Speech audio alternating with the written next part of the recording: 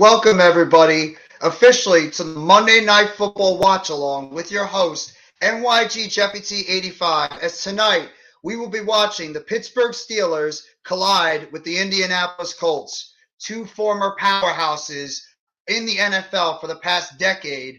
But this year, each team has gone through a couple of struggles, namely the Pittsburgh Steelers, as the Indianapolis Colts try to right themselves and get back into the playoff picture, while the Pittsburgh Steelers look to see if they can somehow finish the season on a strong note. Either way, this should be a very interesting game tonight. And obviously, this will be the third coaching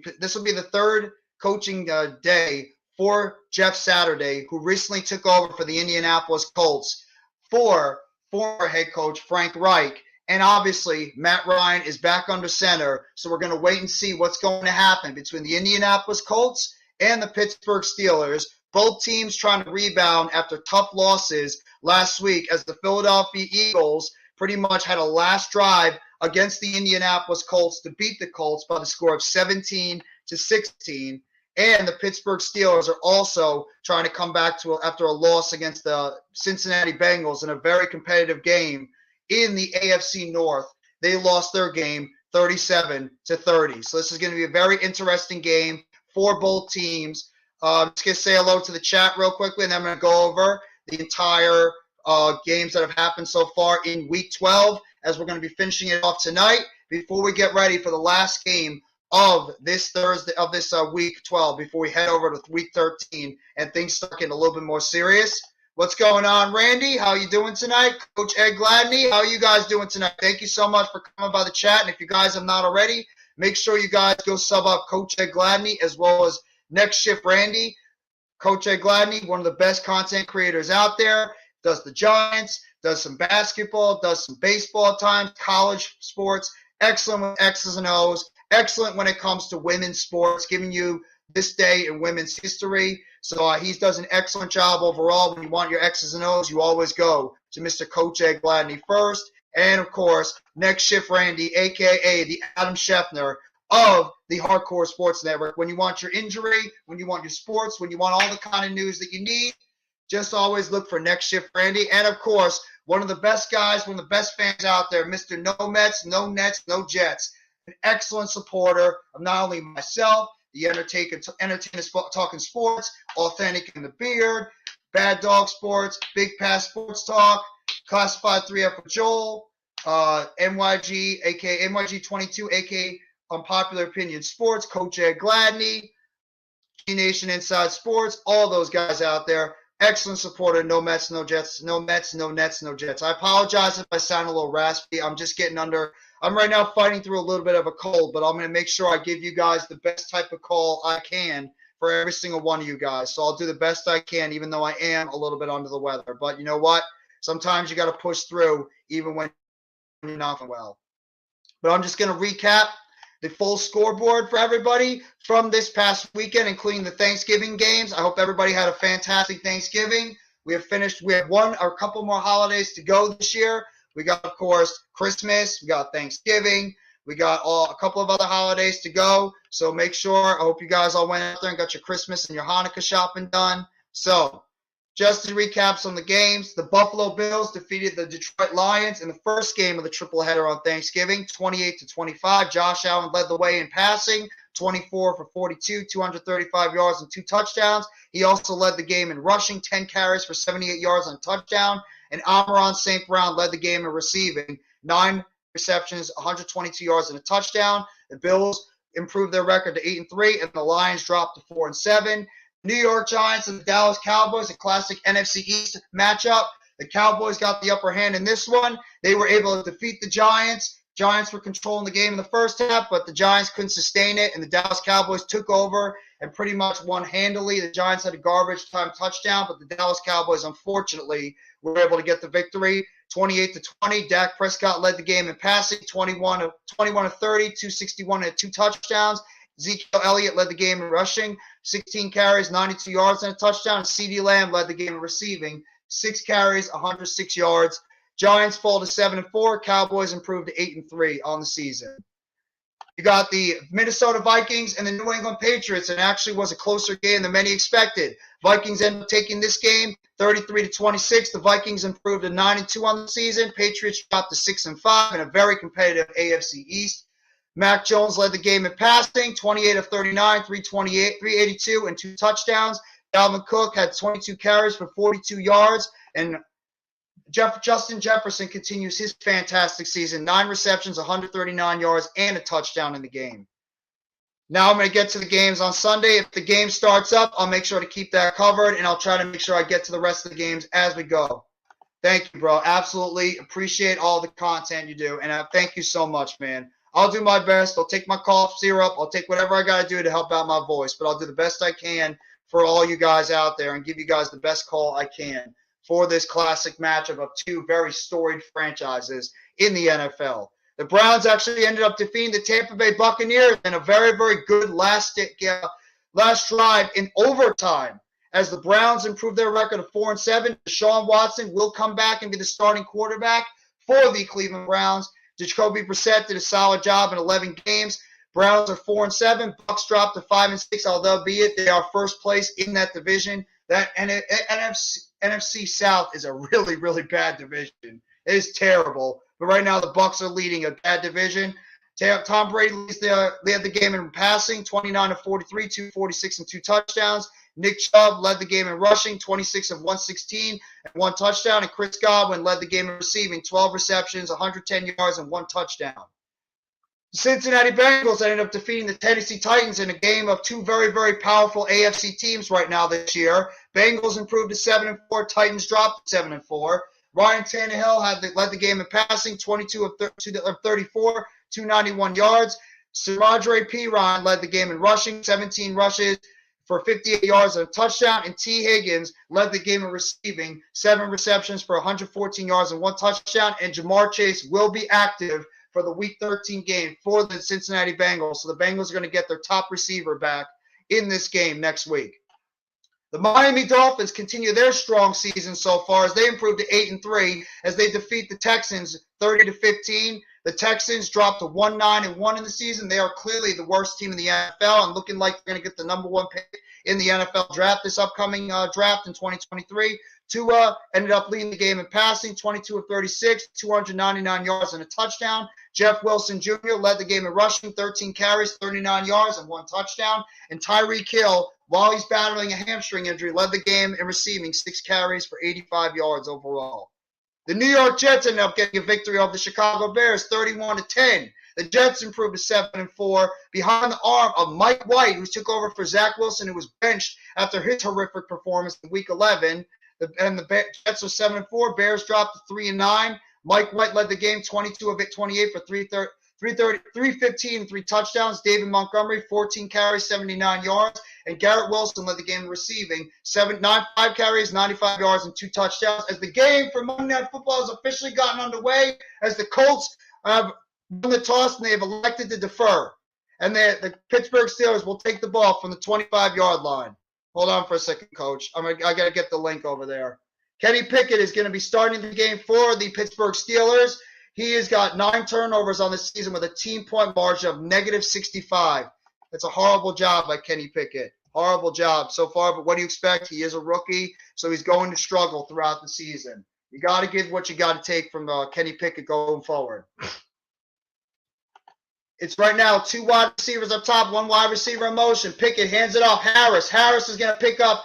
Ooh, nice little gain there by Najee Harris. He picks up about 8 yards on the gain, and it's going to be 2nd down and 2. Good little run there by Najee Harris on that play. 2nd down and 2. Coach, I sent the link over there for you if you want to hop on. There you go. Just pushing through. Okay. So it's going to be 2nd down and 2. A couple of the key players for Pittsburgh, Najee Harris as well as Pat Freiermuth on the offensive side. A couple of the key players on the defensive side, Stephon Gilmore as well as DeForest Buckner. Short pass on the outside. 1st down catch by Deontay Johnson all the way up to the 44-yard line. And it's going to be a 1st down for Pittsburgh. Nice little play there by Deontay Johnson. Good throw there and catch. What's going on, Randy? Thank you so much for coming by the chat, man. I appreciate it. Thank you. If you want to hop on, Randy, I sent you the link as well. Pittsburgh's got a little bit of trying to get their offense going right now. Johnson so far in the season, 52 catches, but he does not score a touchdown on this season as we go. First down, there's a run on the outside. It's going to be Najee Harris is going to get tackled for maybe a half a yard gain on that play. Second down at about 9. Harris gets about a half yard gain, so about the 44.5-yard line as the legendary Mr. Coach Ed Gladney has arrived to the chat. How are you doing today, Coach? An excellent job you did a little bit earlier with Tyler on the Pigskin Report. How are you doing? Hope you had a fantastic weekend. Thanks, bro. I'm good. I'm sorry to hear you're not feeling well, bro. I know you'll get better. I'll be fine. Just a little bit under the weather. Just got a cold, but I'll battle through it. But I appreciate it. Thank you very much. Second down for the Pittsburgh Steelers. Pass the outside. Caught. First down for the Steelers. On the outside, Deontay Johnson again gets up to about the 45-yard line of Indianapolis, and it's going to be a first down for Pittsburgh. Nice little route on the outside, covered by Gilmore. Still is able to beat the coverage and get out of bounds at the 45. First down. How's everything going with you, Coach? I'm good. Just wondering about these Colts, since we have them in a couple weeks, so trying to get a feel with Saturday. Is it going to be a holiday when we play them, or is it going to be a tough one? So, yeah, it better be a good holiday. I'd love to be able to beat this team. Hopefully they don't start hitting their stride. Nice run by Najee Harris. Not getting knocked out at about the 42-yard line. Picks up about a nice little gain there, and it's going to be second down and 2.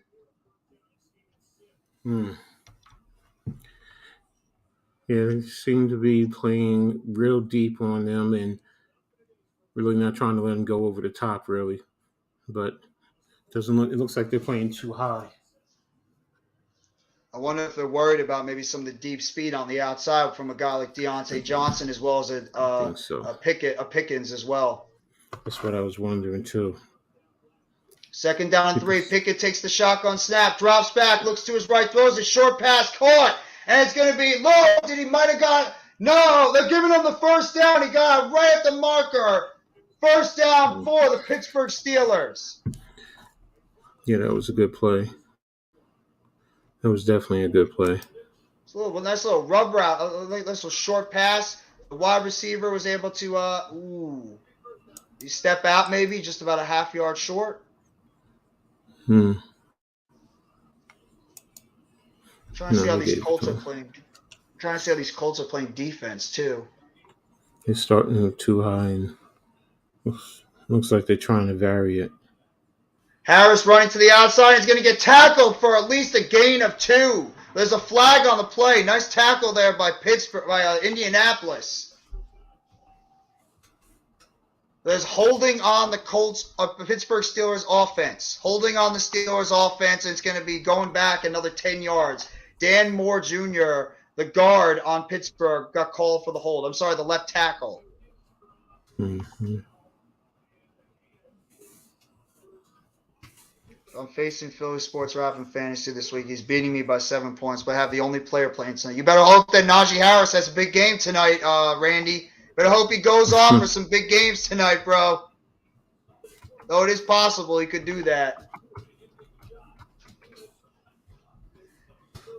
2 wide up top, 1 wide down below. Pickett takes the snap, drops back, fakes the handoff, going to his right, pressure in his face. We lose the pressure. He's going to try to scramble on the outside. Good block to at least get him a couple of yards, gaining that back all the way to about the 35-yard line. 36-yard line. It's going to be second down. Pickett picked up at least about 4 or 5 yards. Benny Snell on the outside with the block.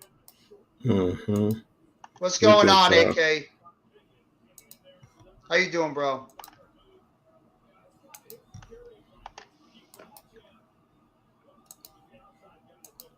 We got a lot. Pickett does have solid mobility. And, Coach, we got a lot to talk about, especially on the heart of the city tomorrow night, especially for our huge game for us coming up on Sunday against the Washington Commanders. You know it. We got to talk about. Yeah. All across the city. So There's going to be a lot Mm-hmm. to talk about the other team in New York, too, and if it might be time to sit Mr. Zach Wilson down for the rest of the season after how Mike White played overall. Big time. Big, Yeah, big time. man, what a Looks, performance. What a yeah, it looks performance by like Mike White. the Devils won too. Oh, they did? They beat the Rangers? It looks like it because it's saying on the Devils Twitter page, um, us for them too. So, Wow. um, Man, the New Jersey Devils yeah, coming out of nowhere this year, and they're playing like a top team in the NHL. There was a pass on the outside, knocked away by Kenny Moore Jr. Intended, I'm not sure if number 82 is. I apologize. On the Pittsburgh Steelers, he's taken over as that third receiver after the trade of Chase Claypool over the Chicago Bears. And if you have a fantasy owner, uh, Darnell Mooney is unfortunately out for the rest of the season. He got injured in the game against the New York Jets, and he has ankle surgery. So Darnell Mooney, a big weapon for the Bears, is out for the rest of the season. So it's obviously a big blow to that Chicago Bears offense and to Justin Fields, who also did not play. And who knows if his season is actually going to be over as well. Pittsburgh's going to kick a 45-yard field goal. The kick is up, and it is just sneaks in through the right upright. And the Pittsburgh Steelers take an early lead in this game by the score of 3-0. Nice kick there by the Pittsburgh Steelers. Good solid drive to get the ball down the field. And the Steelers take an early lead in this Monday Night Football game over the Indianapolis Colts, 3-0. Steven Sims Jr., thank you. Thank you, Randy. Was he the Steven Sims Jr. that used to be on the Washington Redskins a couple of years ago? The one from Kansas? Or is it somebody else? Because there was a Steven Sims, I believe, that used to play for Kansas a couple of years ago. And he was an undrafted free agent, I believe, from Washington. I'm not sure. But just to recap, we're in commercial right now. I'll do the rest of the scores real quickly. The Washington Commanders, they ended up defeating the Atlanta Falcons by a score of 19-13 in a lot closer game than it should have been.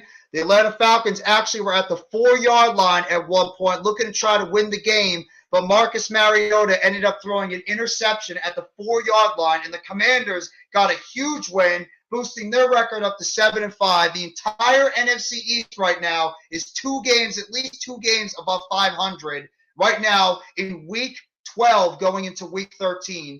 And right now, if the playoffs started, all NFC East teams would be in the playoffs at this moment.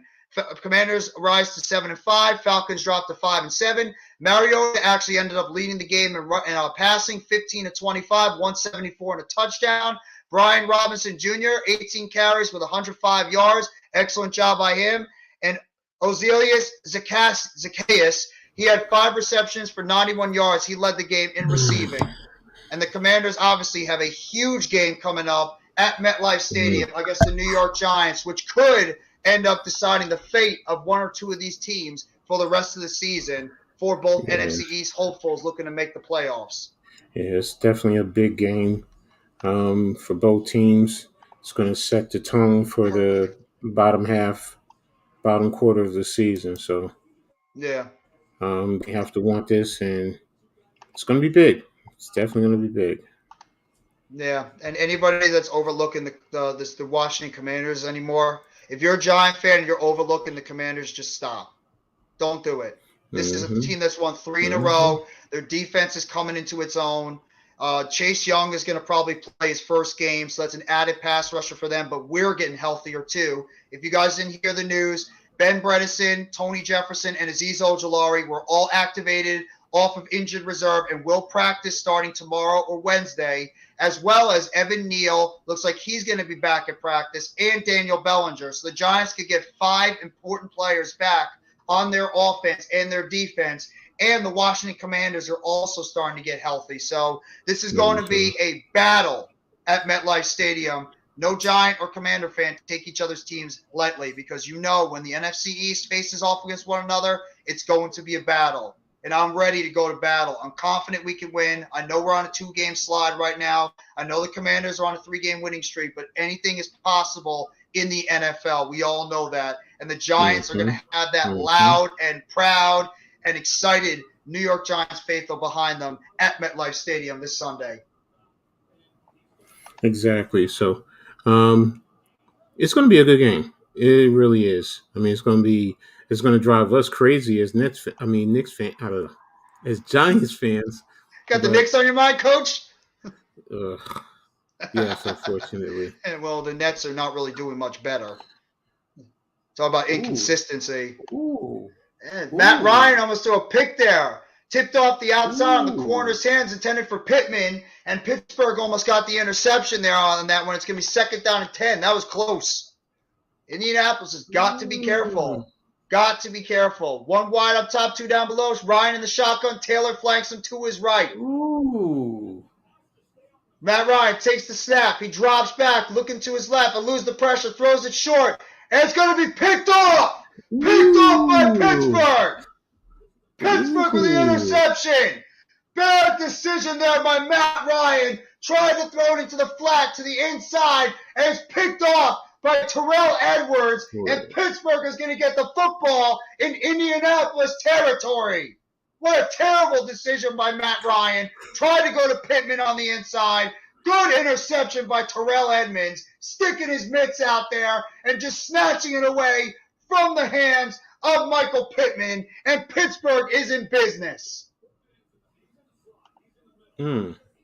What's going on further? If you want to hop on too, you're more than welcome to hop on with myself and Coach. That was a bad decision by Matt Ryan. Yeah, big time. The poor execution, though. Yeah. It looked like he was a little bit indecisive on what he wanted to do on that play on the inside. He didn't know if he wanted to throw deep or if he wanted to roll out. Speaking of rolling out, Pickett rolls out to the outside, throws it short, and Freiermuth does a flip in the air.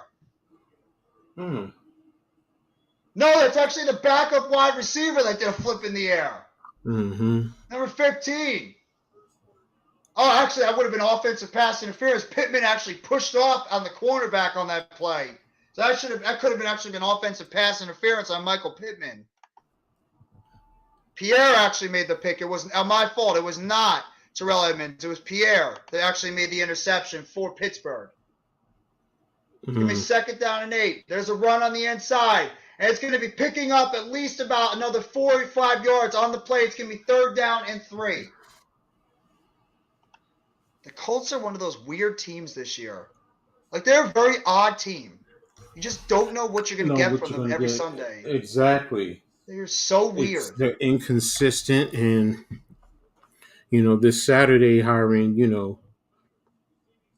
it's I don't want to say scary, but it's one of those hirings that you just don't know. So take your time further. Yeah, it's a very out of the box hiring, and you have to wonder if this is just like catching lightning in the bottle, that you bring in a guy who's a successful player with the Colts, that he's going to end up becoming a successful coach, and that's normally never happens. Nice play by Pickett picking up the first down.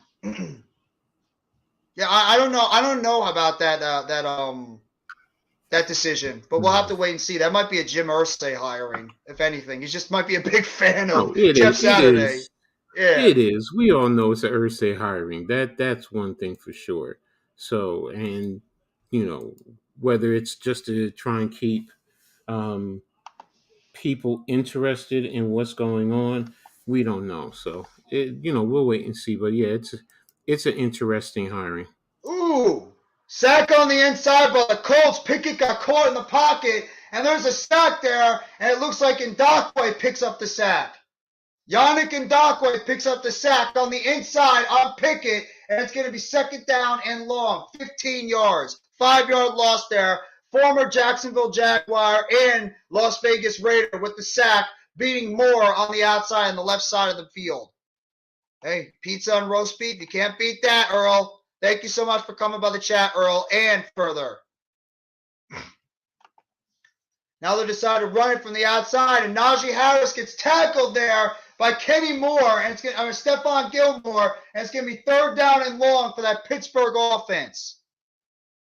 Third down and long for Pittsburgh as they try to get a run to the outside by Najee Harris, but good tackle by Stephon Gilmore. And he's pissed off about it because he thought he was going to be able to break off on that play, but he couldn't be able to get past the outside. Yeah. 3rd down and 2 now for Pittsburgh at about the 32 and about the 27.5-yard line. Pickett takes the snap. Oh, blitzing on the outside. He's going to get sacked. Oh, blitz on the outside by Ndakwe again. And it's going to be 4th down. That. That's a rookie mistake. You cannot do that. It's a rookie mistake. Definitely is. That might be. Let me see the play. Definitely is. Oh, you know what? That might be Najee Harris. He went out to go for a route, and he didn't chip the inside rusher, at least to knock him off his rush. He just ran outside for the route, and Ndakwe literally had a free run at the quarterback. So that was a good design play by Pittsburgh on the defensive side, too. But I think Najee could have chip blocked at least before he went out for his route. Levance, what's going on, man? Thank you so much for coming by the chat. Hope you're doing well, and God bless. I hope you had a blessed day and a blessed weekend overall. And Pittsburgh actually had a punt on that one. So Pittsburgh had a punt on that play, and Indianapolis is going to take over now on offense. So Pittsburgh just squandered an opportunity after getting an interception, and Indianapolis, because of their defense, has got saved on that one. What up, Almighty? How you doing, bro? He'll learn though. I mean, he'll learn from those types of plays. So I'm not gonna get too hard on Pickett. He is a rookie. Those are one of those plays that you're eventually, gonna get learn from it. Mac, what's going on? And Alex, how you doing on? Thank you guys for coming by the chat. Sincerely, thank you. All my spots closed down during COVID. Even Arby's is gone. Arby's closed down? I guess by him. It didn't. I know there's one in Scotch Plains Plainfield. You guys are all going to make me hungry. Come on, you guys are killing me over here with all this food stuff, mac and cheese, roast beef, pizza. You guys are going to make me want to go over there and start running through my closets and running through my cabinets and running through my fridges to go get up some grub over here while I'm over here calling the game with Coach. Coach is going to be sitting there like, look at this dude over here, this fat pig eating all this food over here on the outside, stuffing his face. Please, man. Please, I still got so much food in my fridge. Well, not so much, but I still got some food left over. So, some nice, good turkey soup. Oh, homemade, homemade, right? Yeah. Homemade, there you go. Please, yes. There you go. Ground turkey, or is it like just a turkey from Thanksgiving? Turkey from Thanksgiving. You take it, you put it in the crock pot with some veggies. You season it. Just let that sit on low, and I let it sit for almost 24 hours. Do you make your own turkey gravy, or do you just purchase the stuff when you? Nope. You got to make it yourself. Like that. So like that thick kind of gravy, or do you have just like the normal kind of gravy that you just get mix it together with some water and the turkey juice? It's more you take the drippings with the juice and with water, you mix it together, and then you did the stuffing. Yeah, I did the stuffing. Nobody's not a fan. Do water, and then you thicken it up. There's different ways to thicken it up. So so I thicken it up, and it's not too thick. It's not globby thick, but it's nice. Gives you a nice smooth covering on your food. So check out. I miss. What's going on, Lady Kenzie? NFL boy Brandon on YouTube. I'll check him out. I'll try to check him out either later on tonight, or I'll check him out sometime in the morning tomorrow. Oh man, you guys are killing me with all this food stuff. You guys are killing me. Hey, you got halftime, bro. Not even long. I just ate dinner not that long ago. So okay, then go get you some more. No, man, I'm gonna explode. My stomach's gonna just start exploding all over the place. I can't eat that too much. You a young buck, man. You don't know how to handle it, man. I don't know how to handle it.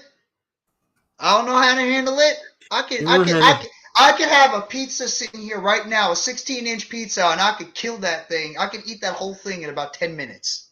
Bro, I've done 10, two 15, 20. 20 I've minutes. done I've done two 22 inches from whatchamacallit in Brunswick. You took that Okay. big slice pizza challenge? What big slice pizza challenge? You I'll said do a big. 2 I did two 22 inch 20-inch pizzas. pies. Yes. You ate two 20-inch pies by yourself. 22. Yes, I did by And how myself. fast? How fast? Mm, 45, 50 minutes. Why are you not one of those competitive eaters then on YouTube? You know, those guys that just go out there and start recording stuff about them going on these food Because challenges? Coach, that's amazing. some of the foods they eat, I don't eat. So that's why I don't get You can pick involved. whatever you want. You don't have to be particular. You can go and do whatever you want. This is Coach Jay Okay. Gladney, and I'm going to give you the X's and O's and how I'm going to devour these two Hey, no, 20-inch don't pies of tempt me. pizza. Don't tempt me, bro. Because that's the stuff, man. But I just love pizza, man. Just give me two Oh, cheese pizzas. That's it, bro. I just I agree. I agree. Don't need the toppings. Don't need any of that kind of stuff. Just give out the pizzas, and that's all that matters. Well, apparently the mm-hmm. Colts went 3-and-out, and Pittsburgh's getting the ball on their side of the field at 39-yard line. We're talking all about food. Why Mm-hmm. don't you do the one chip challenge? I don't know where to get it. I do it. I've done the ramen noodle challenge, the spicy ramen noodle, and that wasn't that bad. I could do the one Spicy chip foods. challenge. Spicy foods is nothing, man. I No, don't it's know. not. It's not. I used to eat I'll check them jalapenos out, Lady straight out of. Kenzie. I used to eat You would, jalapenos straight out of the can. did you ever have ghost peppers? I want to. I can't find any. You, I want the ghost pepper, the extract. I you want have the to probably extract. go online, and you have to probably go online and look for it, and they probably just sell it to you. But you'd have to probably order it and have it sent to you Hmm. online. Because I don't Okay, know if they see now sell it you. at any stores. I actually went to you know the store Spencer's or Hot Topic in the malls. You remember those stores? Have you ever been to the malls and there's a couple of stores named Hot Topic and It's been Spencer's? a while. It sounds Spencer's is like familiar, one of but it's those. been a while. Spencer's is like one of those stores where you have like all the strobe lights, pictures and stuff. You Okay, like all these okay, yes, cool technological stuff. yes, I know. I went there and I got these peanuts, just like regular peanuts, but they were Mm-hmm. dusted with ghost peppers on them, like dusted with ghost Ooh, pepper stuff on it. ooh, So I decided, what ooh. the hell? I'm going to buy it. I went out with one of my friends. I brought it home, opened it up. I'm like, you know what? Why the hell not? I tried at least half the bag and I was dying on the floor. They were that hot. It was brutal. It was brutal. And then I forgot you're not supposed to drink water when you're No, eating ghost peppers. That's like one of the just worst drink things you have to do. You milk. have to have milk. Drink milk. Yeah, Or like even but soda is better, but water makes it actually a lot worse. So I'm sitting there dying for about 20, 25, 30 minutes after eating a ghost pepper peanut. And it's just like the worst thing in the world. I'm like that, like just the whole mm, time. And look, you go over here. You're like excited mm, about it. You want to go out there and buy some right now. yes. I grew up on spicy food, so that's why. So You talking I about the think that's. ramen soup further? I think so. Further's a spicy dude too. He could handle that Mm-hmm. spicy food as well. The one My chip old. is on Amazon. Okay. Well, if you want to try the one chip challenge, I mean, if I can find it on Amazon, sure. What the hell? Why not? That's I've fine. already Okay, eaten a whole so. lot of spicy foods. Mhm. I went to Malaysia, and Malaysia is known for a lot of Yes. known for a lot of good spicy food, Mm-hmm. especially their street foods. And it's damn good food as well. Love the Mm-hmm. street food over there in Malaysia. Mm-hmm. These What's the stores head? sell like anime stuff. Yeah, they do. They do sell a lot of anime stuff too. That's a good point, Almighty. One chip challenge. Okay, here it is. Okay. $17. Okay, that's not It bad. is. It is. Malaysian food is some of the most underrated food ever. Whether it's in KL or Mm-hmm. whether you go to Kuching, it's so good. The flavors are, oh, they're so incredible. It's better than when you go to an actual like 4-star restaurant. The food is to die for over there. You want to talk about high quality good food? Go to Malaysia, go to Indonesia, go to any of those places, Thailand, all those places, Taiwan. You're talking about just high quality food over there. I don't like hot weather, but I want to go to Thailand so bad. So bad. and I And want the to. prices are so cheap. I just want to go sit on one of those little things that go over the water, and Mm, because I know the water is so mm, blue.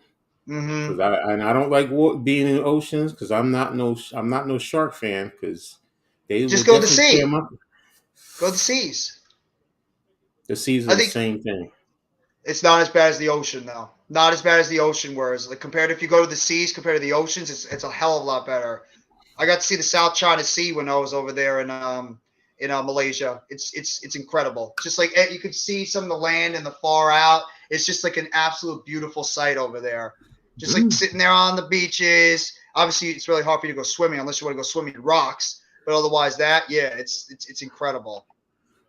Chicken curry Malaysian good. Absolutely. I was mm, addicted to porridge. I was addicted to the mm. porridge over there in Malaysia. See, yeah, it's a food I could eat. Well, hell, I like Indian food from India. That's underrated too. The type Yeah, of Indian so. food over there as well, and they have that. That they have there. There's the different type of people from Malaysia over there. You have the Malaysians, like the Indo Malaysians over there, Mm-hmm. the regular Mm-hmm. Malaysians, the Chinese Malaysians. They're all mixed in together. So you have like all these Mm-hmm. different types of cultures that are mixed over there, and the buildings, the city itself in KL, to die for. You got the mountain range in the background, and you just have this city just planted in the middle. It was probably one of the best things I've ever done in my life. Was when I got the chance to go over there to Malaysia years ago. And Levance, one of my favorite singers, is from Malaysia. Who's Look up that? Yuna. Yuna. Yuna. She did that song with Usher. What was the name of that song? But she's so gifted vocally. So Mm. Is she a recent artist, or has she been around for a while? I've known about her what 7, 8 years. Mm-hmm. That too. Yuna. Let me see. It's Yuna. It's the song Yuna. she had. It's called "Crush on You" with Usher. Oh, I think I've heard of her. Mm-hmm. She's fully Malay. She Mm-hmm. professionally known as Yuna, a Malaysian singer. Her initial Mm-hmm. exposure came through the viral success of her music uploads to MySpace, which received over 1 million plays. Oh wow! Oh, she's Mm-hmm. around my age actually. Mm-hmm. So I'm saying So I've she known about yes, maybe even longer. When I've been sick. she No, it's longer just than turned that. 36. Yeah, no. So she.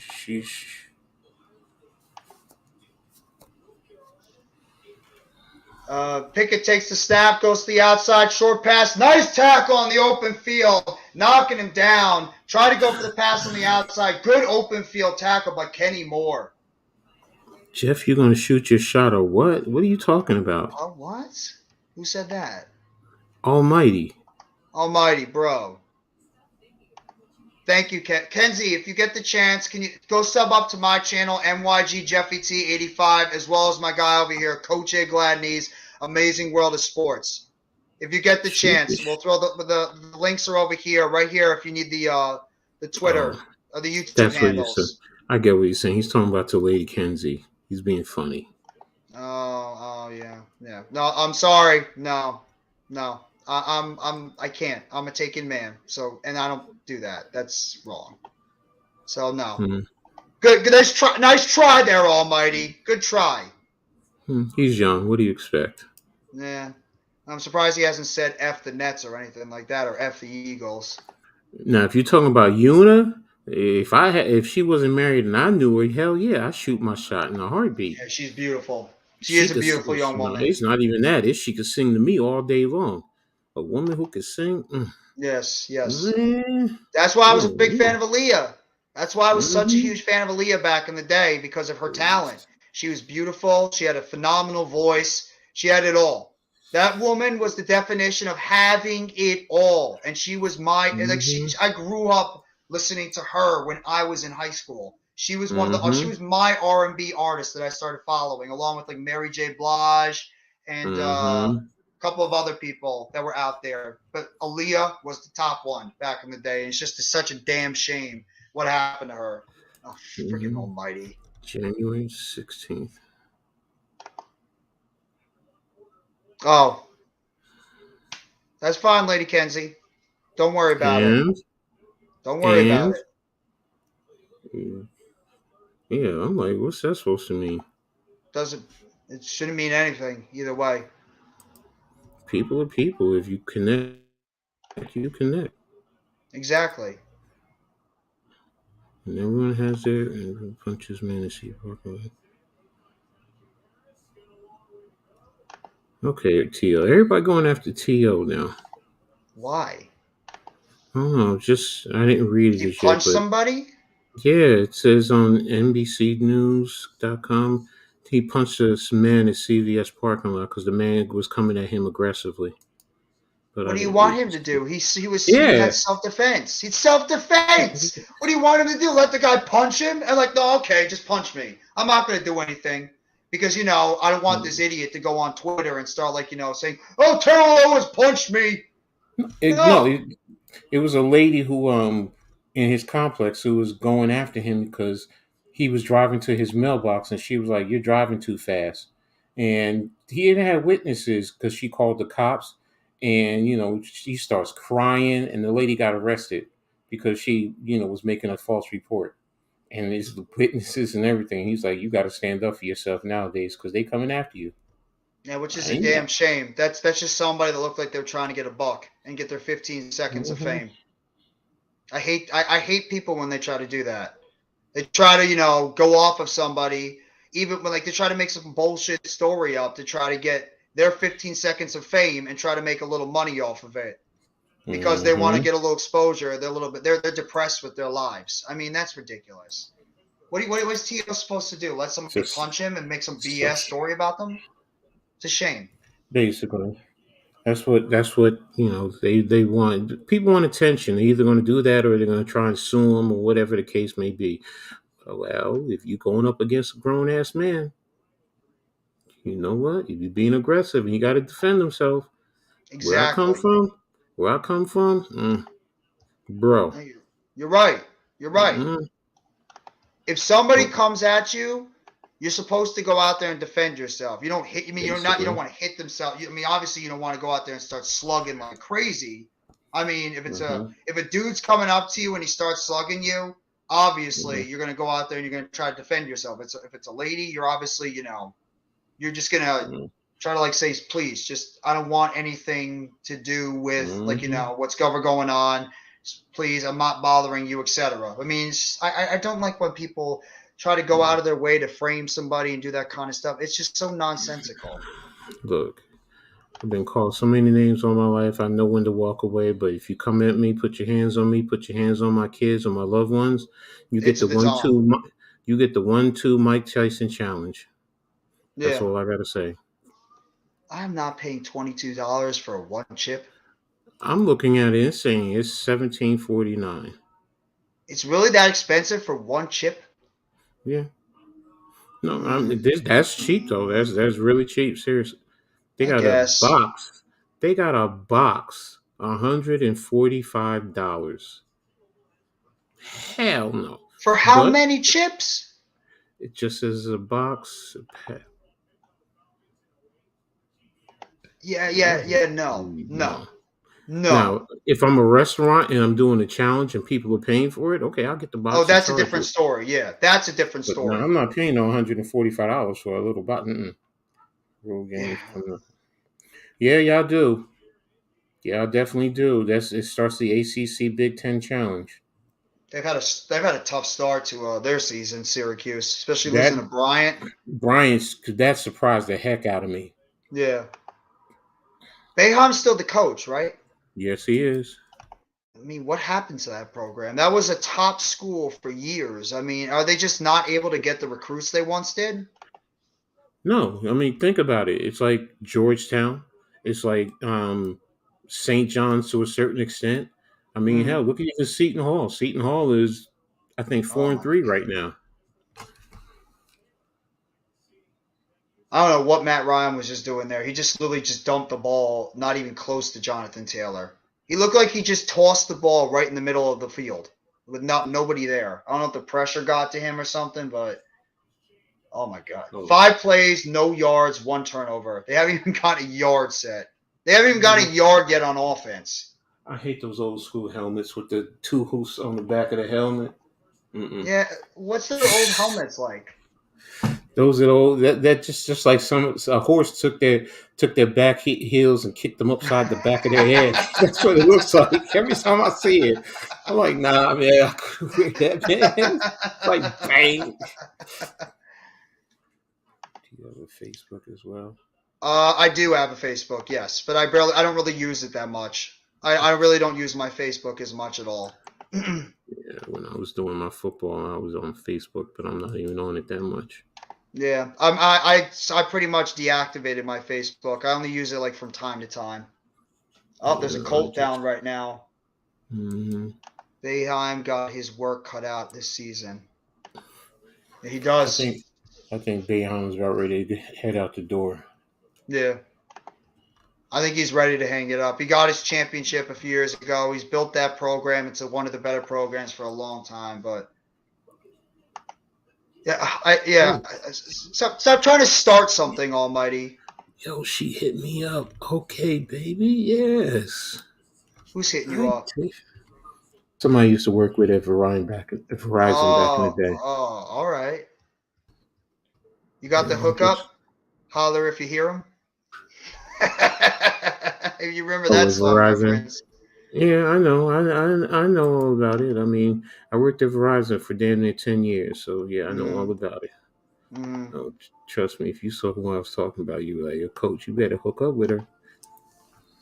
But you better. Well, Mm. I mean, if she comes a call, and you might as well make that hookup. No, it's not like that. No, She, I know. I'm just kidding. It's just she friends. plays with me. The hey, sexy, how are you? I miss you, that type of stuff. But we just friends.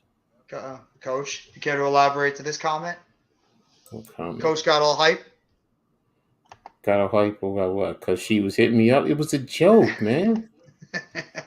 Almighty's just trying to start stuff right now in the chat. He's trying to start stuff with everybody. Bring her to your crib.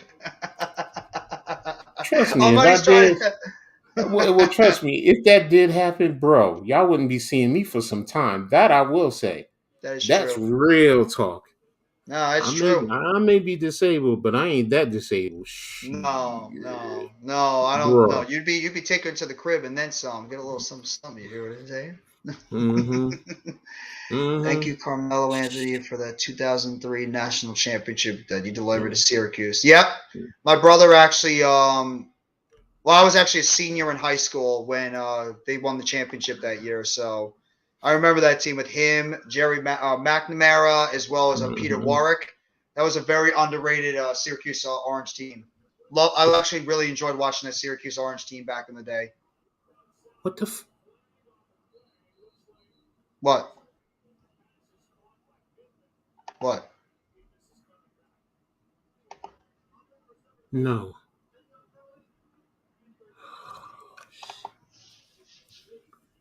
Danny Pinter is taking over center for the Indianapolis Colts right now. You got 3 wide down below. Now there's 2 up top. Taylor splints out to the left side, out wide. Matt Ryan in the shotgun, 3rd down and 4 from the 36. Ryan takes the snap, drops back, blitz on the outside. Lose the pressure. Matt Ryan is actually running. Matt Ryan throws the ball on the outside. It's caught. There's a flag on the play. Pittman makes the catch, but I think he might have been out of bounds. It looked like he ran out of bounds on that one. Give me a second, Jeff. I'll be right back. Take your time, coach. Hakeem Warwick, I'm sorry. Peter Warwick was the former wide receiver from the Bengals and from Cincinnati College. Hakeem Warwick, you're right, Levance. He was a damn good underrated college player. Didn't really do well in the pros, but in the Syracuse, he was a very, very underrated basketball player for the Orangemen back in the day. Peter Warwick was not bad either. There was a flag on the play. I don't know what the hell the flag was on. It's obviously on the Colts. So the Colts, there was decline on the Colts. So the Colts are going to have to punt the football away now. It's just going to be 4th down and 4 now. Thank you, everybody, for coming by the chat, too. If you guys have not already, make sure you hit that like button. Apparently, Ben Simmons got hurt in the Nets game, and he will not return. So Ben Simmons is out of the game.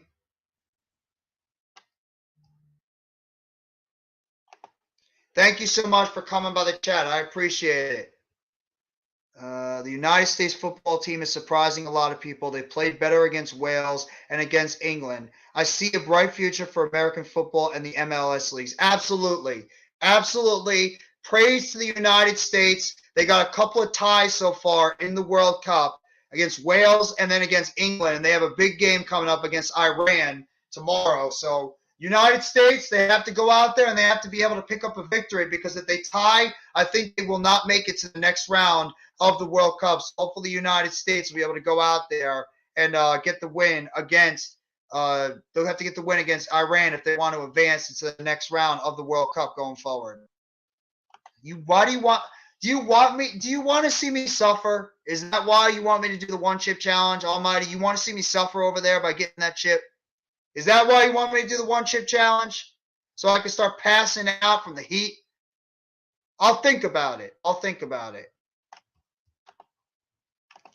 I believe former Orange basketball player Terrence Roberts is from New Jersey. I think he is. Let me double check, Levance.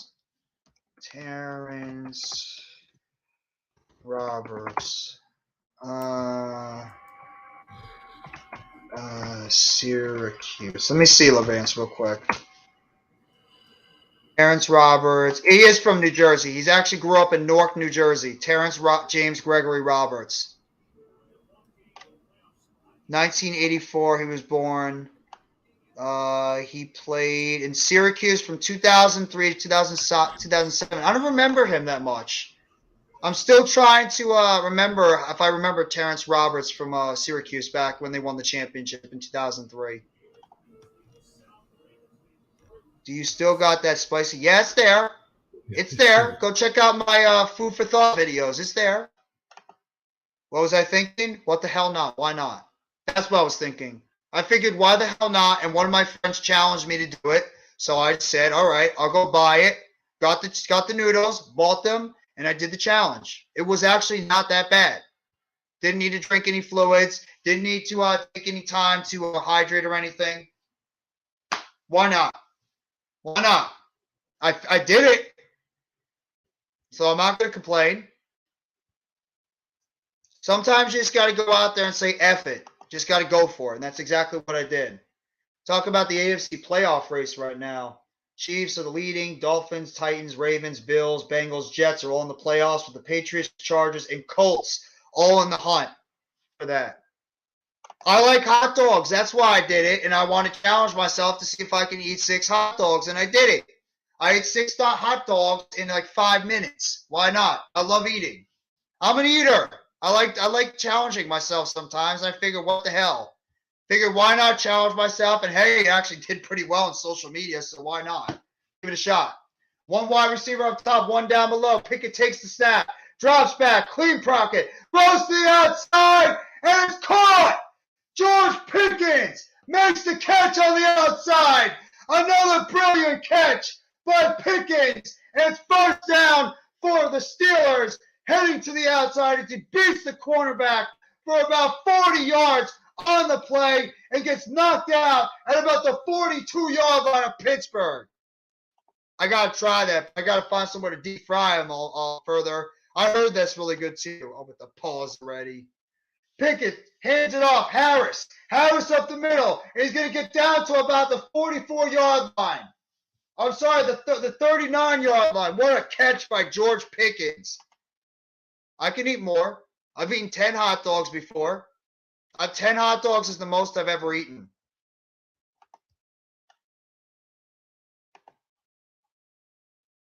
Talking about George Pickens right now. He's the 11th wide receiver that I've selected in that amazing wide receiver draft last year. Obviously, he's taken over as the number 2 receiver so far this year. He has 35 receptions for 497. There's a handoff. Harris going up the middle. He's going to get knocked down to about the 32-yard line. And it's going to be 3rd down and short. Try eating 3. How the hell am I going to eat 30 hot dogs? I'm not Joey Chestnut or Matt 30 hot Stolpe. dogs? Oh, well, wait a minute. Are you talking about with the bun or without the bun? He probably means with the bun. The most I've ever eaten is 10. With the bun? Yes, with the bun. And remember, the bread makes it harder to eat it because the bread's got that. It's just like all that, all the fattiness and yeast and stuff that makes it harder to digest. That's why you need liquid with it. Dip it Yeah, in well, you liquid, did and you can eat it. without No, the it's bun not. is crazy. No, it's not. I actually prefer hot dogs without the buns. How do you cook them? Do you boil them I in either water? I can either I either can boil them with water. Well, it's crazy. I actually boil them with water and apple cider vinegar, or I'll grill them. So I'll just grill them and either put them in the oven, or if I have like a charcoal grill, I'll do it Mm. that way. So, but Charcoal always makes it good, especially if you get like that little hmm crust on the outside, the little burnt part. hmm And when it splits in the middle, those are always the hmm best. When you get the hot dog split, you hmm just toss a little chili or stuff on top of it, and you're made. exactly. Like you have a And chili without dog the a million bun, times. see, I grew up eating hot dogs without the bun anyway, because back in the day, beans and French, you cut up the hot dogs, you put it in there. You ain't need no Exactly. bread. You ain't need bread with it. McNamara and Mello, two freshmen outdueling Kirk Heinrich and Nick Collins, two seniors on the Kansas Jayhawk team in the 2003 national championship game. Yep, Just a absolutely. hot dog is crazy. You know how long that is? Eating a hot dog takes me probably 2 to 3 bites. Yeah, doesn't take long at How all. long is that? I don't care if it's a foot long. If it was a foot long, it'd probably take me 4 bites. Yeah, it doesn't take that long to eat a hot dog at No. all. Hot dogs are actually one of the easiest foods to eat if you want. If you're like ever doing some type of food challenge or anything like that, it's actually one of the easiest things to digest, with or without the bun. The bun makes it harder because of all that bread that Yeah. you're eating. But without the bun, Why? yeah, it's a lot easier.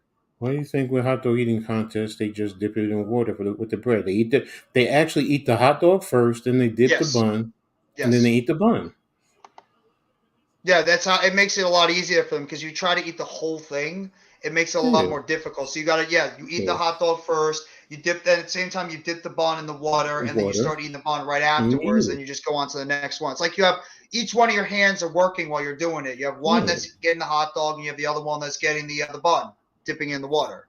In an actual hot Ah, dog eating contest, you take 3 to 4 hot dogs in one hand, you bite them, chop them down, dip the bread, squish it all together, wet it up, and then shove it in your mouth. There you go. It's easy.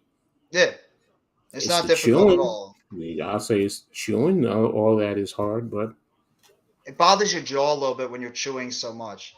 Is the hot dog wet or dry? The hot dog's mostly dry. Well, it might be a little wet. Oh God. if you've ever watched a hot dog eating contest, watch it on July 4th. They show you how to eat it. Yeah. I watch them all the time. I love watching the hot Oh, I dog eating forget you contest. guys with this pause stuff. I mean, I'm not into that stuff. Touch. Yep.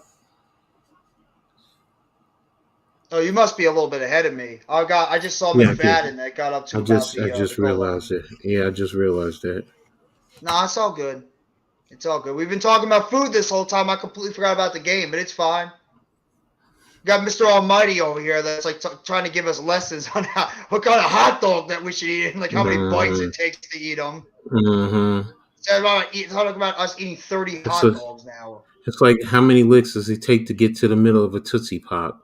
One, Exactly. two, three, three. The world may never know. My fat ass. It takes one. It takes one. That's it.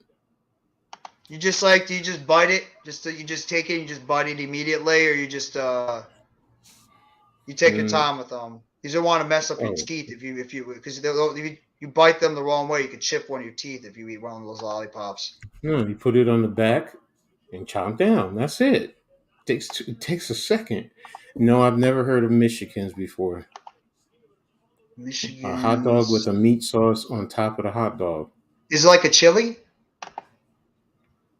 Have I have I ever slapped one with a hot dog? No, I have not done that. Why have you? Why would I Slap waste somebody with a slapping hot dog? somebody with a hot dog for? What kind of a I question is mean, that? well, you know what? I mean, in school when you have food fights, maybe. Yeah, yeah. I mean, but It's oh, it's a hamburger spot. oh no, never heard of it. Where's is it in New York or New Jersey? I Let's know see there's a here. famous hot dog place in New Jersey called Rutt's Hut. I used to go there all the Mm-hmm. time. Mm-hmm. That's an amazing old school hot dog place. I believe they deep fry The the deep hot fry dogs. it. It's called Yeah, rippers. Yeah, and that's up in is it Hackensack?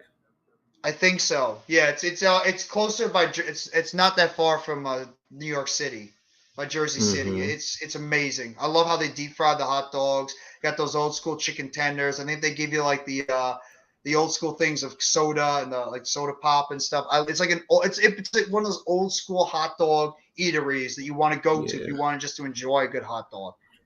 Unfortunately, I don't eat those, so because they're pork hot dogs, so I know Yeah, all about them. So, it's part pork. Yeah, hmm I don't really eat pork hot dogs. I mostly eat chicken. hmm I like chicken chicken hot is dogs. fine. Yeah. I grew up on chicken or turkey, but for the most part, I have to be honest. I eat beef. Beef hot dogs are the only ones I really like I the eat beef as most. well. I eat beef more Plattsburgh, New than York. pork. Okay, that's why it's Plattsburgh, New York. Plattsburgh, Because I okay. can't. I'm looking for it, and I don't see anything in Jersey. The restaurant name is McSweeney's. How far is Plattsburgh from New York City? 6 hours, I think. five Oh, so that's hours. like way upstate New York then. I believe so. I believe it's like right across the border. Okay. Oh, really? Do you eat everything? Okay. Let's see. Hmm. Uh, Do you eat pig intestines? been there, done that as a kid. Birdie's Hot Chicken. Birdie's Hot Chicken. Where is it? Where's Birdie's Hot Chicken? Where's it located? And what kind of was it like a wing place? They got chicken sandwiches. They got boneless wings. They got regular wings. They got all these different types of sauces. What kind of place is Birdie's? Because there's a lot of places if you want to get good chicken wings. Aren't you hungry? Aren't you hungry? Mm, Yeah, see, I thought so. It's all the way up there. It's so it's about probably near five. Buffalo. No, it's further north. It's well, are you all the way up north, or is it like closer to Buffalo? Sticky Fingers Barbecue is the best. That's not that far from Joel then.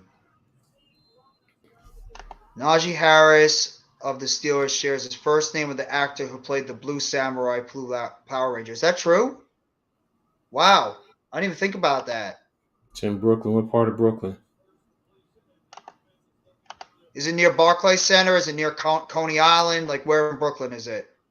Is it Flatbush? Is it Yeah. Bed-Stuy? Is it? I mean, what part? There's a lot of different parts of Brooklyn. Yeah. Cause don't get me to go to Brooklyn. I'm going right down Yes. by Halsey and Saratoga. East East Williamsburg. Williamsburg. Okay. I'm going to Oh, it's 4 hours from Saratoga. Joel. Okay. Go give me some Saratoga's nice. good Rastafarian. Mm-hmm. That's Brooklyn's about got 4 hours. underrated food over there too. He said it's about 4 hours from Joel. Mm. Okay. So it's way up north. Then it's probably Mm-hmm. not that far from Niagara Falls. Yeah, he There's said a it's run half up an the hour. outside, and Taylor just beasting his way right up the middle for a first down. Mm. The Colts are not playing well today, but I'm not sleeping on them. Them Brooklyn females. What about Brooklyn females, man? You can't handle them? That's your problem, not mine. I think he was saying the Brooklyn females are, fresh, good. Yeah, they good, all right. Yeah, I think that's what he meant. No, I I think I like know them what fresh. Almighty's I like talking them about. sweet. I like them fresh, sweet, wild, and crazy. I don't care. Just line them up and knock them out. Badow! As BBD used to say, smack them up, flip them, rub them down. I'm going to tell you right now, if I allowed it, you could not handle any one of my daughters. They will make you cry like a baby. I taught my daughters very well. No, apparently Almighty can handle all of them. Yeah, it's about an hour south of Montreal. Okay. Okay, that makes sense then. Montreal. Indianapolis has got third down and one now. Let's see if they can pick up this first down. It seems to be just the Jonathan Taylor show.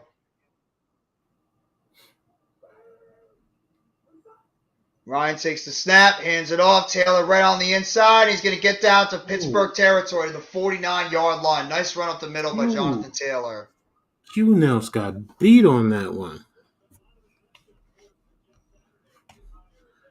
Oh, my grandson is talking trash. Okay.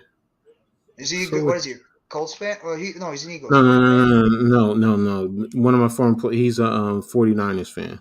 So he's talking trash Oh, about I tough see. defense. I see. Well, he could talk trash because the 49ers are playing great defense right now. They've really turned the corner. Are they 7-4 now in the season?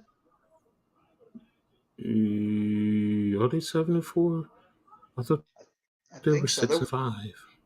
They're winning the division Wait a right minute, now. what is this? Let me see. San Francisco. No, no, I didn't mean to click that. Ah, damn it. No, I didn't mean to click that.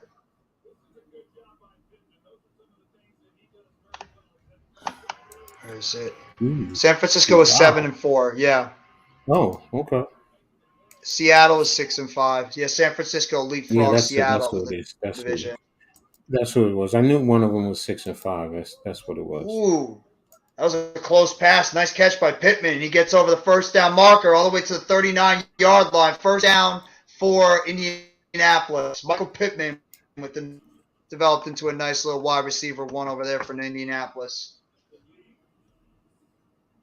I always liked him. I was a fan of Pittman when he came out of Mhm. USC. Thought he was a very underrated player, and I think he could have been a first-round pick. I'm surprised he slipped all the way to the second round. I'm taken, dude. I'm not going on any blind dates. There's no blind dates coming for Jeff. Matt Ryan takes the Why are snap, you hands it worried off. about? Why Why are are you you worried worried about about me? him? Why don't you do you, Why are you bro? worried You about? said you can He's handle a worried. woman. He's worried about you and me, but he's not worried about Almighty. Go on, Yeah. Mister Almighty. Why don't you go take care of yourself?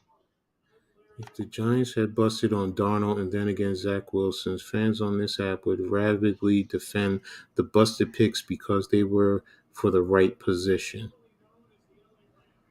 Good job by Syracuse to beat Boston College last week.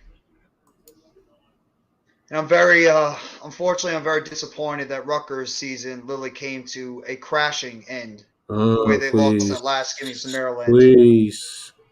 That was It's brutal. it's. We'll talk about that tomorrow. That's all I'm Yeah. gonna say. I'm I will not. definitely be talking about that too. I'm very disappointed the way they ended their season. I know it's the team that's got a little bit. They got more work to do, but I'm very disappointed how they ended their season. I Check got this out. none due right now. Andrew Siciliano. Am I the only one who likes the Colts helmets? Okay. I I don't mind them. hate. No, Oh, I'm not Matt gonna. Ryan to lose the pressure, drops back and throws it. And he just throws a horrible pass trying to get it to tight end Mo Alley Cox. And it's gonna be 4th down and 4. I think they're gonna go for it though. They're in like nowhere, no man's land. Yeah, well, I think everybody right now can say Rutgers is trash at the moment. Rutgers has got a long way to go, but they'll Okay, get there you eventually. can't say trash because you're 18th in the country with all the bad games they played. The problem is the offense. It's the The offense, offense so has it's not been bad trash. for years. They have been bad for years. That's the problem. So if you have a halfway decent offense, here's how trash they are. Nice 51-yard field goal for the Colts, and they cut the lead to 13-3. Go ahead, Coach. No, Educate that's Mr. fine. Almighty. They're so trash. They should have beat Iowa. They should Mm-hmm. have beat Nebraska. They Mm-hmm. should have beaten Michigan State. Mm-hmm. That's 3 wins right there. That gives them 7 wins for the season right there. That's how Yeah. trash they are, and they were in those games. Yes. I still think if they had a good offense, they're with Maryland, possibly beating them. So I'm just not going to say they're on the level of Michigan, Ohio State, and Penn State. No, I'd be Yeah. delusional to say that. Yes, But they did. and they would have been able to play with Minnesota. So Yeah. they can be on par with those teams with the right offense. Yeah. That's what it boils down to. It's the Yeah. offense. Yeah, it's true. When your defense has to be out on the field for so much because your offense can't consistently sustain any type of drive, and you keep going 3 and out, or you're not able to move the Mm-hmm. ball and score enough points, defense is going to get worn down. That's exactly what happened to Rutgers. Their Rutgers. defense had to be on the football field so much because their offense couldn't do anything. They had nothing. Exactly. A freshman quarterback, no real true skill positions out there. They had a couple, but not a lot. They had dealt with some Exactly. injuries. The offensive line was getting turned over a little bit from guys graduating. So Rutgers, they're still getting some players in. And like you said, Coach, Shiano is still bringing in his guys. He's still bringing in Exactly. his recruits. They're getting all the people that Ash had before, and now Shiano's trying to get his guys in. So it's going to be a Think process until Rutgers is able to get to the point where they can become the team we think they can become and get some real and offensive talent in this team. here's the biggest thing too. 61% of the two deep are Ash players. They're not Shiano players, they're Yeah. Ash players. Shiano's Yes. players are young and they're developing. Yes. You're trusting Ash's players who now that's trash for the most part. Yeah. Ash was the worst coach I've ever seen in Rutgers history. And I go He back to the sucked. Terry Shea, I go back to the Dick Anderson era. Yeah. These were back in the 80s and 90s that I'm talking about. And Ash is the worst. He's the worst recruiter, he the worst evaluator of talent. He did not know truly how to coach the game. Yeah. No, He's brutal. he really put this and that's just on the offensive side. No, So he was brutal as a head coach. He was yes, absolutely brutal. He set that he was. program back the couple of years he was there as the coach. He didn't set it back. He just Well, it was like a yeah, ship. It was like a ship that sank. He capsized that exactly. program to where it could have been actually something better, and then Ash came in and just absolutely destroyed it. He Joe judged that group that team. Bingo, bingo. Good He one. Gettlemaned it. He There Gettlemaned and you Joe go. judged that program. That's what he did. That's beautiful. Yeah, Because that's a damn shame. and if you get the right OC in to develop some semblance of an offense, Yeah. I really think that they could be middle of the Big Ten East, Hmm. or with the new configuration, middle of the Big Ten to maybe in the top. I'll say top seven. Just get a semblance of an offense, just something. Get some Exactly. type of consistency on offense because this offense is brutal. They turn the Saturday. football over so much. They turn the football over so much. They can't sustain any type of drive. They have a freshman quarterback that's still learning the college football landscape.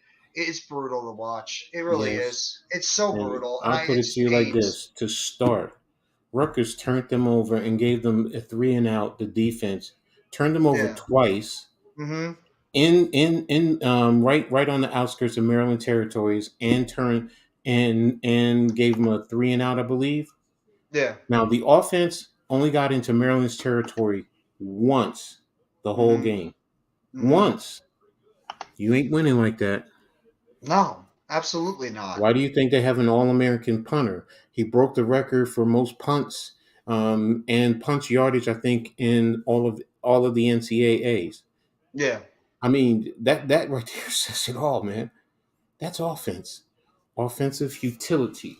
They haven't been in a good offense in years. They were on the Giants and Rutgers are sort of in a correlation when it comes to offense. Neither team Hmm. has really been sustainable when it comes to a decent offense. The Giants, Hmm. obviously, professionally, they're a little better because they have that monster Saquon Barkley. But otherwise, that both teams' offenses have been pretty abysmal for a long time. Hmm. They have spurts from now and then, but otherwise, it's been like the futility of offense in New York, The college and best pro. offensive player for Rutgers is their freshman running back Sam Brown, who ended up getting hurt. Yeah, there And you that go. tells you everything you need to know. Yeah, and What are there's we, nobody else 18? that can make plays. That'd be like if Saquon got hurt for us on the Giants. Mm-hmm. Mm-hmm. If Saquon ever went down, we'd be screwed. We'd be It's a screwed. 2:31 left in the quarter. Let me see Oh, how many. Let me check out how this game is it's actually statistically. 4-3 right now. Devils are leading the Rangers with 6:42 I left in the thought the third Devils period. won. They No, they're in the won. third period right now. No, but the Devils Twitter page sworn they said they won. Unless it's already over, but right here it says 4-3, 6:42 left in the third. Yeah, but no, I was just saying. It was saying before it was 4-2, and I thought it was, or maybe it was just an update. Okay, yeah, it's It might four have to just been three. an update, yeah. And the Okay, it's Nets my are fault. beating I'm the sorry. Magic. The Nets are beating the Magic 91-82. They better beat the freaking Magic. You better not lose to the Orlando Magic. You Mm. better not lose to the Orlando Magic. And for anybody that wanted to know, Ben Simmons had to leave the game with left knee soreness, and he's finally starting to turn the corner as a basketball player with his Mm-hmm. play lately, and now he Mm-hmm. gets hurt. So, I mean, I'll what can research that advance to see about Syracuse. But there's always the projection on the bowl games. How's Rutgers basketball? Their Rutgers is 5-1. They lost to Temple, which was a tough one, but they just blew out Central Connecticut. And Wednesday they played. They're going down to Miami. mm, The next 5 games are Miami, Indiana, Ohio State. I know Wake Forest is the last one in that 5 because they played 5 tough games in comparison to this start. Wait a minute. Miami, Indiana, Ohio State. Oh, damn it. Now I have to look it up. unless they're Oh, going to release him after this weekend. well, a lot of it, they should start letting that go as far as the bowl games Yeah, because because, the regular season's over. yeah. I think you only have one more I know Army Navy plays, I think, next weekend, but that's about it. Unless this is the Uh, last weekend. Nice run by Najee Harris. Look at Najee all the way down to the 32-yard line. Oh, it's actually Benny Snell. Less than 2 minutes to go. Nice college football team. Rutgers. Both of us are Rutgers Scarlet Knights fans. Jersey born mm-hmm, guys. We love Rutgers. We're Rutgers guys.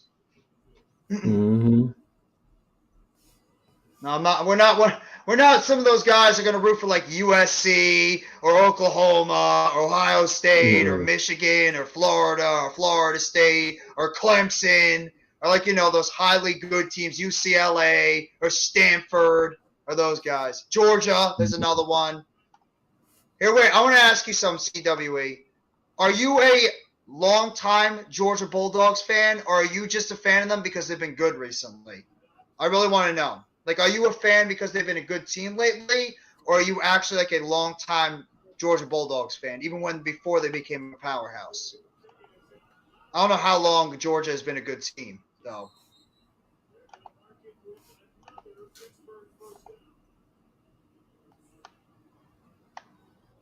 That I'm not sure when Georgia finally became like a powerhouse, because I think like 10, 15 years ago they were never this good. They really started to become a better football team in like the last decade or so. That's not right. One wide up top, two wide down below. Pickett takes the snap, drops back, pressure on the outside, rolls to his left. Trying to run it now. Pickett's going to run the football. He's going to get towards the first down marker, and he will pick up the first down at the 27.5-yard line with 1:22 left to go in the second quarter. Nice run there by Kenny Pickett. Oh, Seton Hall. That's who it was. I All knew it right. was. All right, I knew who it was. Okay, so it's Miami, Indiana, Ohio State, Seton Hall, and then Wake Forest. Okay. Those are the next 5 games before they play Bucknell and Coppin State. So they have to go at minimum 3-2 to keep up with their record. There you go, Levance. And Pickett that's in the Rutgers shotgun, takes basketball. the snap, hands it off. Najee Harris is going to get tackled at about the 20-yard line. 1:17 left to go. It looks like Pittsburgh's going to spend their second timeout. Mm. Georgia's. Harris is a little banged up too. I can A little. definitely tolerate Georgia. I just can't stand Alabama. Can't stand them. And it's funny because I've been to a coaching clinic down there years ago. Um, I just I can't stand Is it Alabama. Saban? Yes, it's What Saban. don't you like about Saban? Just the way he's his arrogance, the way he coaches. Like what is it No, about Saban that because you can't it's stand? it's it's dynasty. Like I don't Oh, okay. the Patriots I don't despise. I joke with people because like, oh, you don't like the Patriots. I'm like, the Patriots are the Giants' little brothers, whether you realize it or not. And I'm Pretty like, much. before they used to wear a white helmet with red jerseys. They did have blue in there, but until Mm-hmm. Bill Parcells went up there, that they changed their whole scheme, and then they went more red and blue, which is kind of like the Giants. Mm-hmm. A lot of Giants guys went up there. Bill Belichick, who was a Giant, went up there from where he even backed out of the Jets after one day to go to New England. So to me, and they can't beat the Giants in the Super Bowl, so they're the little brothers of the Giants. Nice route by Deontay Johnson to beat Kenny Moore in the Mm-hmm. slot. The little Ooh, outside, inside to out route beats Kenny Moore in the slot, first down near the 15-yard line. Harris is actually going to that's the good locker room right defense. now. That's real good defense. That's good defense, but also good offense. Yeah. It's just a really good route by Deontay. Pickett throws the ball towards the end zone, knocked away. Looking for Fryermuth, but good Mm-mm. defense there. That's what I was talking about. That's good defense. Oh, that's right. You're a little bit ahead of Oh, me. My how you bad. missed that block, son? McLeod knocks it away. Man,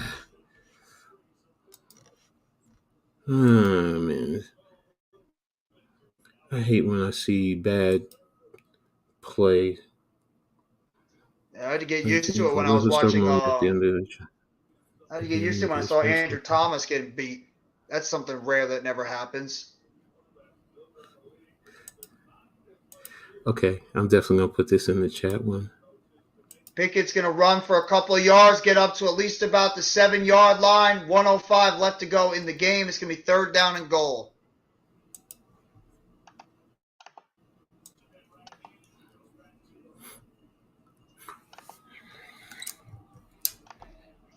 Oh yeah, this is a good throw by. That's a beautiful throw by Burrow yesterday. Is that the one down the sideline to Higgins? Nah, this is the one to the tight end where he threw it over the linebacker and in front of the safety to number 88 up the left arm seam. I gotta check it out then. You send it to the Big Blue Crew private Oh chat, no, the Oracle not Sports. that one. That was a Giants thing, but I'll send it. I'll send you Oh, this okay, one. No, I'll send okay. this one to you now. So hold on. I Syracuse just knocking off Georgia in the Sweet 16 in 1996 tournament. John Wallace, Otis Hill, Lazarus, Sims, 83-81 overtime. I don't remember that one. I'm not John really a Wallace. college basketball fan. That's John why. Wallace was he was a beast in college. I have to admit that he was definitely good, which is why the Knicks drafted him. So definitely a good player. Oh! Pickens almost made a nice, sick one-handed grab in the middle of the end zone, but just went off his hands. Fourth down and goal. No disrespect. Get Dable, you have to come up with an effective game plan because this team, I'm telling you, I still say 3-3 and they're in the playoffs. Period. Yes, get 10 wins. Just get us That's 10 10 wins and wins. we'll be good. Don't need much more than that. 10 wins and we should be in the playoffs. Hello, Mr. Kofsky. 6-1. Yes, you did. So, Congratulations. so, I'm just so, saying we won. so, What so, do you my mean? Knicks So? lost. Oh, I didn't know that. I swear to God, I didn't. Yesterday. They lost yesterday. Oh, to who? Was it yesterday or the day before? Yeah, it was Here, I'm gonna fix Portland. this. They lost to Portland. When did we lose to Portland? Oh, you lost the Trailblazers? Nets look like they're Um, about to have back-to-back wins for the first time. They're up by we 8 lost with to No, it was the Grizzlies we lost to yesterday. The Grizzlies. Oh, okay. Then we lost in Yeah. overtime. Well, here's a laugh for you, Mitch. Ben Simmons got hurt and he had to leave the game today. That's not funny. But you laugh all the time at Ben Simmons. Yeah, but not when he gets injured. He has that left knee soreness he's been battling through. Oh. So he had to leave that. the game Okay. because of that. Hopefully it's not something that might require him to sit out for a few games, but not a good sign. He's literally been battling that knee injury for a while since the season that's started. not a good sign. And he's been playing good basketball too, which is a shame. He has. Oh, a minute. Oh, damn it. That's what I was supposed to Mine? say to Jeff. Mine or Well, go, Jeff. when I'm not really a big college basketball fan, I'll readily admit that. College basketball is not really a sport I follow that big time, but if I had to pick a team, it's obviously going to be Rutgers. I mean, I'm sticking with the Scarlet Knights. I just love the Scarlet Knights, and I would support Syracuse too. I'm more of like a casual college basketball fan, and my brother went to Syracuse from 2007 to 2011, so obviously I'm going to go over there and support the Syracuse Duke, Orange. I like Duke too. Don't get me wrong. I don't. Coach K. I mean, I like them better than North Carolina. But if I go back to the '80s, I was a St. John's fan before I really honed in on Rutgers. I loved Mark Jackson, Chris Mullin, Walter Berry. Yeah, I don't like Duke because I'm a Michigan fan, and what happened back in the day with the Fat Five? Michigan. I hate Michigan. Why? Wow, that was a beautiful throw. Well, I don't want to say hate. I just detest them. To be honest with you, the reason I used to like Michigan, I detest them because of John Harbaugh with his arrogant bitch ass. That makes sense. The only reason why I say that to him because I did like him going there when he first came there, New Carnesecca, is because when he came to Jersey to camps, he was basically dispelling Rutgers and saying Michigan is New Jersey is Michigan territory. All the recruits belong to Michigan, and you're saying this on a camp circuit with Rutgers. Like, oh, you an arrogant son of a bitch. I don't like you. I understand that. I guess. Man, I would love to see. No offense, Mitch, but I would love to see one day Rutgers be able to kick Michigan's and like these other teams' asses. We already did once. But like recently, I want to see it happen more consistently. I'm tired of seeing Rutgers get their asses kicked all the time. You know what? It still bothers me as a Michigan fan. Remember years ago when Michigan played Michigan State and they blocked the punt in this situation? The punt, yes. I was at work, right? I was working. It was a Saturday night. My boss asked me to come in. I was like, yeah, fine. So I was getting something. I think I was getting like a pack of water bottles. And on my walkie, my boss goes, Mitch, you can leave. I'm like, why do you want me to leave? Oh, Michigan got a block punt and they lost the game. I was like, you son of a bitch. Almighty, why are you trying to hook up everybody with things? Now you want to hook up Mitch? No. See, and I'm gonna put you on blast, son. Yo, I got some shorties for you, son. They really take care of you. They'll put you in heaven. Boom, man. Get the right price, bro. I'll definitely take care of you, man. I'll pimp them out to you, bro. I'll pimp them out to you. Hey, Coach, really quick. Tyler really loved you as a guest. He said it was his best show yet. Oh, thank you. Yeah, he really loved it. He posted it on his Facebook and everything. I have a playlist of the shows, so I'm going to give that to him as well.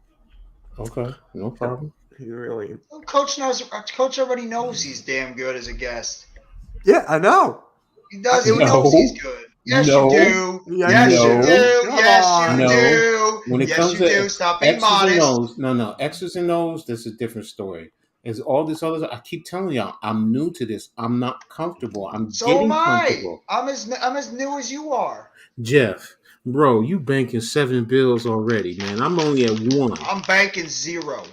I'm talking about followers. You got 700. He's talking about subscribers. Because I'm pumping out like 8,000 shorts and content all the time. I'm gonna pick up more followers when I do that. I get it. I get the videos. You do the videos. I get it.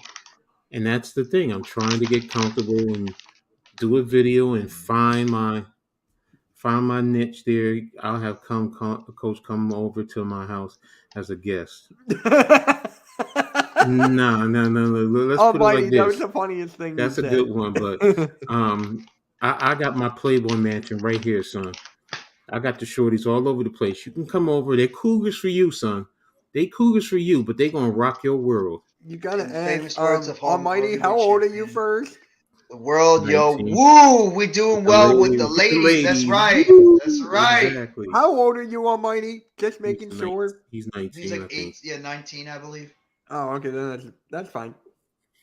Trust me, I ain't pimping out no damn teenage. Yo, I ain't getting locked up. Nah. No. Yeah, he's 19. All right, cool. Just making sure. You never know. Yeah. You never know. Hey, he's been trying to hook up all of us over here in the chat. He tried to hook me up. I told him I'm already taken. Now he's trying to hook up Almighty. Coach. Wait. Now he's I'll trying to say hook up this, Mitch. Almighty. Now, if you got some good shorties there, yo, send them my way. I'll cut you a percentage. I'll get you a percentage. Don't worry about it. Put your little side piece. Nah, it's not side piece. I'm talking about, yo, the work they bring in. Yo, I'll hook the brother up. Oh my god. I'm fucking done. What do you mean? What do you mean you're done? Damn. All right. I gotta Pimpology 101. Embiid got 30 points of his first game back. Although the Devils did win 5-3. Oh, you want to hear something? Flyers are on a 10-game losing streak. Okay. I think they were supposed to be good this year. Nope. Are they really that bad? Yes. Well, at least one team in Philadelphia sucks. Yeah. Ooh. Let it go. Don't touch it. Turn out the lights and light a candle. Oh, the Colts got their field goal blocked. Wait, I really? can't sing right now because I'm sick. Wait, they got their field goal blocked? Yes. Oh, I'm sorry. I keep forgetting you. I'm ahead of you guys. Yeah. No. Yeah. I didn't even watch it because I was. I don't even care. It's fine. There's the kick is up. Yep. Block on the outside. Good block. Now, do you play? Do the Giants play the Colts or no? Yes. We do. Second to last game of the season. Cool, in New York. Cool. And remember, we play the same. If you played them, Jacksonville, Tennessee, we play the same division. Yeah. I was just drawing the blank. So. We still have the Vikings too. Oh, you still have the Vikings? Yeah, we do. I was talking to Purple Pocket Podcast, Jeff, and he's thinking about having you on his show. Maybe in a few weeks, maybe we'll try to see if we can put something together. Almighty, I'm gonna say this: 1920 is legal, son. Not mentally there, but you know. That's the truth. That's the damn. They can consent. They can consent. That's all that matters. You can't go to jail. You want to say, "Oh, old man," I don't care. Come on, man. And shoot, some young girls want older men because they know how to handle it the right way, not like young boys like y'all. I'm not gonna complain. Please, I've been hell. When I was 17, I was dating a 34-year-old woman. You're probably just like entertaining the hell out of him right now. And Almighty always seems to get entertained by you, Coach. He loves every time you're on the chat. He has the most fun. He has the most fun when you're on the chat. He's like entertained as hell. I know that. It's like you make his day all the time and night. Hey, it's cool. I mean, look, man. All jokes aside, I mean, trust me, the stuff I've done in my lifetime. If I told y'all just a touch of it, you'll be like, "Nah, get out of here, Coach. You ain't do that." Yeah. I've done a lot of things that probably most of y'all will never even imagine doing. Oh, I admit, I didn't do a lot. I was more of a quieter kid, so I admit I was not that any of that kind of stuff. I was a much quieter kid when I was younger. I got wild and crazy when I was from 19 on. So, because I was Catholic school when I was young, and I have a military father and a West Indian mother. So in high school, what was it like? I was a boring kid. I admit it. I was a boring kid. I was quiet. I was to myself. There's nothing wrong with that. I sang in the gospel choir when I was in high school. Never played high school sports. I only played ball in college on up. So yeah, you say just boring. I was definitely I coached while I was a kid though, so that's different. But yeah, I started having fun when I was 18, 19, especially when I went to college. Yeah, I started. So, I started having a little bit more fun when I was like 19, 20, 21. but I slowed down. It was only like a little string of it. Then I slowed down. but that's when you experience life too. You Of go out and course, check different things. absolutely. I still can't get over that Jaguars Jeff game. was one of those students that sits in the back of the class and observe what's going on. Not really, but okay. That was me. That was actually me. Man, you know one of the best things in life to do, honestly, seriously, all jokes aside, Go for it. just go in a park and sit and watch people. Just sit and watch. I've done that before. You will see so much stuff and it amazes you, and you'll just man. I used to sit in Bugler Park in New Brunswick, Johnson Park in Piscataway, New Brunswick, just sitting there. Cedarbrook Park in Plainfield, going out to Union, sitting out and especially at college. Yeah. So, oh damn, old girl was hitting me up too. This one's from Pittsburgh. So, Hitting you but up yeah, from Steel City? Yeah, she's in Pittsburgh. Why would I do that? I go to the park. I'm gonna go play. That's not what I'm talking about. I'm talking about to watch people. You learn people, bro. Seriously, that's how you was. 86 was when I went.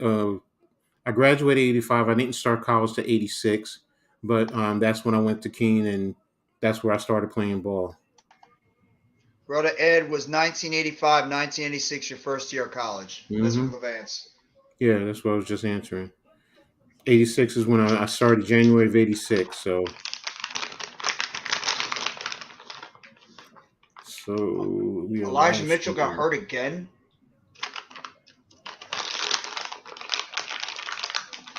That was a nice run by Josh Jacobs to win that game. Right up the middle. That's the worst part. You can't let anybody run right up the gut on you with a few seconds left in the game. It's like, yo, bro, are you serious? Yeah, it was a bad play by Seattle's defense. You should not allow Jacobs, especially somebody like Jacobs already having a good game. You can't allow him to be able to just run right up the middle for a touchdown. Almighty, were you any good at basketball? Oh, that's the play that ended the game. So it was tipped at the line by the Commanders and picked off. I thought it was just a bad pass. It was actually tipped at the line. Okay. You watching the World Cup tomorrow? Yeah. I watched a little bit of it.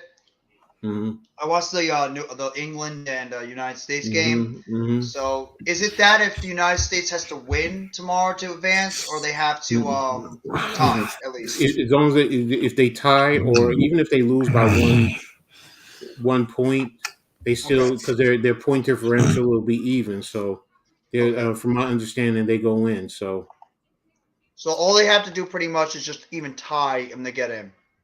I believe so. At least that's what he has said. So, but I think Miz would know better than me anyway. So, yeah, I have got to ask him about that. He's been the one that's been covering a lot of the World Cup stuff. So I got to ask him and see what he might know about what's going on with the World Cup. I did play basketball my sophomore year in high school. We went to states, but I was one of those guys who all I could do was set picks. Play defense a little bit, but I was more your mauler. I was a 6'1" center, but I was physical and I could push you out the box. If you came through the lane, I'd clobber you. I could box you out. I could rebound. But shooting, nah. Nah. I could shoot decently. I was a shooting guard, small forward. Yeah, I was a point guard. Yeah. I played a little point too, but I was mostly a shooting guard, small forward. I would just shoot, try to get the ball to my teammates, sometimes rebound. But nobody asks how tall are you. I'm 6'2". I wish I was that tall. I'm only 5'8", 5'9". I'm short. I wish I was that tall. I'm 5'5". I'm the shortest in my family. Out of there's 3 boys in Okay, my family, I'm the eldest and I'm the shortest. I'm not the Okay. shortest in my family. I'm just Nate. My parents and my siblings with my parents, I'm the tallest. I'm the biggest. My I love father, when Levance throws these things out. yeah, I What? remember Nervous Purvis from Louisville. Almighty, how tall are you? He's gonna Go ahead. say he's 6 foot. Almighty, are you 6 foot? Or are you under? Oh, he's 5'11", 190. Mm-hmm. All right, that's more realistic. Oh my gosh, Yeah, taller than me. but also in the '80s, a 6'1" center like me was about normal. Mm. So, um, Yeah, 6 foot centers like that. That was the norm back in the day. Nowadays, I'm not. it's not as normal as it used to be. I'm not even a guard. Hmm. That's one of the reasons why I didn't play football, because if I was ever going to play football, I wasn't tall or big enough to be anything but probably a wide receiver or a cornerback. I couldn't even play safety because I was more just an outside guy. So if I was going to play, I was going to probably play wide receiver if I ever played football. But I decided against it because I just didn't think that I would even make the team. I wasn't really gifted in terms of any of that. My work ethic didn't really start picking up until I got older, like out of high school. That's when my work ethic started to pick up a little bit. So Yeah, I remember when I was playing street ball again. I mean, in the park against what's his name? He played at Syracuse. He played at Rutgers, and then he went. Damn, what's his name? Oh, I know what you're talking about. I think Keith Hughes. Keith Hughes. That's who I played yes, against. yeah, yes. So I remember we were in Woodbridge and we were playing, and I had to guard him, and he's like what 6'9", He's 6'10". big. Yeah, he's big. But he said afterwards, he's like, I'm the most physical person he'd ever played up against. And I'm like, okay. But, of course, you're going up against a 300-pound man who can move, so you're too old. Bro, you ain't even my age. Cut that out. Too old. You young. 31-inch waist. Get your weight up to 175, 180. Y'all just don't understand, man. I'm 6'2". I'm 330. I You got a just don't 58 understand. wenge, a 50-inch waist. Come on, man. Well, I can't do any of that stuff. I used to be able to run really fast. I was actually one of the fastest kids in my grade. I would actually be one of the fastest guys, but at the same time, I got sick and I just lost some of that speed that I used to have, and plus I got older and my knees started messing up, and now I just fractured my ankle, so I don't have that speed that I used to have when I was younger. All Excuse right, me. Miz, we were just talking about you, bro. Yeah, that's your lock, Miz. Man, I hope it happens. I'm not going to go out there and be a cocky prick and say that we're going to go out there and blow away the Commanders, but I could definitely see that happening. 23-17, absolutely, especially at home. I give us the advantage because we're going to be at home. Yeah. That bug, Tommy G made a good point because Giants had only 2 players selected for the Pro Bowl in the last 3 seasons, and I forgot who posted it because it said Andrew Thomas is the 4th ranked offensive tackle for the Pro Bowl. I'm like 4th ranked. How? What? How? Who's higher than him? I'm trying to remember who posted it. It didn't. He just posted the Giants because it said Barkley running back. Hold on, let me see. Should be Barkley, Dexter Lawrence. It should be Dexter Barkley, Lawrence, Thomas, and who'd that 4th one be? Jackson? Here it Yes. is. He Or it could be says Okay, it go was ahead. Dan Dugan who posted it. Okay. Saquon Barkley is the number 1 runner. He said Giants in the top 10 in Pro Bowl fan voting at their positions. Saquon's the number 1 running back. Andrew Okay. Thomas, the number 4 offensive tackle. That's ridiculous. Dexter Lawrence is the number 10 DT. That is ridiculous. Julian Love, number 9 strong safety. Graham Gano, number 6 kicker. Nick McLeod, number 4 special teamer.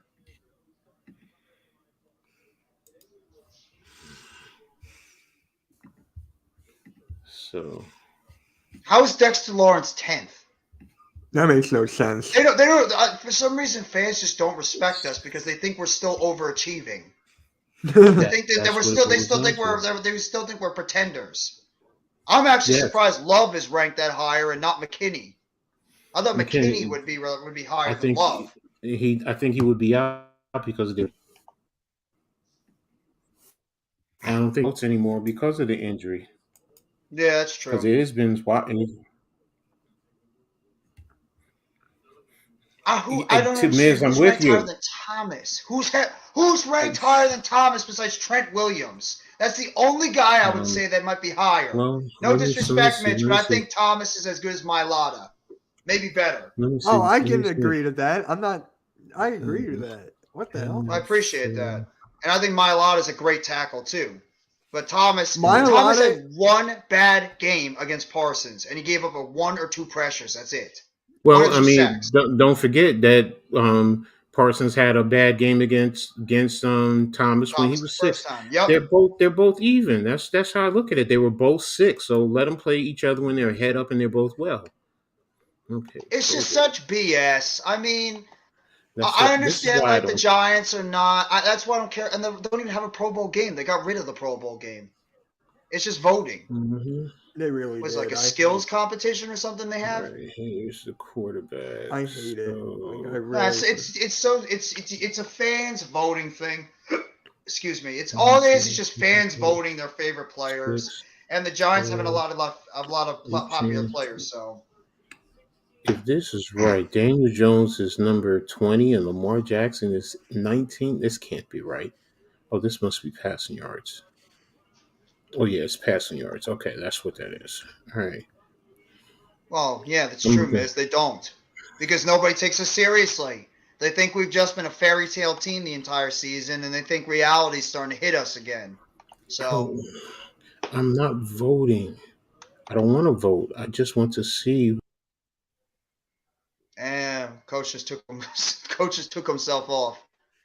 Damn. No, I hate the Pro Bowl. I hate the Pro Bowl. I've never liked the Pro Bowl. I thought the Pro Bowl was useless in terms of the whole concept of it.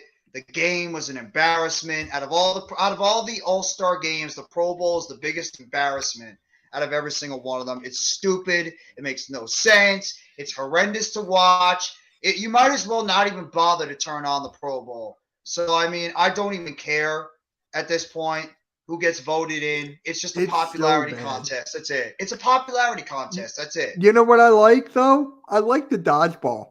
I'll admit it. I like the dodgeball a little bit. Well, I'm glad you're confident, Miz. I have to admit, I'm confident, but I'm not like cocky confident because I think we can still lose. I'm not disrespecting Washington, but I'm still confident we can win. But I'm not going to go out there and say we're definitely going to win. I think it's going to be a very close game. So the Washington Commanders away. Yeah, I'm not disrespecting the Commanders. I refuse to go out there and disrespect them. Not a team that's won 3 games in a row and they're turning the corner. No, I'm not doing it. I'm not saying we're going to go out there and winning. I don't care what other Giants fans say. You can be the most positive, optimistic, cocky Giants fan you want. I am not disrespecting the Washington Commanders and thinking we're just going to roll over them. This is going to be a very difficult game for us to win on Sunday, and there's a good chance they could pick us off at home. Do I think we're going to win? Yes. Do I think there's a possibility we could lose? Absolutely. Well, that's any game. That's any game. But this one especially. Let's put it like this. We could win all 6 games. We could lose all 6 games. That's the reality. Bottom line is create the game plan. Go out, respect the opponent. Don't fear them. Respect them. And we should be hopefully fine. Yes, we are getting healthy. You know, we are playing at home. Hopefully that's, but Washington is coming in healthier too. Washington is, it's a give or take. This is going to just be a tough game. We know all division games are always tough. Period. Case closed. It doesn't matter who we're playing, and it doesn't matter the records. It's division games. Yeah, we need to win the division games too because we're 0-2 so far. We have to start winning divisional games. We already lost. I'm already pissed off. We lost to Dallas twice. That already bothers me so much. I do not want to go 0-3 on the division. I don't. And then we have to face the Eagles right afterwards, and that is not going to be easy at all. So we have to win this game. There's no other choice about it, because if we lose on Sunday, this could really start a downward spiral for the New York Giants. This could really, really start a downward spiral for the Giants going to the rest of the season. So we have to win. We have to win, so at least we'll be more confident going against Philadelphia, and our chances of winning the division will still be if the Giants are healthier, I believe the Giants have a better offensive line than the Commanders. And the Commanders' offensive line is not terrible. Yeah, I can agree to that. You just gotta try to stop Brian. What's his name? John. I forget his name. Robinson. Brian Robinson. Yeah. I almost said Brian Mitchell. Miss thinks we're gonna go 2-4. Or we're gonna go 2-6 in the division. I think you think that they're gonna split. You think they're gonna split against Washington and Philadelphia? I think that's what we might do too. You can only go 2-4 in the division. 2 to the if you win both with Washington and lose 2-4. Yeah. Yeah. I meant 2 wins out of 6. That's what I meant. My fault. Jonathan Taylor scores a touchdown. The Colts are right back in it. It's 16-9 now. Big touchdown run there by Jonathan Taylor, right up the gut. So, if it wasn't for that great kickoff return, see that, and I've always said special teams are important because that's a galvanizer that ignites a team, that ignites an offense on a good kickoff return. So, 2 for the rest of the way. That tells me we can't be sleeping. Beat Washington this week. We beat the Colts in week 17. Maybe beat Philly in week 18 if we need it. I think we're splitting it. I think we're definitely splitting with Philly at least. I think they'll pick us off once and we'll pick them off. And I think with Washington's the tricky one. That's the one because, of course, I want to go out there and sweep them. I really want to go at least 3-3 in this division. But us losing to Dallas twice, that really put us behind the 8 ball a little bit. We have to go out there and we have to beat Washington twice. I think that's the best chance for us to get to 3-3 because it's going to be very hard to pick off Philly twice, especially in Philly. Yeah. But it's possible. It can happen, but I have to be realistic. And I think what we're going to do, I'm actually agree with the Miz. I think the best we're going to do in the division is we're going to split with both Washington and Philly. Now, I have you guys winning the first one. Then I have us winning the second one because other way. Sorry, I got us winning the first one. You guys winning the second because we're gonna rest our starters the last week. So that's what I think. I think we'll win the first. You guys win the second. We should be able to. I mean, the Washington game this Sunday we have to win. And that Colts game we have to win. Those are 2 games we definitely have to win. And then we're going to have to go out there and beat Washington. Either beat Washington again, or we're going to have to beat Philadelphia once, or pick off the Vikings in Minnesota. And that could actually be the most difficult game out of all of them is Minnesota. So here's what Cool Cat told me today on Cool Cat Mitch. We were talking about the Eagles in postgame and everything. He said that we need the Washington Commanders to lose. We need the I think it was Seattle to lose, and someone else needs to lose for us to clinch. So I need to look at the schedule again, which once I see the schedule, I will know. So I'm like, Marshall, wow, the Rams. Your fucking self with that stupidity. Huh? Oh, sorry. No. Wait, what? No, I'm on Twitter. I'm sorry. I thought I muted for a second. I was wondering why you were slamming your thing. I'm like, did I say something wrong with the Vikings thing? Not you. It's somebody proposed a Knicks trade, and I'm like, let me hear it. I want to hear the stupidity. It's from Marshall Green, who usually does he's with Chat Sports, whatever it is. Right. Yeah, there's giant female content creators. Go ahead, Coach. He says the Knicks get Zach LaVine. They're going to give up. They're going to give up Julius Randle, Evan Fournier, and 4 first-round picks, 2 unprotected. Hell no. Hell no. Do it. No. There's no. You want to say Julius Randle, Evan Fournier, and a first round pick and a couple of second rounders? Okay, I'll do that. I'll do that because I'm getting rid of Julius Randle and Evan Right. Fournier. That Yeah. I'm doing. Okay, yeah. But I'm not giving up no 4 first rounders with 2 unprotected. No, bro. Why the Smack hell would the yourself. Knicks do that? No, I'll take it. he's out his ass. No. Is he No. just being a troll? No, he follows the Knicks. He covers the games like we're doing live stream. He live streams the games, the Giants games, everything. Yeah. Okay. Nah. It's just like, yo, bro, smack yourself for that one. What's up, Further? I'm sorry. Oh no, what's up, man? Hey, Further, what's going on, bro? Damn. Wait, just trying Kevin to figure Durant out scored what's going on. 45? Kevin Durant seems to score 45 points on a day in, day out basis. Who are you guys against right now? We just beat the Magic. We're actually 500 now for the first Oh, time. Wow. You're over the okay. Knicks. You're definitely Yeah. over the Knicks. Oh, yeah.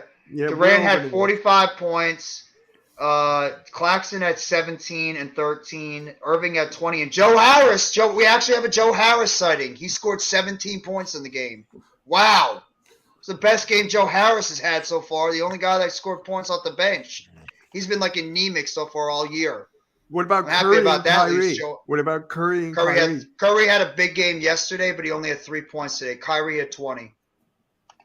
Right here, almighty. Her channel's right there. Lauren Talking Sports. I believe she's worked with the Hub a couple of times, and what the heck is the person that Hub works with? Blue something. I forget his channel name. I know who you're talking about. I forget his name. Yeah, they work together a lot. They did the Young Guns, I think, thing every Tuesday. Something like that. Oh, you son of a bitch. Ah. I'm sorry. I apologize if you guys wanted to watch the play-by-play. I'm not even paying attention. No, My apologies. I'm making a thumbnail for my Sixers thing, and I messed up the title on it. Damn it! Damn it to heck, huh? Yeah. Oh, fudge. I like Out of bounds at the 12-yard line. I'm trying to not swear as much. I'm trying to be trying to be better on YouTube. Fudge, do you have a mansion and a yacht? I wish. I wish I did. You don't get it, do you? No, I don't. I'm I'm not all there J. today. I'm not feeling well today, so I'm not all there. Elmer J. Fudge. Oh, Oh, God. How did I get that? Yeah. Right over my head. No, I'm messing with you, though. No, I get you. I get you. I'm gonna have to go to. No, I should have picked that one up. Fudge, Elmer Fudge. Yeah, that one went right over my head. Wow. How you doing, Yeah. Further? I'm doing good, man. Jeff, I'm chill, man. I need How- you, Jeff, on Wednesday. I need you there 100%. Hopefully, I'm back 100%. Hopefully, For the podcast, pick and roll. Mitch, I can go at it. I can go out at 50%. I can go out at 40%. Okay, I because can I even don't go want out you at to like forget. 20%. I don't want you to go like, oh, Ben Simmons can shoot like 40% from three. No, I'm not stupid. Even if I'm like sick as a dog, I'm not going to ever say Ben Simmons is shooting the ball 40%. I'm not that crazy. Well, isn't No. he shooting well? Isn't he shooting well? His percentage was up because he was shooting a lot of shots near the basket. So his percentage was up during the game. And if anybody's curious, I will do a Brooklyn Nets game recap either after this live stream tonight or I'll do a live stream for it tomorrow. So Najee Harris is And out look for the who's rest here! of the game. Look who's here, Further! Oh, Look who's here, Rihanna. Further! Do you text her and just like, hey, I'm on over here? Oh yeah. How you doing, Rana? Najee Harris is out for the rest of the game. Yeah, he went into the Ooh. locker room a little earlier. Abdominal, he's out for the rest of the game. Almighty Finesse has been asking this whole time, what is Lauren's channel name? Lauren Got Sports. I thought it was Lauren Talk Or Sports. Lauren Talking Sports. Go up to the Mrs.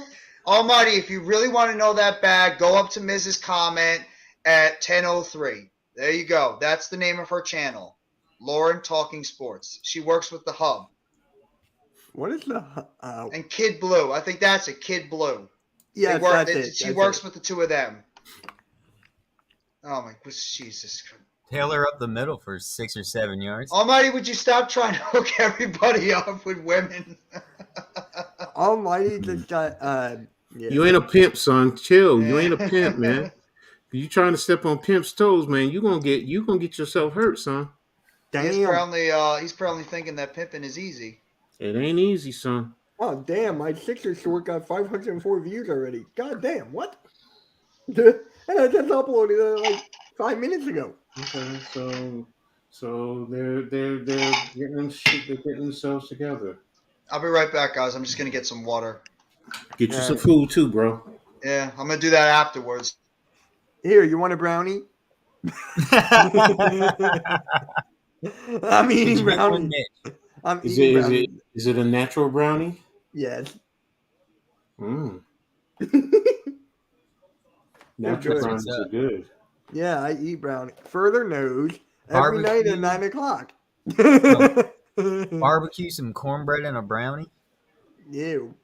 Who the fuck? Oh my That's God the best. Almighty! You know who eats brownies? Who's ever not a Knicks fan? We're just enjoying it. It's like asking who doesn't eat cookies. Hey, you want a cookie? Look, man, brownies, cookies, pies, cakes. Yeah, I mean, come candy. Come on, man. I'm a sexy fat man. Come on, I eat all that stuff, man. That's. I'm the classic kid in the candy store type of person. Yeah, man, just leave me in there for days. on. We might find you in there like Ben Simmons. Oh. Nah, you won't find me like Ben Simmons. You'll find me like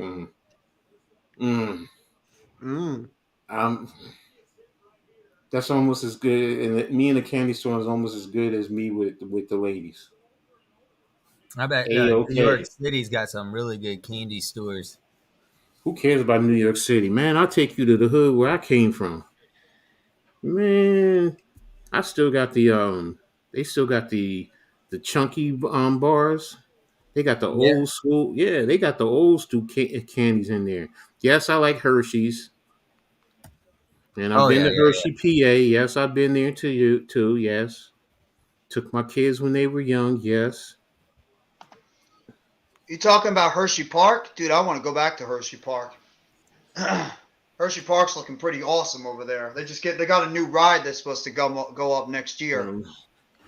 I've also coached a football game at the stadium there too. So no, you ain't taking me to no candy store. I ain't no bitch now. Come on, man. I handle my own business in the candy store. Wait, what is he, 50 Cent or something? He's gonna take you to the candy shop? I'm not finishing the rest of the lyrics, by the way. Wait, what's that song? I'm not finishing the rest of the lyrics. I'm not doing it. I'm not finishing the lyrics. AM, it's 50 Yeah, Cent. yeah, with 50 Cent. Dude, we were talking about that other day. I'm not going to say his name, Mitch, but you know who I'm talking about, Mr. 21 Questions. Oh, God. And we were talking about the candy shop afterwards. Yeah. So, 21 questions? Who speaks 21 questions? I'll give you a hint. We'll talk about it after the thing. I'll give you a hint. All right, it's Philly. Oh, yeah. I got you now. Go right behind Q. Yes. Go behind Q. Go behind Come Q. into the stream and just What stream was he on? If you're gonna run the ball, go behind Quentin Nelson. That was a good one. All right, Matt Ryan. Why do we I got it. Why do we need a candy store when we got a deli that sells candy here? Well, it depends what type of candy you have. Alrighty. Matt Ryan's dives for the first down. Yep. And Almighty, that's what I'm talking about. Where I used to live, there's a deli, makes the best sandwiches. Y'all call hoagies subs. I call them subs. And when I say here in Virginia, we call them grinders. Yeah, I've heard of grinders. When I say stacks of meat, this is the stack of meats that they put on their subs. What subs? What place is it? This Coach? 610 in Somerset on Hamilton Boulevard. Oh, I gotta try those then. I gotta try that. That's and when I say it's a little out of the place shop, it's only of his. Yes, he actually about. Look, I buy the big cases of Twizzlers, and I eat them by Yes. myself. That's for I you, don't buy the little Verona. bags. Hey, What up, Jamar. Jamar? No, you know what the What's up, best ones Jamar? How you are? doing? If you've ever been to Hershey Park, they Mm-hmm. sell like those awesome Jolly Rancher lollipops. Mhm. Those Jamar, things are are you hella okay? good. They are hella good. And you love Mhm. Jolly Ranchers, and they got the lollipop form of them. Oh my God, it's a This store wrap. Jamar, has this store has the Jolly Ranchers. They even have I've been the looking for them all over the place. they have I can't find them. this place has them. They even have pineapple Jolly Ranchers. If you remember those, they Yes, have I do. those. They I have the do. small boxes of Mike and Ike's. They have Mhm. them all. They have cherry bombs, lemon heads, now yo, laters, all of it. They They have Charleston shoes. yes, they have the chocolate, the strawberry, and the vanilla ones. Ooh, Yes, they have the never mint tried the Jolly Rush. strawberry. They have. When I say they have everything, this place gets everything. Jamar is upset because the Sixers beat the Hawks tonight. So they both suck in my eyes. Sixers won. That's all I care about. Yeah, for the time being, they're going to get your hopes up, and they're going to Yeah, I smack know. you down Don't like tell me. I bitches. know that. I know There'll, that. there'll be time. It'll take you time. It'll take them time to let you down, just like my team will let me down eventually. How I'm the waiting for it. fuck you drop that pass? Nope, something must have happened. Yeah. So, AM, I'm excited for tomorrow. MK headlines. Not NFL Jolly Ranchers. Oh, NFL lifesavers. The mint Weapon lifesavers X. are good. I agree with Weapon Yeah. that. X is coming on the show. Oh, dude, that's gonna be a great show. Yeah, we're going to talk about Yes, Brian it is. Dawkins for a Second bit. down and 7, one wide up top, one wide down below. Pittman in motion, takes the snap, and Ryan drops back, throws on the outside, and Pittman in his hands, and he drops it. He's got the whole world. Oh, please, why are you singing that? Why are you singing that, Because Almighty? I gotta hear that theme song because I listen to WFAN all the time. I gotta hear that song all the time on WFAN. Gotta remember, there's this kid from Records 2 coming in next year. Damn it, that's what I Damn forgot. it. I'm gonna start singing that song now, the 1877 Cars for Kids. I hear it all the time on WFAN. Because I listen to that radio station religiously. I've been listening to it since I was in my like 10, 11, 12 years old. Back in the day when Mike Francesa and Mad Dog were together. Since Steve Summers was doing it, Tony Page, Joe Beningo was on the overnights, Jody McDonald was there, all the old school people. If you remember back in the WFAN days when its shows were great. Yes. Richard Neer was part of it. All the legends that were part of the show, and they're all gone now. And the Except- field goal is good. Graduations, 76ers. Graduations? Unless you miss congratulations. Oh, congratulations. Okay. My bad, Jamar. Yeah, Baldy, you're so right. Yeah, I do. Myles Garrett took over that game last night. He did. I think it's because somebody got hurt in that game, and that's when he took over. No, Tristan Wirth got hurt out That's the it, yeah. originator. Yeah, he actually only got a 3 to 4 week injury. Surprisingly, thought he was going to be out for the season, but no, he's only going to miss 3 to 4 weeks. So only a 3 to That's 4 week injury. good. I thought he was done for the season.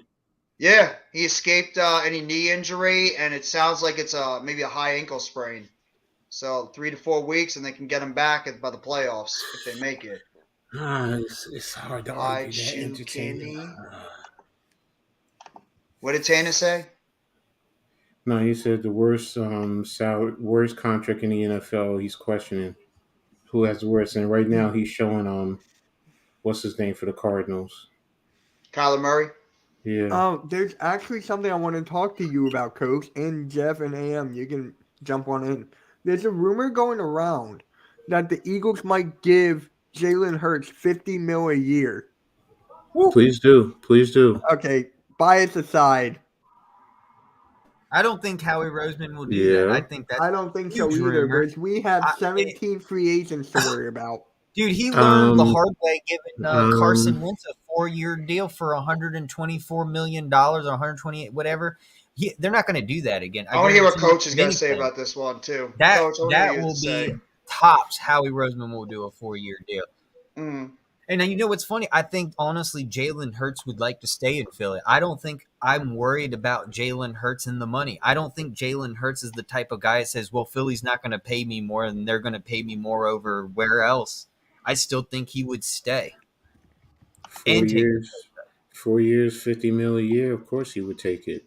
Yeah. But I'm saying, even if and another, let's say, I don't know, who's got money right now? Because I'm thinking, I can't. Chicago, The Bears. Chicago. Yeah, there you go. Bears, yeah, the Bears fork Well, out. the question is the quarterback market. It's rising, and don't forget, Lamar is going to push that market even higher. Yes. So, Yes. so do you wait and eventually run the risk of, you know what, the market is now going 55 Go million? Speedy. Now, what's So, up, Speedy Eagle? so How you doing? it's hard to know with the market the way it is, because the quarterback market is. I mean, look at Kyler Murray. Yeah. I mean that's a prime example. I mean, he's getting all that money. I mean, look at Deshaun Watson. I mean, all his guaranteed money, That and this was dude is not ridiculous, that even contract. playing. He's Yeah, not that even contract was playing. So ridiculous. it's like the contracts for the quarterbacks are really, really no. Stop. Stop.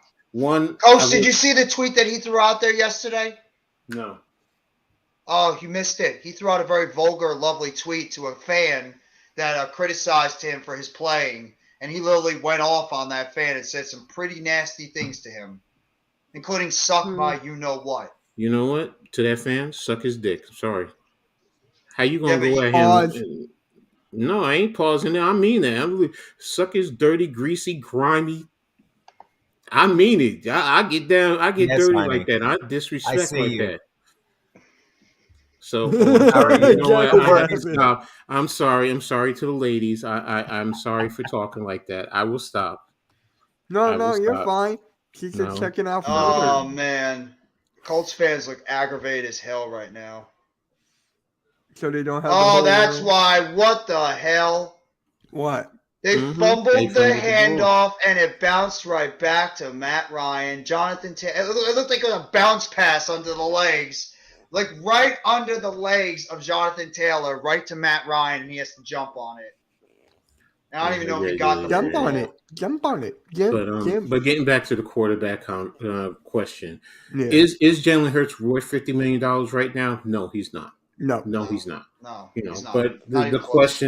question is the quarterback market, because if let's just say Daniel That Jones includes Daniel Jones too. Yeah. yeah, but if Daniel Jones gets 30 and say Lamar gets 55, that's Mhm. changing the market. That's what I mean. So where do you put Jalen Hurts in that? And if other quarterbacks start to jump over that, he's going to want to get paid too, and he's Yeah. not going to want to jump too fast. So now it's like, is 50 million really worth it based on what the quarterback market is? And we're seeing they're starting to get. I'm telling you, that cash flow is coming in. That prime money hasn't even come in as yet. Yeah. Think about that. The salary cap is going to go up. It's going to have to, because Yeah, that I money's agree. coming in. And even these bad games that we're watching, how many people are still watching them? So, what? Almighty. Oh, damn. Wait a minute. What the hell's going on? Yo, player. All right. Do your thing. Got a little kid. love connection going on over here. Must be Ron and Y'all need Mr. a Further little over private here. room. Y'all need a private room Yeah. or something? Put up your own private Give me chat. the key, man. Give me the key.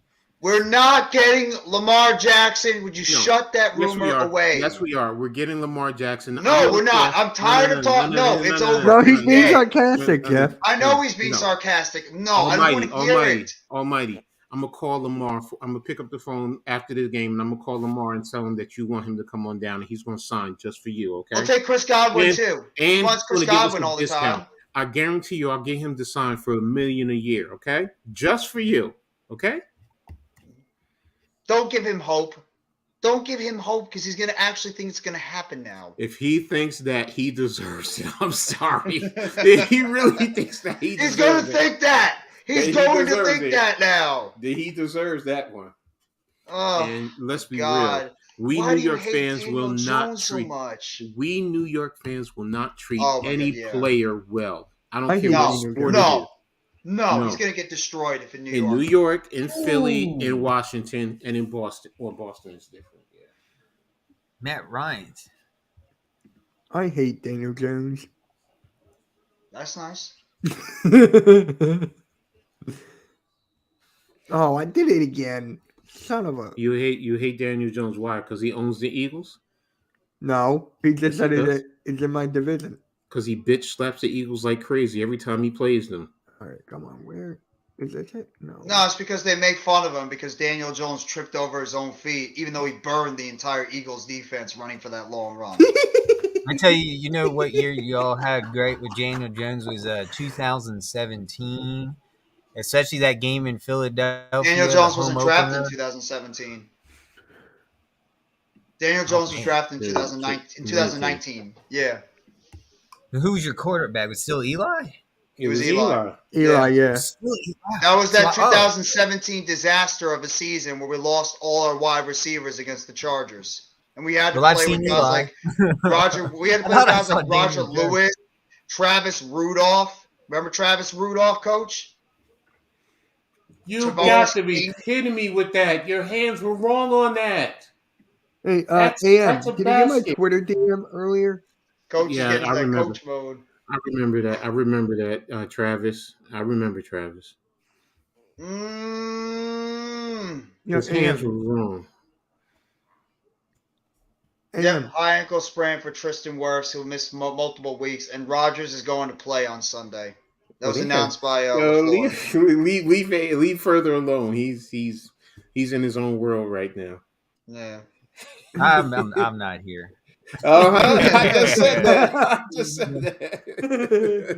No, oh my God, Almighty! I honestly am thinking about banning you. I'm thinking about banning you after this one. This one. It hurts me. This one hurts me, Almighty. You really want to bring back Kyle Rudolph? Kyle Rudolph, really? Kyle Rudolph, the I will red say this. reindeer. I will take Are Zeke Mowat before I take Kyle Rudolph. Yeah, I'll take Are Will you Tye, still please. invested in Lamar Jackson going to the I'll Giants? take Larry flipping Donnell over Yes. Kyle Rudolph. Yes. No, I do not want Kyle Rudolph anywhere near my football team ever again. That was the biggest waste of a signing, not named Kenny Galladay. What about Kadarius Toney? Well, we drafted him, and he's Who? hurt again. Who? Little Hammy? No, he got injured. Yeah, Little Hammy hurt Hammy? it. Little Hammy hurt his hammy again. Damn. What else is new? The dude is like soft as butter. No, He always gets hurt. He ain't even that tough. No, he gets hurt all the time. The dude plays. This is what he does. He has one great football game, and then the next game he gets hurt. Kadarius Toney's career. Yo, Furley is cracking me up, man. He's really cracking me up, man. What I'm thinking. Yeah, I know. I'm just like just watching you, and then it's just you just start smiling, close your eyes, just smiling. Yeah, were you like trying to be the Undertaker there or something? You you had like your eyes going to the back of your head, like you were trying to be the Undertaker. Almighty, Yes. Almighty. It's not too many burgers, pizzas, and fries. Oh well, you know what? Yeah, you know what? I'll give you that. Could be. It could be. It could be, yeah. Because we Or don't he's just know. not training right. Yeah, that's my biggest concern. How is he hydrating? What type of supplements is he putting in his body? Look at Levance over here. Look at Levance. Mhm. Always bringing out those great artifacts all the time. Mowat, McConkey, and Bavaro. I remember McConkey. Mark Bavaro will always be the greatest New York Giants tight end ever that I've ever seen. There's nobody that's been as good as him yet. Shockey could have been great, but Shockey was too much of a head case. You guys, I'm waiting for a really good Giants tight end again. I have to agree with your guys' statement on that. Wait, I want to show you. Great. Shockey was going to be great, but he had way too many issues. You know, he was a head case, and I hate saying that. He was a great player, but he couldn't get out of his own way. I want to show you guys something. Okay. Here's something on Twitter. Look, NFC is just filled with dogs. So there's the Giants, there's the Cowboys, there's the Commanders, and there's the Eagles. Mm-hmm. Yeah, it Whose makes picture sense. is that? Who is Zeke Mowat? You know Google? Do you know Google? Do you know Google Almighty? Call No. Google.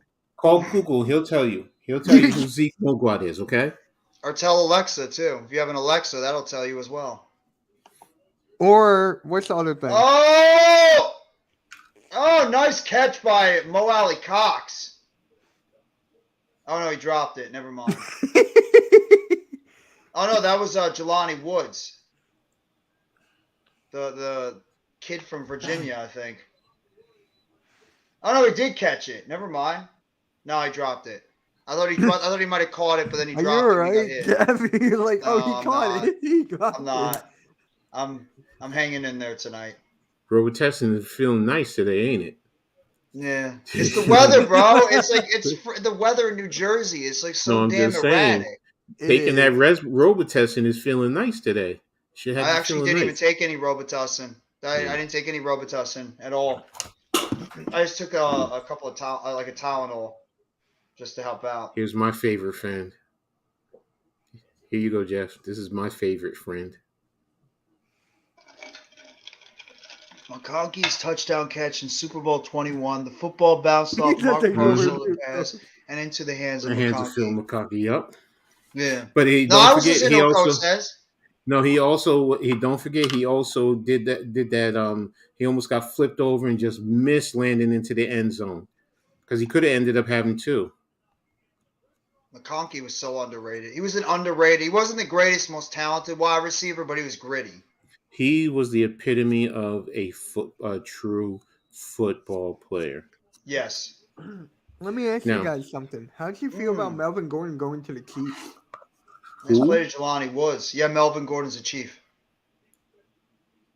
Who the fuck are these players?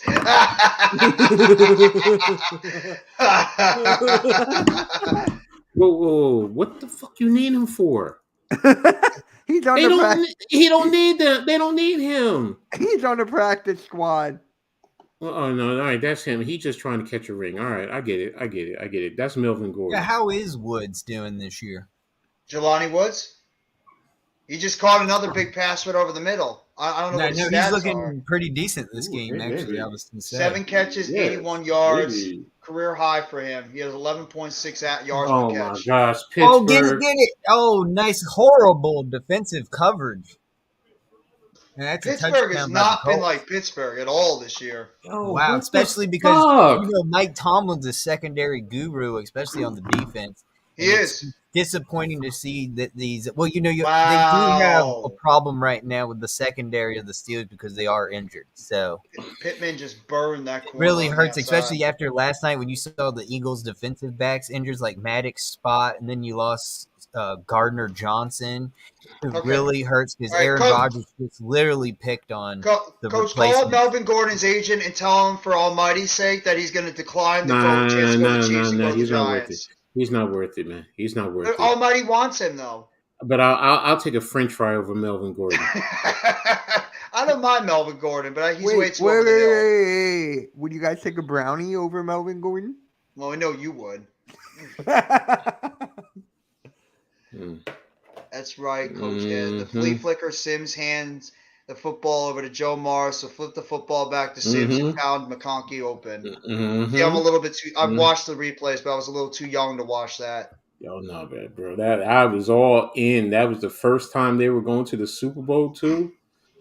Man, I remember Martin with the tackling of Elway in the end zone. Hell, I even remember earlier in that year where he picked off Elway and ran the interception back. He picked it off one-handed and ran all the way back for the touchdown.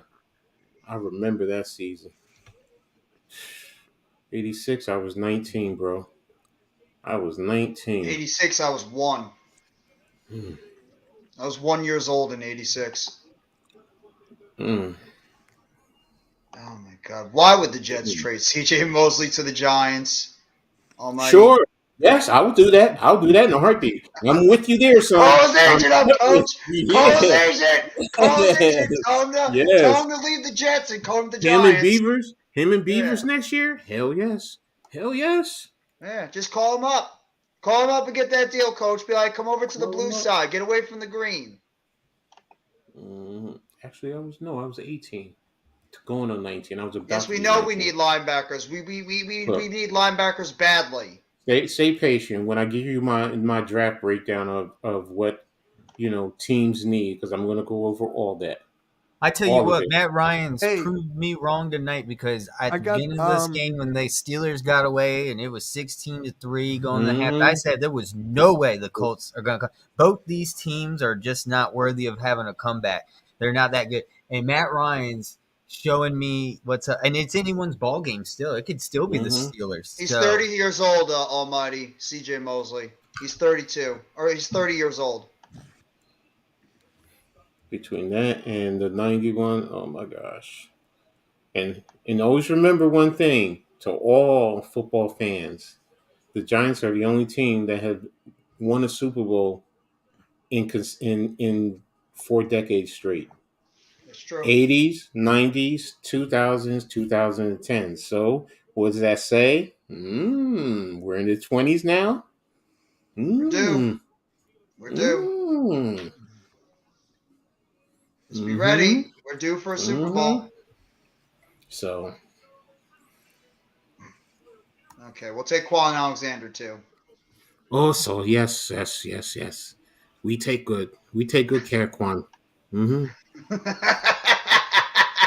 We'll take Quincy Wilson too. We'll take Quincy Wilson as well. Hey. Quincy and Quinnen. Give me Sauce Gardner too. Yeah, I'll take DJ Reed as well. I got big news actually. How about Garrett Wilson? Good, man. Oh yeah. How big is big? Yeah, are we talking like monster news? Or are we just talking? Boys for Life actually got monetized now. So Joey Sage gave him his $5 super chat. Well, good Wow, job that's for awesome. Boys for Life. Congratulations to Boys for Life. That's He's gonna apply for sponsorships now too.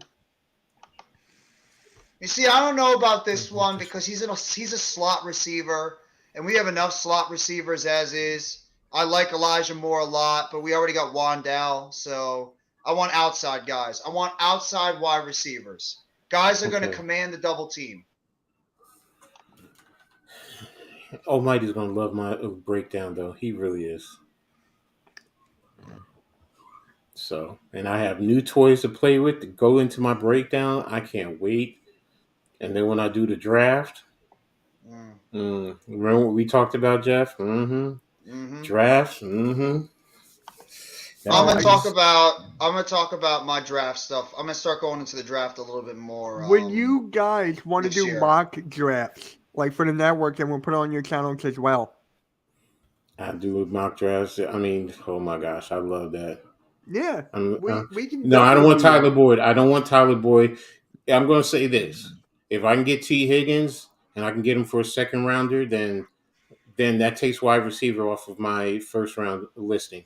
Yeah. I'll be brutally honest, because if I can get T. Higgins, I like Tyler Boyd, but I don't want. He's too old now, and he's a slot receiver. He's a slot receiver, yeah. So give me T. Higgins, yeah. Big body, commands. Look what he's doing right now. So. He was probably thinking, holy shit, I'm about to get my ass kicked. That's what he was probably thinking. And Leonard Marshall, too.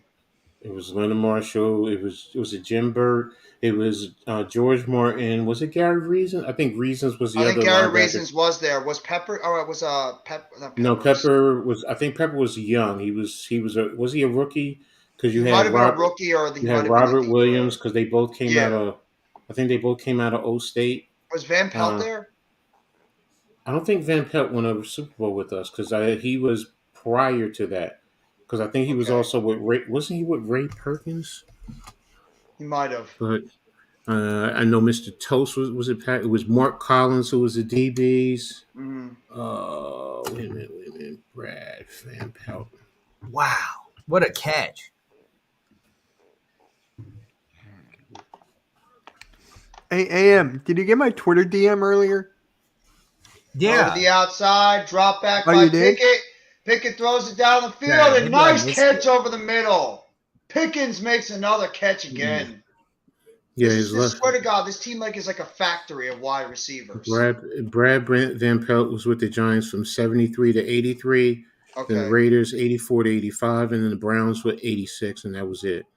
Pepper Johnson was a rookie in '86. Mm-hmm. Levan says that. Mm-hmm. I don't want see, that's the problem I have with Gabe Davis is I like Gabe Davis, but I don't think he's a number one. I think he takes advantage of the one-on-one coverage because of Stephon Diggs on the other side. Mm-hmm. He's a good complementary guy, but even if you get a guy like Gabe Davis, I want a true number one. I don't think Gabe Davis is a number one. I like Davis, but he's not a number one. Vance, I actually did a Let me get back to you clinic on that, with Perry Williams. I did a clinic with Perry Williams and for kids back in New Brunswick in 2000. I don't have an answer. That's why I didn't answer. Oh, so he's a real nice dude. Yeah, that's why I didn't answer. Gotcha. Okay. I will have an answer though, probably after sometime tomorrow night. Got it. What the hell are you two talking about? Personal. No, not you, Coach. Not you, Coach. No. I heard what you were saying, Coach. No, we're talking about pick'ems because I'm not going to be able to run it. So I asked him if he could run it. Rashad Jennings was okay. He was an okay running back we got. Not great. I mean, when you're going from Ahmad Bradshaw and Brandon Jacobs to Rashad Jennings, and obviously after the David Wilson stuff, I mean, it was okay. That really broke my heart what happened to David Wilson. That was such a crappy thing that happened. He was going to be great. Yeah. That kid had superstar written all over him. And you would know all about him further. David Wilson from Virginia Tech. Mm-hmm. Yes, that David kid had Wilson. Superstar written him all over. Oh, my God. Him and Tyrod Taylor. Woo. Yeah. That draft was a disaster. That draft was a freaking disaster because then we had Ruben effing Randall that we got in that draft too. And that was the guy. He was worse than Kenny Golladay for me. There's no player that frustrated me more as a Giants fan than Ruben Randall. That guy drove me nuts every single week when he was playing because he had so much talent. He was so talented, and he could have been that wingman that we needed consistently for OBJ. But that guy was a knucklehead. He was a knucklehead. He actually signed with you guys for 2 seconds, then you cut him, and nobody ever gave him another shot. I was really hoping the Giants were going to pick up Khalil Herbert in the draft. That was my draft prediction for last year, is that the Giants would draft Khalil Herbert. After how successful David Wilson was, maybe they could get another Virginia Tech running back with Khalil Herbert. But as a backup to Barkley? Yes. Just like with Montgomery with the Bears. I don't know. That would have felt more like if they drafted a guy like Herbert that they were going to eventually replace Barkley with him. Right. Because Herbert was a high prospect. I'm sorry. Go ahead further. I was going to say that, but he was a 6th-round pick, so it wasn't like a high pick. It was a 6th-rounder. Yeah, but he had high upside, though. He was a high upside player. They knew he had the talent. I think it was because of his size. And when he run a slow combine, that's the reason why he dropped so much. Yeah, it's really sad. I'm kind of like you guys now with the Giants and your tight end. You have a pretty good tight end this year, but, man, when we don't have Dallas Goedert, we're in big trouble. Almighty, if you're drafting Breece Hall, you were going to say goodbye to Barkley. Breece Hall is too good to be a backup to Saquon Barkley. Michael Carter, that's a different story. But if you were drafting Breece Hall, Barkley would be an ex-Giant after this year. He would be. They would be drafting Breece Hall to replace Saquon Barkley. I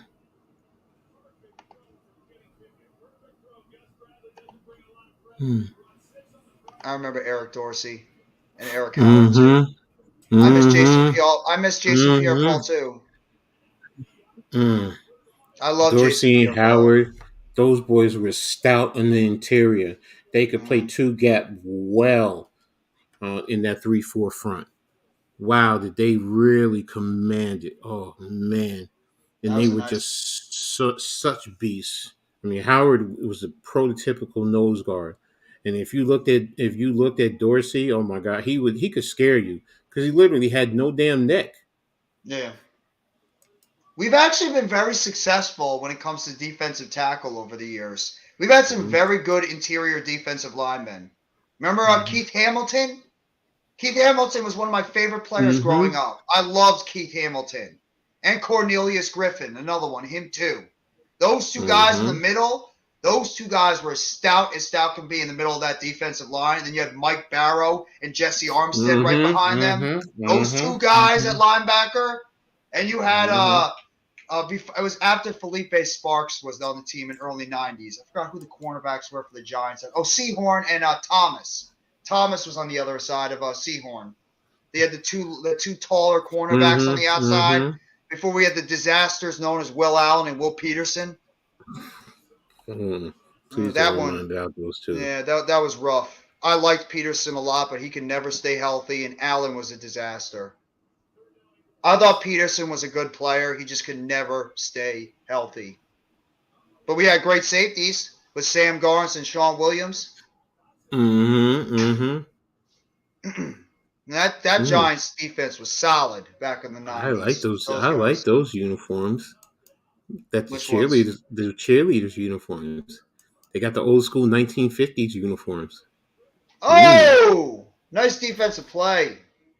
Will Allen, from Syracuse. Yep, I remember him. Dude drove me nuts too. A lot of talent, and he could never get it done. And Peterson, another guy. He had moments, but he could never stay healthy. The dude was hurt all the time.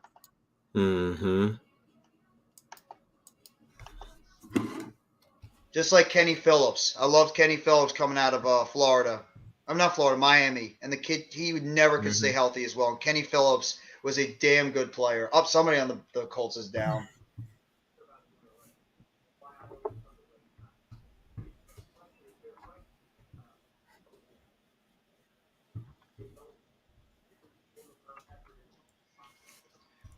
Adrian Peterson.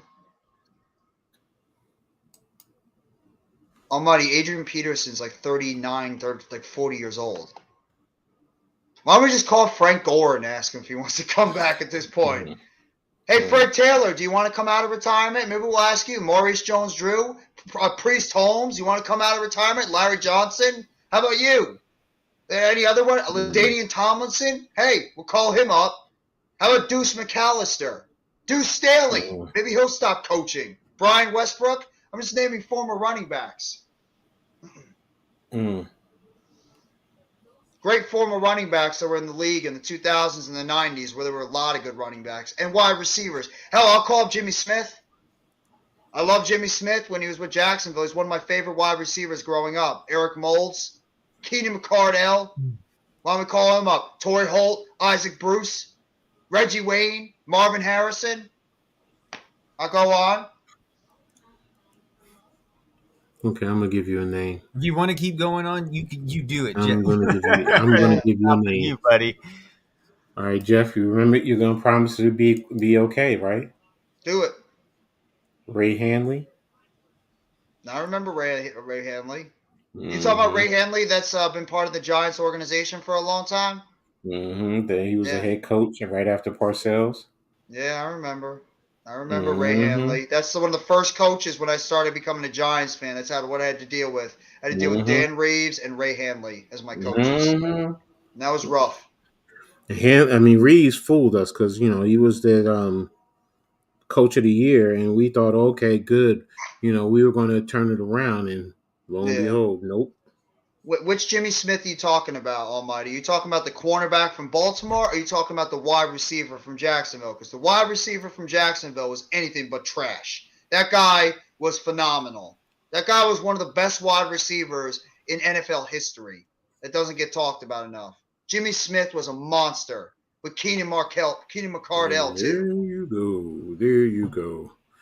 Yep, the Levant, exactly. He did. He fooled us. He sold us a pot of gold, and he gave us nothing but dog shit as a head coach. He sucked as a head coach. Nice down bounce the outside by Benny Swell. Bro, do you even know who Jimmy Smith is? Do you know who Jimmy Smith is? Go watch his highlights if you think he sucks. Go watch 82 from the Jacksonville Jaguars if you think he sucks. That dude was a beast. A beast. That Jacksonville 14 Jaguars interceptions. offense was a beast. Fred Taylor, McCardell, you had Jimmy Smith, you had Brunell as your quarterback. They had that offensive tackle that was a beast. Mm-hmm. Stop it. Oh, now I can't take you seriously. Edelman But over how Jimmy come Smith. he's not a Stop Pro it. Bowler though? Stop it. Who, Jimmy It's- Smith? Yeah, I just looked up that. I was just wondering. He doesn't have one Pro Bowl. I'm actually Because kind there of were so many shocked in that. stud wide Mm-hmm. receivers. There were so many stud wide receivers in the 90s, in the AFC even. I think Yeah. wasn't he an All-Pro? Wait. Are we talking about the same Jimmy Smith, the one from No, the the Jimmy Ravens Smith. that was a cornerback? No. The wide receiver from the Jacksonville Oh. Jaguars in the 90s. That dude was a multi-time Pro Bowler. He had like 13,000 Okay. yards receiving. He had like Um, almost 1,000 catches. He was a multi-time Pro Bowler and All-Pro. He was a beast. And he had McCardell, who was as good as him on the other side. I mean, teams had to pick and choose who the hell they had to cover. Because around that time period was the era of the dominant duo at wide receiver. There was a lot of good dominant duos at wide receiver, especially in the AFC. And you had Torrey Holt and Isaac Bruce. You had Reggie Wayne and Marvin Harrison. You had Eric Moles and Peerless Price for a little bit. You had Rod Smith and Ed McCaffrey. We obviously had our decent guys, and Amani Toomer and Ike Hilliard. I mean, there were a lot of good duos at wide receiver back in the day, in the 90s and the 2000s. T.O. and Jerry Rice. You even had Jerry Rice and Tim Brown for a little bit. Mm-hmm. That's how good it was. You had Hines Ward and Plexico Burris. Oh, and Antoine Randall L. I can't forget about Antoine Randall L. as well. yes. You guys, not so much. Your Haven't wide heard receivers, that. I your wide haven't receivers heard- sucked. Of course, Julio Jones over Jimmy Smith. I'm sorry, I have to agree with that. In his Julio's prime, just yeah, that's absolutely. not fair. Now, if you want to go, do you take Julio over Megatron? That's a tough one. That is exactly. a tough one. Wait, Julio, Megatron, and Larry Fitzgerald. I'd lump all three of them together. That's tough. That's You know what's the point. crazy is Megatron could have had even better stats. I mean, Mhm. Matt Ryan's is Matt Ryan's. I hate to say it. I'm taking What if Larry you had Fitzgerald. Tom Brady or an Aaron Rodgers? Holy Of moly! course. Jerry Rice and John Taylor. Yup, that was another good duo. I mean, you also had Freddie Solomon and Dwight Clark, if you want to go that far back. Yep. I mean, Freddie was the speed, while Dwight was the hands and the possession, and that's what was the beginning of the 49ers dynasty. Ingram and Duper. Yeah, the Marx brothers. Oh Yep. my! If they just had a running attack, I really think they would have won some Super Bowls. Absolutely. Absolutely. They were one of the most underrated wide receiver combos in the NFL history. And then if you want to go even further back than that, John Stallworth and Lynn Swann. That's where I started it. Yeah. That's where I started. I could tell my father if Cunningham, the tight end, was getting the ball, if Franco Harris, Rocky Bly, and he used to look at me and say, "How the hell do you know that?" And I just studied the game. The Eagles struggled trying to get good wide receivers until like around the mid to late 2000s. That's when you guys got Deshaun. He was like the first. Well, you had T.O. as well. You traded for T.O. Oh, wait a minute. Randall had some good receivers back in the day. I mean, like the 90s and the 2000s. Oh, okay, He really struggled. The 80s he did, yes. I mean, that Eagles team used to frustrate me, No, they're especially not. their defense. I'm sorry, Coach. No, these are not the best wide receiver duo in the NFL. Not even close. Not even close. And Hopkins is good. Cincinnati's wide receiver duo, I'd take over them. I would take I got to think of wide receiver duos right now. I'm sorry, Coach, if I interrupted. Because I'm thinking, it's the same. I take Pickens. I would take Pickens and Deontay Johnson over Brown and Hopkins because I'm not a huge fan of Hollywood Brown. I think he's overrated. The Jets, even though the Jets received, no, yeah, That's another one. I would think about maybe Jake. Tyreek Hill and Jalen Waddle. How is that not the best right now? Have you seen their numbers this year? Have you seen their numbers? I would take Yeah, honestly, I'm taking A.J. Brown, Devontae Smith, because I'm a huge fan of Devontae Smith, and I think A.J. Brown is a beast. And I would take the Ooh. best wide receiver duo in the NFL right now is Jalen Waddle and Tyreek Hill. These two guys are just unstoppable If the right now. Jets had a quarterback, theirs would actually be the best. Elijah And Moore they and Garrett Wilson. and they have threesome. Don't forget Davis. That's true.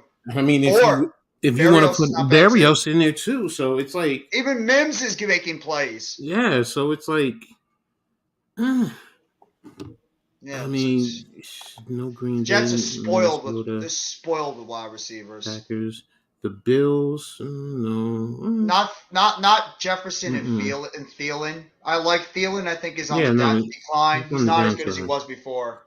Like, I'm sitting here trying to go over it. Oh, Mike Evans and Chris Godwin.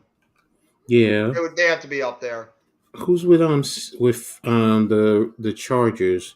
Oh, You have Mike Williams and Keenan Allen. yeah.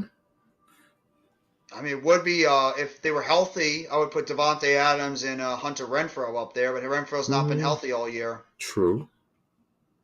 Oh, DK Metcalf and Tyler Lockett. You Oh have to put yeah, them up. Those guys are beasts.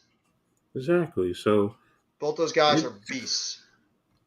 it's hard. It's hard right now, and CD Lamb and it Gallup. hurts. No, they're good, but they're not up there. Mm. Even the Washington CD trio is Lamb really good. CD Lamb is just too inconsistent for me right now. Yeah. I mean, he's good. He's very good. He's like a borderline 1 and 2. He's a very, very, very good. He's an excellent number 2 or a low end number 1. And Gallup's solid too. Gallup always plays well against us, especially. It's like Michael Gallup waits to play the Giants, and then he just like comes up with these remarkable catches all the time. He loves playing against the Giants. But and Washington's got a good wide receiver group too. McLaurin, I like Jahan Dotson, and Curtis Samuel when he's healthy is really good too. Man, I see. We're talking about all these wide receivers on other teams, and you look at us, and you see the talent that we're throwing out there, and how sad it is. Our best 2 wide receivers, not named Darius Slayton, are probably on injured reserve right now. Oh, Kenny Moore's going to the locker room.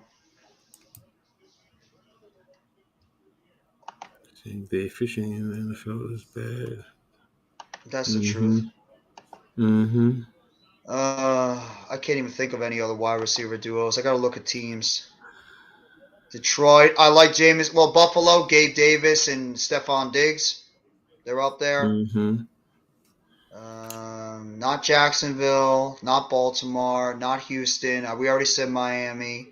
I like Jamison Williams. If he's paired up with Amon St. Brown, I think they could be a good duo. Tennessee, no. Chicago, I like Claypool and Mooney, but they're not up there. Falcons, no. Chargers, yes, I would put them up there. Vegas and Seattle, I put them up there. Kansas City, they got they got decent players, but I can't put them up there. San Francisco, Ayuk and Samuel. But they get hurt. They get hurt because they don't have a quarterback. So that's true. But Ayuk's having a great season so far this year. I've always been a fan of Ayuk. I think he's very underrated, a wide receiver. And they have those bigger wide receivers that you can move all around the field. I want to see their stats. See how they're doing this year. Oh, wow. Ayuk's actually leading the team in receiving. 51 catches, 652 yards, 6 touchdowns. Debo's second with 44 catches, 511 yards, and 2 touchdowns. But it's because also they run him a lot. That's why. Bro, even Jawan Jennings would be one of our top wide receivers. That's how bad we are. Yeah, I'll entertain myself. What's our stats? Let me see. Darius Slayton leads the team in receiving. 27 receptions, 476 yards, and 2 touchdowns. Richie James is second with 28 catches, 280 yards, and 2 touchdowns. Third is Wandale. 31. He had 23 for 227 and 1 touchdown before he got hurt. Barkley's actually fourth. Sterling Shepard is still top 5 in our team of receiving, and he's been hurt since week 3. That just shows how bad our wide receiver core is that Shepard is still in our top 5 receiving, and he's been out for like almost 10 weeks. Oh shit! That's another great one. Wayne Corbett and Keyshawn Johnson. Good. That's another great pick. And even when Keyshawn was with McCardell in Tampa Bay. Check this out. These remaining schedules of the Giants, Washington, and Seattle. Seattle at the Rams, Carolina, Frisco, at KC, the Jets, and the Rams. Washington, us, by us, at Frisco, Cleveland, Dallas. And That's you already a tough know schedule. us. Yeah. And you know ours. So it's going to be a dogfight all the way down. Because Terrence Marshall's not consistent enough to be put up there. DJ No. Moore, yes, not Marshall. He's done nothing in the NFL. I can't even say Seattle's going to beat the Jets. I think Carolina, Frisco's going to be tough. KC's going to be tough. And 2 games with the Rams, I mean, they could split those. So I still think after reading that, though, I think they have the easier schedule than the both of us. Washington and the Giants. It's not by a lot, but I think they have because the Rams I think are punting the season. I mean, it looks like they've just given up at this point. I still think they can. I think they split with the Rams, and I can't see them beating Frisco, KC. So, and if the Jets can really go out there and play their brand of football, because remember the Jets can run the ball and they can pass now. Yeah. And they can play defense. So, yeah, absolutely. So, I mean, even if they take both with the Rams, they'll beat Carolina. They could go 3-3, and if they go 3-3 and we go 3-3, we're in. No. Washington. Oh, because we have the better record. That's right. We have a game up on them. Yeah. We have to because we tie with them. They have the tiebreaker. They have the tiebreaker, exactly. Washington has only 5 games left, so. But theirs is tough. I mean, they host Cleveland, they host Dallas, so okay. But at Frisco, Derek Thomas was a beast. He might have been the greatest linebacker not named Lawrence Taylor. I thought he was close to. Yeah. That guy was a game wrecker, like Lawrence Taylor was. Not as good as Taylor, but he was the closest. That guy was just not fair to play against. He was not fair. They also had another good Derek on their team afterwards. Derek Johnson was not bad too when he was playing with Kansas City for all those years. He was a good linebacker as well, but Derek Thomas was just wow. That dude was something different. Hey, what was that Lawrence Taylor documentary back in the day? I'm not sure if it was on YouTube or something I watched, and they had these quarterbacks, doing interviews about Lawrence Taylor, and they say that was the one guy, every time I faced him, I would have to look over my shoulder because I was literally scared to death of Lawrence Taylor. Oh, yeah. Because they knew that no offensive line could contain Lawrence Taylor. Yeah. And he's on the other side. They knew they were about to get the crap kicked out of them because no offensive line could stop that guy. And when Lawrence Taylor was unstoppable on the field. Coming over your shoulder and you're not looking with the eyes behind your back of your head, your neck is just gonna snap back. Yeah, just ask Joe Theismann. LT did the one thing that he would try and also break your shoulder. Because if you watch, when he comes down with that force, he's trying to break that shoulder. Oh, yeah. Joe Theismann and what's his name? He hit Jaworski bad, too. Jaworski. Yeah. I think he sacked Jaworski the most. Yeah. He Jaworski, I think, even talked about it. Yeah, Jaworski talked about how it was just not fun playing against Lawrence Taylor because the amount of times he hit him on the football field in the 80s. But a lot of people are going to say that. Oh, shut up, Almighty. He did not sign. Cut it out. Believe me, if he did, it would be on my phone. Yeah. Lawrence Taylor sacked Ron Jaworski 20. I love Levance when he always gets the info ready. All the time. Mm-hmm. No doubt about it. That's true. Jaworski was literally Lawrence Taylor's I can't come up with a word. Like, he pretty much was like his sack dummy. Like, those little things that they hit away.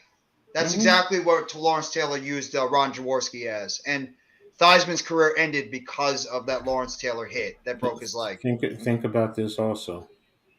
The way Lawrence Taylor played the game. Oh, nice catch by Pittman. They would not allow it the way the game is played now. No, he wouldn't. A lot of the plays that Lawrence. Yeah, go ahead, Coach. No, I was just saying most of these quarterbacks wouldn't even play. They would stop. They would give up. You wouldn't have RPOs because quarterbacks knew they would get, and LT would just hit you because he wouldn't care. He's just gonna go out there and he's just gonna hit you, and he's gonna make you think about it afterwards. What's his favorite saying? Let's go out there like a bunch of crazy dogs. Exactly. He says it all the time during all those games. Let's just go out there like a bunch of crazy dogs. Every game. And that game against the Jets when he told the tight end, was it Mickey Schuler? He's like, I'm gonna come over there and kick your ass. It's just like, and then what's his name? Was it Richard Todd? Was it Todd? I think it was Richard Todd. No, yeah. was it O'Brien? He was like, son. Oh no, I think it might have been Richard Todd. Yeah, he's like, son. I was just like, oh my gosh. He talking to you, and he coming to offensive line. He couldn't block him. Running backs, tight ends couldn't block him. No. And it wasn't even just him. You also had Harry Carson, and you had to deal with Pepper Johnson. You had to deal with Van Pelt. Carl Banks. You had to deal with Carl Banks. You had to deal with Leonard Marshall on that defensive line. Mm-hmm. You had guys coming all over the place. So it's like you're looking for 56, and you have to look for all these other guys that can come around and hit you. That Giants defense in the 80s was just something. They were a defense you did not want to play against. Everybody talks about the Bears, but that Giants 80s defense was scary. They were the definition of scary with the talent. The two hardest quarterback hits I've ever seen in my life. Both on Joe Montana. Jim Burt, when we were playing them at Giant Stadium, he came right up the middle and just totally annihilate him. And Leonard Marshall out there in Frisco, when he stopped and avoided one Giant, and Leonard Marshall came from right behind and just clobbered him. There you go. Levan's talking about the 1990 NFC Championship game with Eric Ford knocking the football out with his helmet. And Roger Craig's hands, and then Lawrence Taylor recovers the fumble recovery. Eric Howard and the Erics in the middle of the defensive line were excellent too. Exactly. So that defense that's why it always baffled me how everyone, talks about. I'm not saying they weren't a great defense. Chicago's defense was just out there. But yeah, it was. They just had guys who intimidated you, and that's really what it was about. They were the Mike Tysons. They walk into the ring and you're intimidated. Your eyes are open up wide because you're like, I'm about ready to get my ass beat. Where you did that with LT, maybe a couple other guys, but not the full entire defense. Even though the full entire defense would hit you the same exact way. So so different era. That to me is when you go across the middle. I dare you to go across the middle. Yeah. Imagine if you're a tight end, a running back, or a wide receiver running a route in the middle of that field, and you have LT coming flying at you. Or Banks or Carson, either one of those guys. You'd be done. That's why I have such great respect for Mark Bavaro. Look what he did in Frisco. And he was getting hit when he was dragging those guys. Yep. 8 different guys. Famous play where he was dragging a whole bunch of San Francisco 49ers on that one run. Arguably one of the greatest football plays of all time. Just showed the toughness of Mark Bavaro and the type of player he was in the 80s. Now, he wasn't all flash, but he was going to go out there and he was going to be a load for you to be able to take down. That's the type of player that Mark Bavaro was. He was just that kind of guy that you would have to literally have your whole team to take that dude down. Mm-hmm. But then he had to retire because of an eye injury or something. I think he was with the Eagles too, right? Yeah, That's I when think he it was an retired. eye injury that he was forced to retire. I forgot, like if somebody scratched his cornea or something. He had to Mm-hmm. retire early. Exactly, Vance. That's right. It did lead to that pick six. Mm-hmm. And you know what's so funny? I always said that was his slowest pick six because the fastest one to me was that Detroit game on Thanksgiving Day, and he ran what 90 some odd yards right in the flat, and he was gone. But yeah, Jim Burt's hit, and it was I mean, it was Rice who was behind Taylor, and he gave up because he knew he wasn't going to catch him. Mm.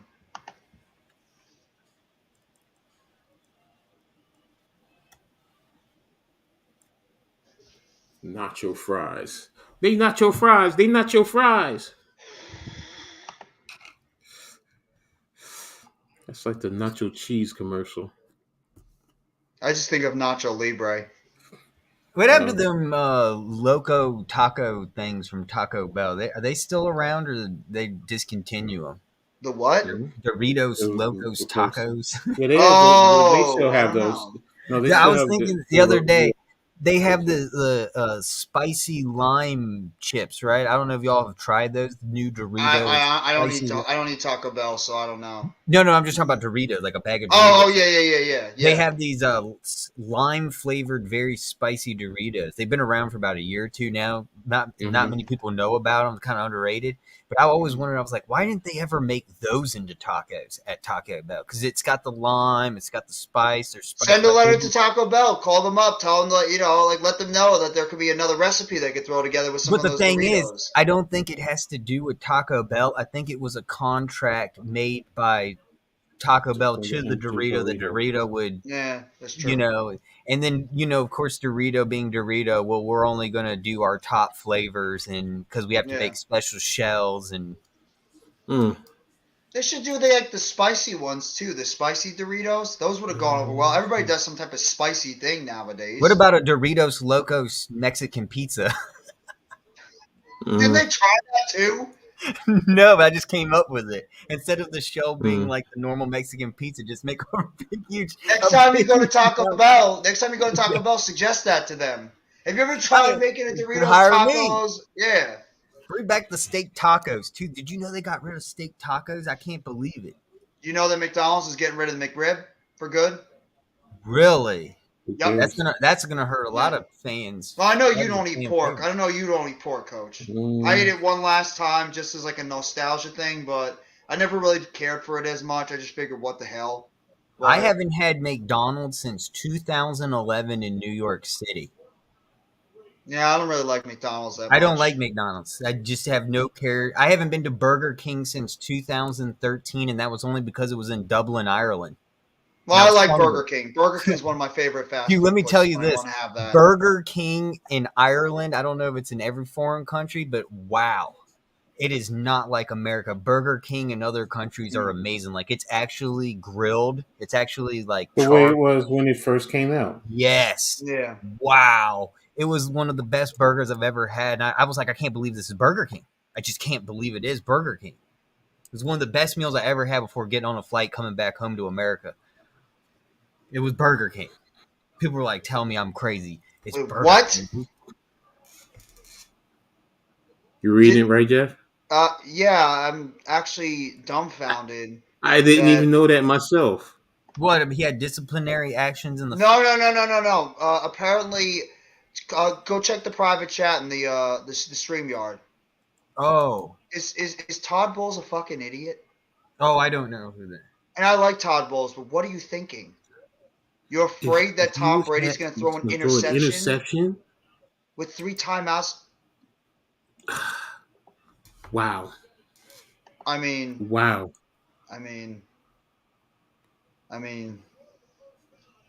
I've seen some stupid things. Wait. They really didn't call a timeout because they were worried. Apparently, yeah. Brady, as much as would that hurt his feelings? This year, This I has been guess. one year where it really just like shows the idiocy of coaching sometimes. There's Dude, been it's some literally really like stupid coaching it's like they decisions know this year. Tom Brady's already damaged with Gazelle and the whole divorce thing. They're like, we gotta make sure that we just don't hurt him on the field. He's like a glass Wow. doll right Bro. now. Todd, That's bro. that's as I've bad as never. Nathaniel Hackett deciding to kick the ball not once but twice for 64 yards and not giving the ball to Russell Wilson in week Oh 1. my God, Bro, That's that's as bad Todd. as bad week too. 1 with the Broncos didn't kick a field goal by That's calling what a I was saying. timeout That's what I for a just minute. said. Yeah. Yeah. Yeah, that's what I meant. Mac and I were calling that game, and we were both screaming our I was lungs off. there. Like, I how was in the live Yeah, stream. yeah, you were there with us. My bad. Yeah, We were I was screaming our there. lungs off how stupid you are as a head coach. You have Russell Wilson. And You call a timeout, and you get another chance to give him the chance. football, and you still kick a 64-yard field goal instead of giving it to your quarterback, who's a Hall of Famer. I mean, these coaches this year have Todd, really done some And you had stupid all your shit. timeouts in over a minute. What was it, a minute and 24 seconds or something crazy like oh that? my Like, of course, gosh. it's Russell Wilson, man. He did it in the Super Bowl, No, except they but didn't run it in. They didn't run it in, but at least they ran that might have all the way topped down the it. That might have topped it. I mean, you field. really are afraid to you're afraid to call a timeout because With you're one of afraid the that greatest quarterback. Oh my gosh. Yeah. Wow. Wow. that's a fireable offense. I hate to say it, that's a fireable offense. Wait. Is the Dan Marino still the owner of the Broncos? No. No, you mean John Elway. John Always think Elway's he'd be like Joe always on Elway. the speaker comm going, can you bring coach up to my office? You might be saying Yeah. that at the end of the season. Can you please bring Nathaniel Hackett up to my office immediately? We have to have a sit-down conversation. Right. Yeah, Sit-down bro. conversation. That's bad. Bro, now you giving all the Jets fans justification to say, see, that's why we had to get rid of him. Yeah, that's Damn bad. you, Matt Ryan's and the Colts. I picked the Colts. That's another loss on my pick'ems. Man. That's a kid I actually like too, Paris Campbell. He's just been bitten by injury issues, and he's never been the player that I thought he would be coming out of Ohio State. And that's it. Pittsburgh's going to win. Pittsburgh's going to win this game. It's 24-17, brutal loss for the Colts. They're going to drop to 4-7 now. 4-7-1. Right. I mean, Tennessee might clinch that division in like a week or two. Two divisions might be over in like a week or two because Minnesota is probably close to clinching their division too with how bad that division is overall. I mean, maybe Detroit keeps it alive because Green Bay's going nowhere and Chicago's obviously going nowhere. Further, is anybody doing anything out west in the AFC? I'll teach you about football, no problem. Well, the Chargers I think are 6-5. Okay. And we know the Raiders they won 2 in a row. Yes, the Raiders actually won 2 in a row, and the Broncos are a disaster. Let me check the standings, NFL standings, so we can get up to date. Give me 1 second, guys. I'm looking Okay, the Dolphins are 8-3 as well as the Bills. The Jets are 7-4, and the Patriots are 6-5. So that division has everybody at least one game over 500. The West is the Chiefs are 9-2, best team in the AFC. Chargers are 6-5, Raiders are 4-7, and the Broncos are 3-8. The North has the Ravens and the Bengals 7-4, but I believe the Ravens beat the Bengals, so that's why they're ahead. The Browns are 4-7, and the Steelers now are 4-7. And the AFC South. Titans are 7-4. Colts lost, so they're 4-7. Jaguars are 4-7, and the Texans are 1-9-1. Oh, the Colts are 4-6-1. That's right, because they tied. No, 4-7-1. They just lost this game. Did they have their bye yet or no? No, I don't think so. What's up, Karem? Yep, I saw that before that KD dropped 45. I'm gonna do a video on that either later tonight or I'll do it in the morning. I'm gonna check the NFC now. Because that's obviously concerning us. 1 second. Let me see. The NFC. Let's see. We got the Eagles 10-1, Cowboys 8-3, Giants 7-4, Commanders 7-5. Best division in football right now. 49ers are 7-4. Seahawks are 6-5. Cardinals are 4-8. Rams are 3-8. Hmm. Now they get to the brutal divisions. You got the Vikings that are 9-2. The next closest team to them is the Lions at 4-7. The Packers are 4-8, and the Bears are 3-9. The Vikings might clinch next week. Mm-hmm. They might clinch that division next week with like 4 or 5 weeks to go. And this is the worst division in football by far. The Bucks are actually leading the division 5-6. Falcons are 5-7 in second place. Panthers are 4-8, and so the Saints are 4-8. So it's not inconceivable that all 4 teams in the NFC East can make it. I think it's going to come down to I think it's going to come down to the Giants, Seattle. Commanders, and the Seahawks for that last spot. 3 teams for that last spot, unless another team like in the South might pop out of somewhere. Unless like the Falcons go on a run, or if that's pretty much it. Or the Lions, but I don't think the Lions. I think that loss to the Bills really hurt them. No, really, this year there really isn't like everyone's pretty much meshed together this year. Besides, say like the Eagles being away from most of the group, but really everyone's Well, it's the year. It's the year of the East. It's the year of the East divisions. The AFC and the NFC East are by far the best divisions. But I'm a realist, and I will agree with certain people's comments where it says the East has the easiest schedule than anybody else's schedule. Which At East? the The beginning of the AFC? season? The NFC East has the easiest schedule in all of the NFL. How? The facing opponents, particularly in say the NFC South. How? Like we face the Panthers, the Saints. They're how not is doing. How is it easier? Then we face the North as well, and the North isn't. The Packers aren't that hot this year like they were supposed to be. The Lions were so. I mean, the Vikings are something to talk about, but the Bears, like I'm just saying because the NFC East plays the NFC North and the NFC South, and the opponents in those really the hardest opponents that we face this year are each other. Yeah, and if you go through those other teams, look at their schedules. What tough divisions are they facing outside of their own? Us. I mean, those divisions, yeah. But if you look at the AFC West, like what are their crossovers? Because that's what I'm getting at. To say that ours is because we face each other, that makes it even that much more harder.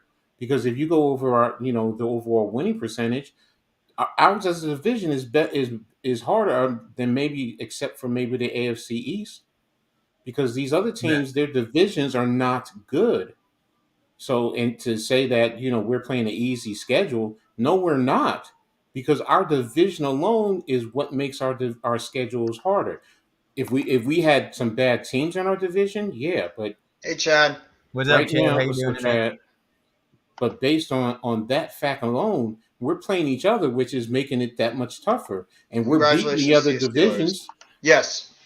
We're beating the other divisions. Seattle's on a 2-game losing streak. Seattle's on a 2-game losing streak, so maybe their mojo is starting to come to an end. It's not Geno Smith's fault, but maybe that young defense is starting to get exposed a little bit. So Seattle's coming back to the pack, and San Francisco's on a 4-game winning streak. So they've obviously righted the ship over there. Think about it. Seattle just lost to the Raiders. The Raiders. Yeah. So you can't get any more anybody who for me, if they tell me, we're playing an easy schedule, no, we're not. Yeah. No, we're not. And what has everyone said about our schedule, the Giants? Right now, we're going to play the hardest part of our schedule now with all the tougher teams. Oh, yeah. That alone says it right there. You guys are playing, us. It's not going to be a cakewalk, and division games are always tough. Washington, even the team down south. I mean, we just alone playing each other in division makes it that much tougher. If you want to say because we're playing the AFC South and the NFC North, okay, their divisions are not tough, but okay, other than those divisions playing us, what are their other crossover divisions? Because that's also going to say Well, what about their other crossovers outside of the NFC East? Yeah. Because outside of their division, because that Right. means they're playing another weak division. So to me, for me, I don't accept that. I can't. Well, I think the best thing for all these teams right now, the NFC East, these teams need none of these teams can really just get absolutely blasted by the rest of their division. Like if we get Mm-hmm. blasted or Washington get blasted and they can't win anything, I honestly am feeling confident that all four teams can make the playoffs because of how Mm-hmm. bad the North is and the Mm-hmm. South. Because I even Mm-hmm. think the Falcons are not that good. I don't even think they're going to even go on a run. The only team that could mess things up, I believe, is Seattle. Every other Exactly. team, I think, is not in the picture anymore. I think Arizona is dead. I Mm-hmm. think that the Bears are obviously dead. I don't trust the Panthers. Falcons are too inconsistent. The Packers, I mean, we know they're just out there right now. I mean, the Saints are dead pretty much. Yeah. Mm-hmm. Yeah. There's just too many bad Rams teams are in the dead. NFC. Rams are dead. Yeah, Mm-hmm. The Rams have been Dude, dead for a while. dead, So I dead, mean, dead. that's what makes it think that as long as the Giants, Commanders, I think the Eagles are winning the division. Yes. I do. Yes. Yes. I think as long as the Cowboys, Commanders, and the Giants don't all continue to lose to each other, like each one of them, if they split at least all these games, I do think, unless Seattle starts righting the ship, and they make it because we're beating up on each other all over the place because the amount of games we have at the end of the season. I do think that there's a very good chance that every single team in the NFC East can make the playoffs. And how fun would that be if we My have all question of is, us in has the it ever playoffs? happened before? You can't. No, because we couldn't. There was only 6 teams that made the playoffs Yeah. previously. Right. So this will Now be that's the gives the first time with the possibility. new playoff Yes. Mm-hmm. that Yes. this. So wow, it's already happened. It's happened so fast because the change was just a few years ago. So Exactly. Yeah. wow, it's amazing how it's And things are happening. Things are in motion. yeah, they Interesting. are. They're Wednesday. They're going down to Miami. So from what I understand on um one of the podcasts that covers Rutgers, Miami always, first of all, always gives Rutgers a problem when we Yes. travel down there to play them Mhm. in basketball. But Yes. they did say that Miami has a hard time with tall physical teams because they're small and quick. They're smaller and quick, but they don't have anybody to match up with Cliff down in the middle, and we have good long wings, and we play good defense. And we just got Caleb back, and we might have Paul McCahey back too for this game too. So Pike, he plays good. He mixes it up with the defense. He said this is probably the best team that he's had in a long time because the other teams were more reliant on ISO, where this is a team they move the ball and they work together on the defensive end and they really push it. So this in their what is it, the net palm or whatever it is, they have them 36 in the country right now, and that's because they played a bad schedule.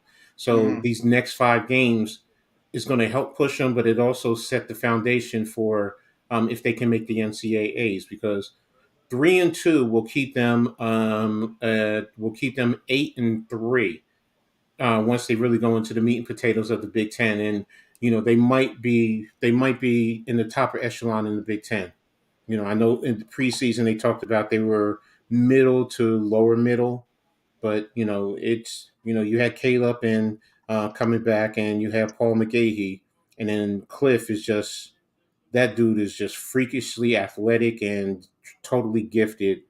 And then the new kid that they got from Loyola, Maryland. I mean, the kid can shoot the rock, and he's leading the country in steals. I mean, I Mm-hmm. wasn't expecting that. I really wasn't expecting that out of him. So I'm excited Wednesday to see what Rutgers can do against Miami. So like I said, it's Miami, Indiana. They're down in Miami, host Indiana, at Ohio State, host Seton Hall, host Wake Forest. These next 5 games really set the stage for their season. Mm-hmm. Hopefully that was able to answer your question, Levance. You know me and Rutgers. You know me and Rutgers. Yeah. Oh, and my ladies, the Rutgers ladies also won by 18 points yesterday, I think. I like to see them be able to start getting back to their winning ways from what they had Yeah, when under C. Vivian Stringer when she was yeah. coaching them for years because they I were mean, always a top program in the NCAA Women's League all the time. it just She they was a do just phenomenal coach. they just have to get more bodies. You can't play a whole season with 8 players. You Yeah, just can't. you're right. Yeah, you're right. Not when other schools have 15, 16 kids. Hmm. It's they're just going to run you, and you're Yeah, going to wear down, and you're playing in the Big Ten. So that alone in basketball for both sides is tough. But yeah, I hope they do. I hope what they just they can play close to the middle of the pack. That's all I'm looking for from them. yeah. Because I think Coach Cleese will definitely get the players in. She got a player in who led him yesterday with 26 points. Yep. Yes, she just made the Rutgers Hall of Fame this past fall. So As she should. Well deserved. yeah, so but if once Colquise starts getting her players in, I think she's going to definitely get them right where they need to be. So it's just getting the bodies in. Once you get the bodies in, they'll be fine. Hmm. So, and yes, I miss C Viv. You know, oh, and by the way, the current Rutgers coaching staff is loaded with coaches. They almost have more coaches than they do players. So, Mm. but they have legendary coaches, very legendary. Tasha Pointer, former All American from Rutgers. What's her name? She was an All American at Tennessee. Wait a minute. Rutgers Under women. another great legendary coach, Mm-hmm. Pat Summit. At women's basketball coaches roster. No, and the kid I'm talking about is Kayleen Smichael. Is I think her name. Kid is good. I watched her. She's young, but she's good. Nikki McCrae. That's who she signed. So you got Nick Gray, John Hampton, all his assistant coaches, Ailey Hosley, strength and conditioner Glenn Kane, Carl Wilson, scouting, Stephen Fisher, chief of staff, Jessica Kidder, trainer. Like if you go on and you look at it, it's But if you remember Nikki McCrae, wasn't she with? Yeah, she was with Was she with Tennessee? Yeah, she was at Tennessee. So Mm. she was also the head coach of Mississippi State, so she has head coaching experience. So anybody who when get the kids coming in, they're going to be well coached. Yeah. So I mean, I'm not worrying about Rutgers, women's going after this year. No, Rutgers women has So always had one of the most successful programs in the NCAA for a very long mhm. time. I mean, it's a tough act to swallow to follow when you're going after a woman that was a legendary coach not only in Rutgers history but in NCAA history. Bless you. Mhm. I Bless mean, you. Vivian Strenger I think she was a top coach in the NCAA Mhm. for many, many, many years. The recruits she always got, and Rutgers was always a top program all the time in Mhm. NCAA women's basketball. I don't think they ever won a championship though, which is a shame because they had Not the Tennessee, current they had format. you, They they won in '82 before they did the NCAA. So they yeah. did win a national championship, but it wasn't the way the format is now. So Yeah, well, they had you know, Baylor, they had Tennessee to deal with, they had UConn, they had all these other programs that were just incredibly this is strong before for a while UConn. too. This was even before UConn became into prominence. Back then, this was in the '80s. I mean, you had Sue Wicks. There was a Regina, I think her name was Regina Hill. I can't remember, but they used to call them Wicks and Sticks. I used to go watch them, Mhm. and they were good. They were good, but yeah, Connecticut was just no. This Oriana wasn't there. I don't think as yet, but No, I think Ariano came in what in the '90s. no, I think he came in the late '80s. So, oh snap! My Cougars are undefeated. Okay, y'all gonna get me watching these games now. I'm sorry, I'm Who? looking at King. I'm King, reading his thing. Who's Paige Bunkers? She's Buckners. a she's an All American at UConn. She got hurt this year. It was this year I think she got hurt. She blew out her knee. So, but last year she was a freshman All American. She's good. She kind of fits the mold of the UConn basketball players. Mhm. She has that mentality. So once she comes back, I think and gets her knee aligned, she'll be fine. I love women's basketball because it's just so fundamentally sound. So I could watch women's basketball all day long. So Azzy Fudd. I'm trying to remember that name. Name is so familiar. I apologize. I don't know college basketball that much at all. That's one of my sports. This one sport I just don't follow. Yeah, no, I usually follow it. Women's link, Kings women's. Hold on a second. My women are 3-2. Oh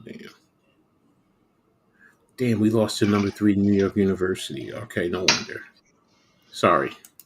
No, it's fine. So, and I'm looking up Azzy Fudd. Azzy Fudd.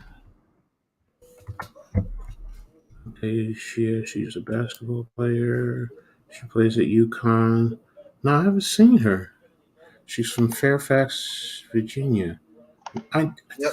Those are legendary people: Diana Taurasi, Sue Bird, Rebecca Lobo. Some yeah, and WWE legends or WWE, hopefully, WNBA hopefully, legends. hopefully, my Liberty gets Stewie. If we can get Stewie, I'll be so happy. Um, yeah, that's what I'm looking at now. I'm trying to look at video of her now. Was she a freshman? So I mean, no, I think she's. Wait a minute. Oh, she's Matumbo's niece. Oh, wow, she's got good genes then. She's related to Dikembe Mutombo. Yeah, this was in 2 years ago, 3 years ago, I wonder if January. she blocks. I wonder if she blocks anybody. She does the same thing. Goes no, no, no, no, no, no, no, no, no. No, she's only five. She's 5'11". She's 5'11". No, she don't do that. She's not that tall. You ever see the commercial with Mutombo? That great commercial that he's Oh, in. mm-hmm. You She mean graduated trying to go last. do anything with Dikembe Mutombo, trying to block it, and he's like blocking everybody's stuff. Just like cereal boxes. I'm like, no, no, no, no, no, you know. Mm-hmm. She's a freshman now. Okay. Yeah, she's a shooting guard. She's from D.C.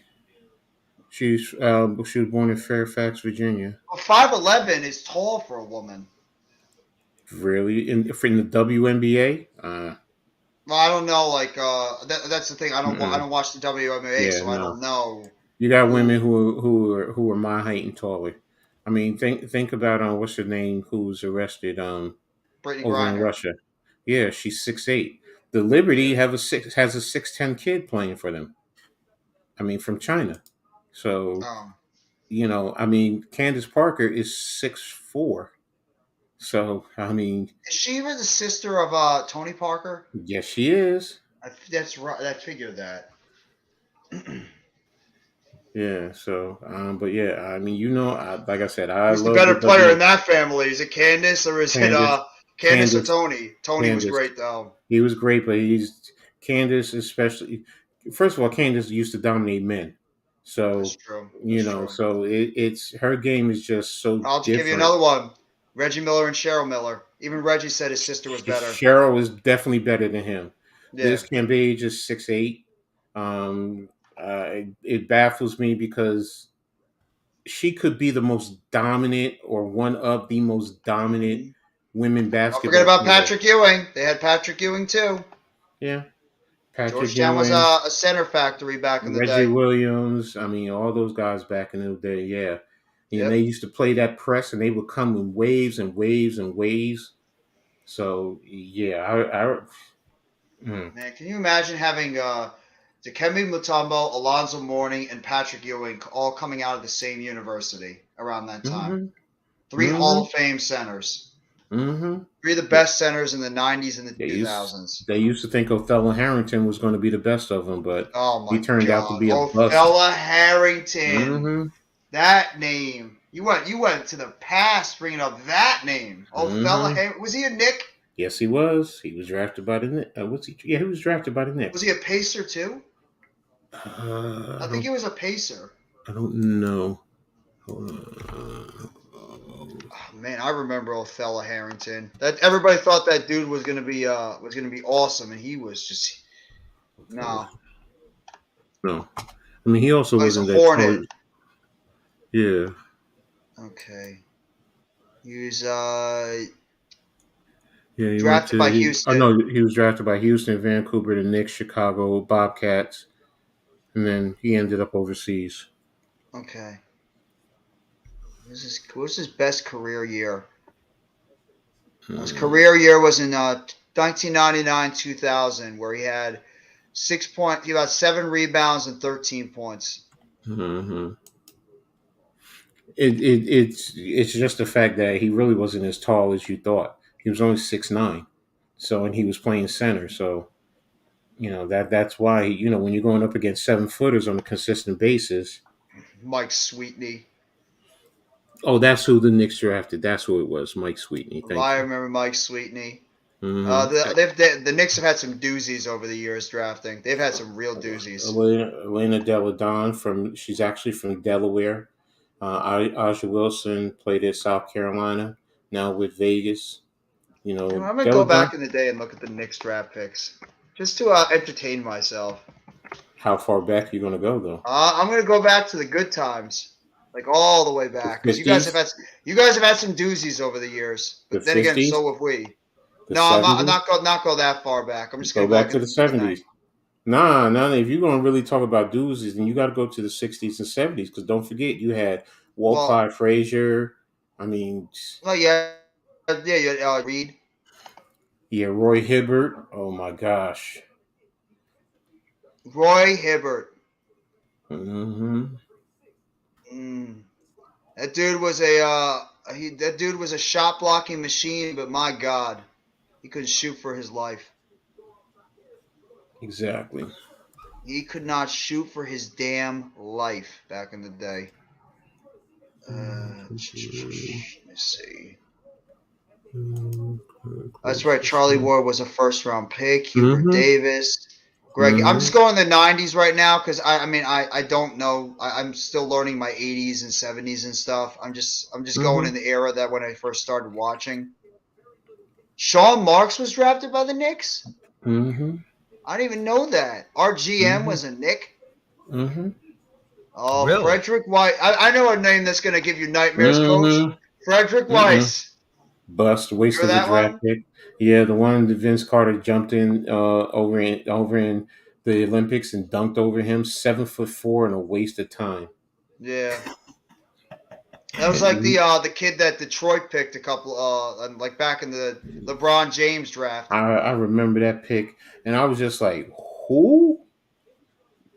I think the whole entire Knicks fans were like wondering who the hell that was. Dude, I'm Yeah. pretty much. I think Oh my not God, every year, but LeVar every other year, it's about Postel. that. I remember that name Mm-hmm. too. You LeVar got Postel. Postel.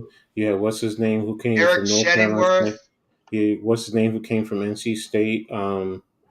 He was a small forward. Bounced around. Was he in the Channing 2000s? Frye. I like Channing Mm-hmm. Frye. I like Channing Frye David from Lee. love David Lee, man. I I did hated too. when he left. I hated it. You know who actually had a good career, but when he got traded? Nene Hilario. Yeah. He When was he went to solid. Denver, came up. Was it from Argentina?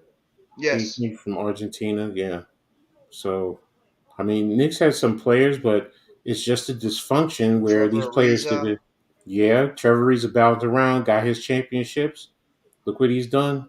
He's made a decent name for himself. Zach Randolph wasn't drafted by the Knicks. He was drafted No, he's by the traded. Grizzlies. I Yeah. think he was drafted by the Grizzlies and got traded here. David West. Ronaldo Balkman. That's who I was talking about, Balkman.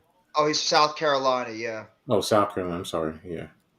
Wilson So Chandler. I liked Wilson Chandler. I thought that he was was a part of solid that player. Carmelo. That's where everything went downhill. Yeah. If Dolan Danilo stayed out Gallinari of right after that. Yep. if Dolan did not get involved, you would have had all those guys with Carmelo Anthony. Yeah. You would have had all those guys. So No, you're right. Yeah. Anthony with all of those guys. Come on, man. You Landry know, Fields, like, Jordan Hill, Iman mm-hmm. Shumpert. Jordan Hill was I've the always biggest because they just panicked because Golden State took what's his name? They took Curry Yeah. because Curry went 7 and Hill went 8, and because they didn't have a backup plan just in case of anything, because you said, oh, Curry was going to be there. Man, further, you were having a good old time over there, bro. Yeah, she, woo. Yo, enjoy yourself, bro. I'm only messing with you. Exactly. You took Hill over to Rosen. Quite a few, players that he took over him. So, Kobe Bryant too. Kobe Bryant. I think we could we have had Bryant? The Nets could have actually had Kobe Bryant, I'm trying but to he refused to get remember. drafted by the Nets. I remember Yeah, he he refused wanted a drafted by big the Nets, market. and he wanted to go to the He Lakers. got drafted. He Yep. got drafted by Charlotte, who traded him. But I think he would have came. If I'm not mistaken, if the Knicks had drafted him, he would have came here because it wasn't that far. It was. I think they said it was New York, Philly, and L.A. Those are the teams that he wanted because he's a historian on basketball. I know stuff about the Nets, and I'm a Knicks fan. So if you're a fan of the sport, Well, we've had some doozies over the years too, so I can't even say anything because we've had some bad draft picks as well. mm-hmm. Oh my God, I'm looking at him now. Just going into the 90. Tim Thomas, I forgot he was a net before he eventually Jersey went to the boy, Knicks. Jersey boy. Yinka Dare.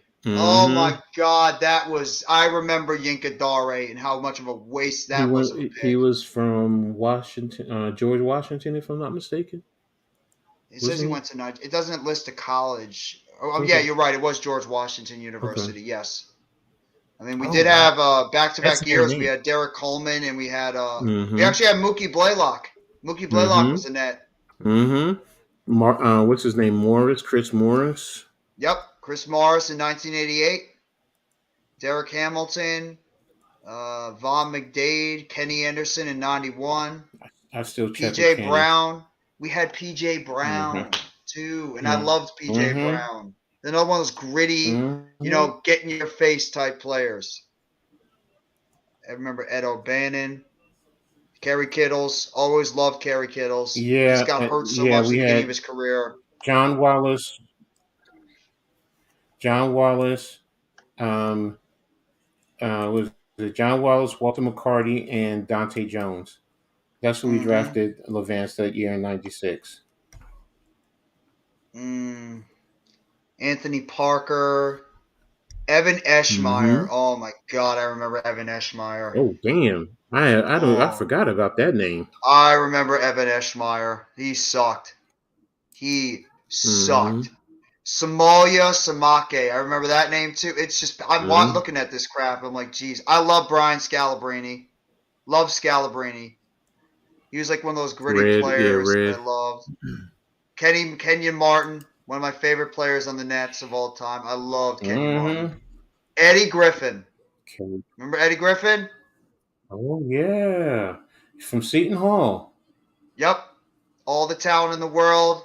Nets traded God him. They rest his drafted soul. him, and then they traded him for Richard Jefferson and Brandon Mm-hmm. Armstrong and Collins. Mm-hmm. And that And was the Griffin key just pieces you needed to get to build the championship team.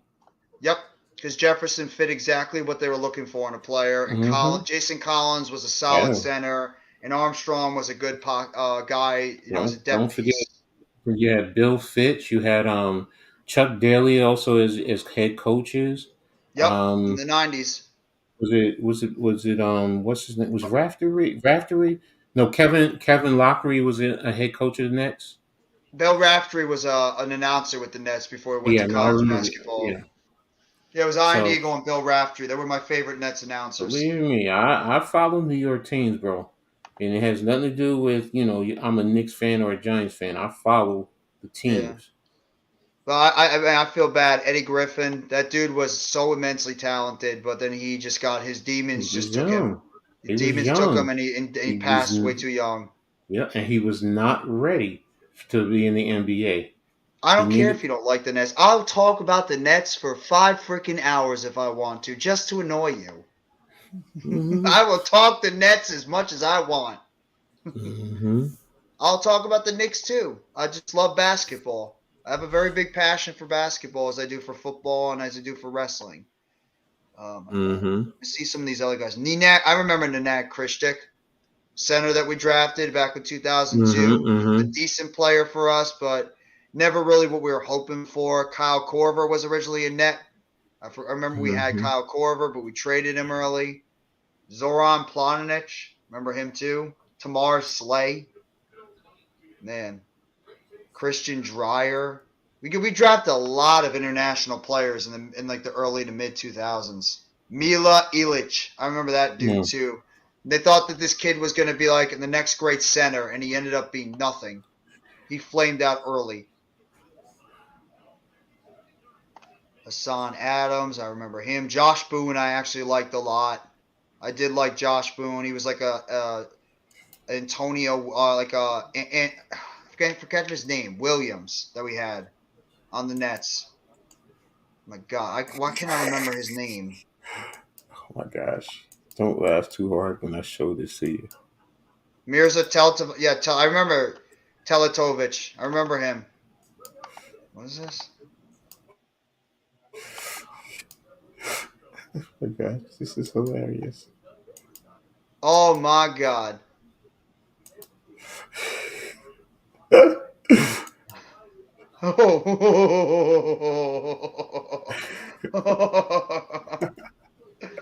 Oh, That's right. yo! Big boy getting it in. Big boy getting it in. That's what I'm talking about. Oh my gosh! See, Get down that's with what. your bad self, get big boy. He's got some pretty good rhythm. Yo, for real. Mizra Teletovic, wow. Andre Bloch, yeah. Wow. Yeah, I remember Andre Bloch. Mm-hmm. Oh, man. Mason Plumley, he was not bad. Oh my God, Derek freaking Favors. Derek Mm, Favors was frustrating. mm, We picked him number 3. He couldn't. He was just not developing with our team, and we decided to trade him for that horrendous Darren Williams trade. And then all of a sudden, Favors became a decent player with the Jazz. That trade still haunts me. That trade still haunts me as a Nets fan. Is that Darren Williams move? That move scarred me as a Nets fan. It scarred me. Like you had your moves as a Knick fan. mm-hmm. Derek Favors being traded for Darren Williams scarred me as a Nets fan. Mm, That one hurt. mm-hmm. That one hurt me as a fan because Mm-hmm. I expected this dude to be great. He was awesome with the Jazz, and he comes over to the Nets and he sucked. He sucked, and we stupidly resigned him to a long-term deal, and the dude was so bad we had to cut him. He was so bad we had to cut him in the middle of his huge deal. Mm-hmm. Mm-hmm. I like Kilpatrick. He was Mm-hmm. one of those gritty players. Marshawn Brooks, he was all right. He was okay. He's not that great. Wait a minute. I wanna mess with what's his name? Almighty. Where's Almighty? You wanna talk about No, that's right. We um had we didn't draft Brooke Lopez. We traded for him. We drafted Kyle Kuzma, but we traded him to the Lakers. I love Jared Allen. That one hurt when we couldn't keep him. Johnson Musa, that's another guy, and Rodions Kurix, 2 guys that I thought were going to be, or Kurucs. They were going to be key players with the Nets for a while. here you Musa go, sucked, Almighty. and Kurucs was Almighty. You can reach out to her, man. She's a Giants fan. Is that Steffi? No. That's Allie. I don't think he saw it because it didn't show up on the screen. Oh, my bad. I thought it did. Sorry. Let me No, it was get in the that. background. Oh. Coach is just going to be annoying you more now. Yeah, I know. That's the whole point. That's the whole point. I'm gonna be like, all right, let's see. You love messing with him. Yeah. Go ahead, put it on. There you go. Here you go, Almighty. You can reach out to her. She's a Giants fan. She'll go to the games with you. Yeah. There you go, Almighty. They're cursed. Jason Terry, There you go. Y'all didn't draft Jason No, Terry. our dumbass GM traded for him. Oh, okay. Remember, you know the Okay. reason why Jaylen Brown and Jason Mhm. Tatum are not Mhm. Nets? Mhm. Thank you, Billy King. Thank you. What do you mean that Seriously. just scared you? What do you No, mean that just scared? he said F no. He doesn't like her apparently.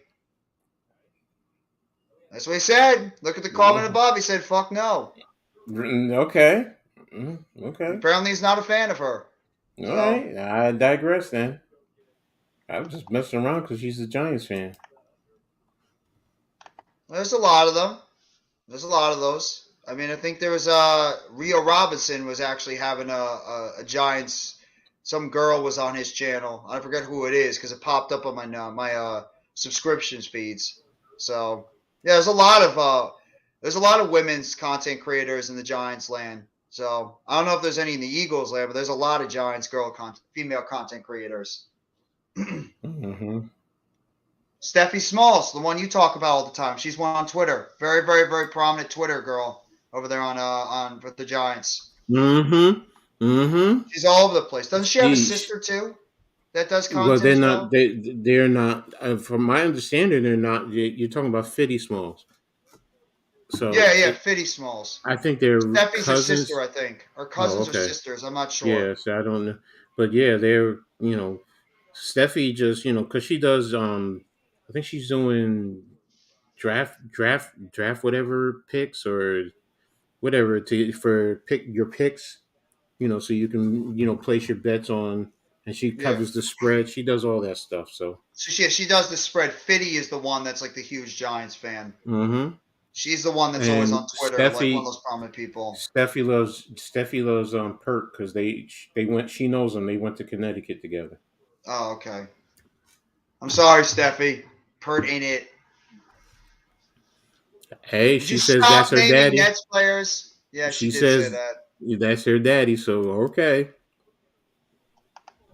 Well, does that mean if Perk goes to another team that she's going to not be a Giants fan anymore? Mm-hmm. Dude, I love Joe Johnson. Joe Johnson was another player I liked. ISO Joe. Mm-hmm. When he was part of that Atlanta Hawks team back in the day. That really good Atlanta Hawks team that was just like always make the playoffs, but they could never go anywhere. They were like that. Mm-hmm. They were the definition of a mid team. They would make the playoffs, but they never advanced anywhere further than the first or second round. I gotta say this. He killing the Nets, but he knows all this stuff, and then want to ask you about what you doing research on the Giants. But you pulling up Why are you all this researching the stuff. Nets? Yeah, and you know all this stuff. Bro, I already know my history has had a lot of bumps. I know. Especially the last 10, 15 years have been very rough as Net fans. Oh, Very that's right, rough. Almighty. I forgot. You have not seen the good times with the Knicks. So, you know what? I get it. See, at least I remember and I have good times. So, Yeah, that's why I always tease them all the time. Like, you've watched shit for 20 plus years. The Nets have had moments at least. What the hell moments have the Knicks had? A blip? Even if that? Knicks fans, I understand why Knicks fans will be pissed. That team has been garbage for 20 plus years. 20 plus years they've been garbage. You just researched all these Nets people. Yeah, you don't care about the Nets? Obviously you do because you get aggravated all the time when I talk about the Nets. Mm-hmm. Mm-hmm. So you obviously do care about the Nets. I don't ever talk about the Knicks that much. I don't. Because they're not my team. I worry about my team.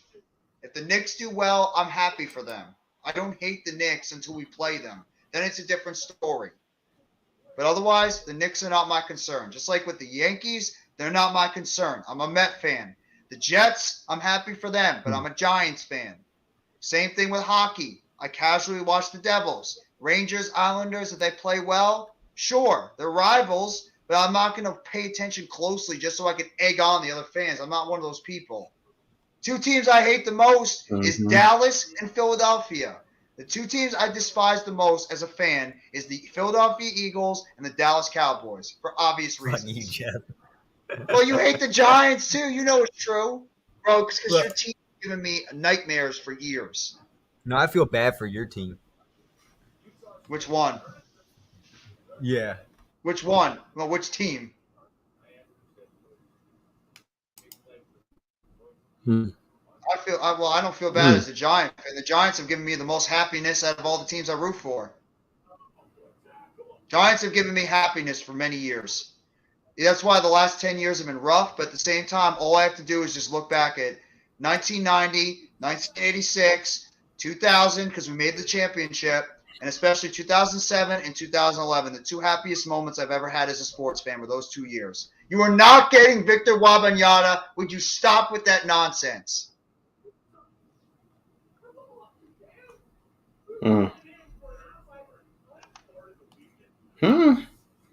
Giants tried out veteran receivers Adam Humphries and Malik Taylor. Who is Giants today? Is this legitimate? Is Giants daily? No, it says Giants today. Did Miz have follows it. Miz follows him, so but he pulled out whoever he is.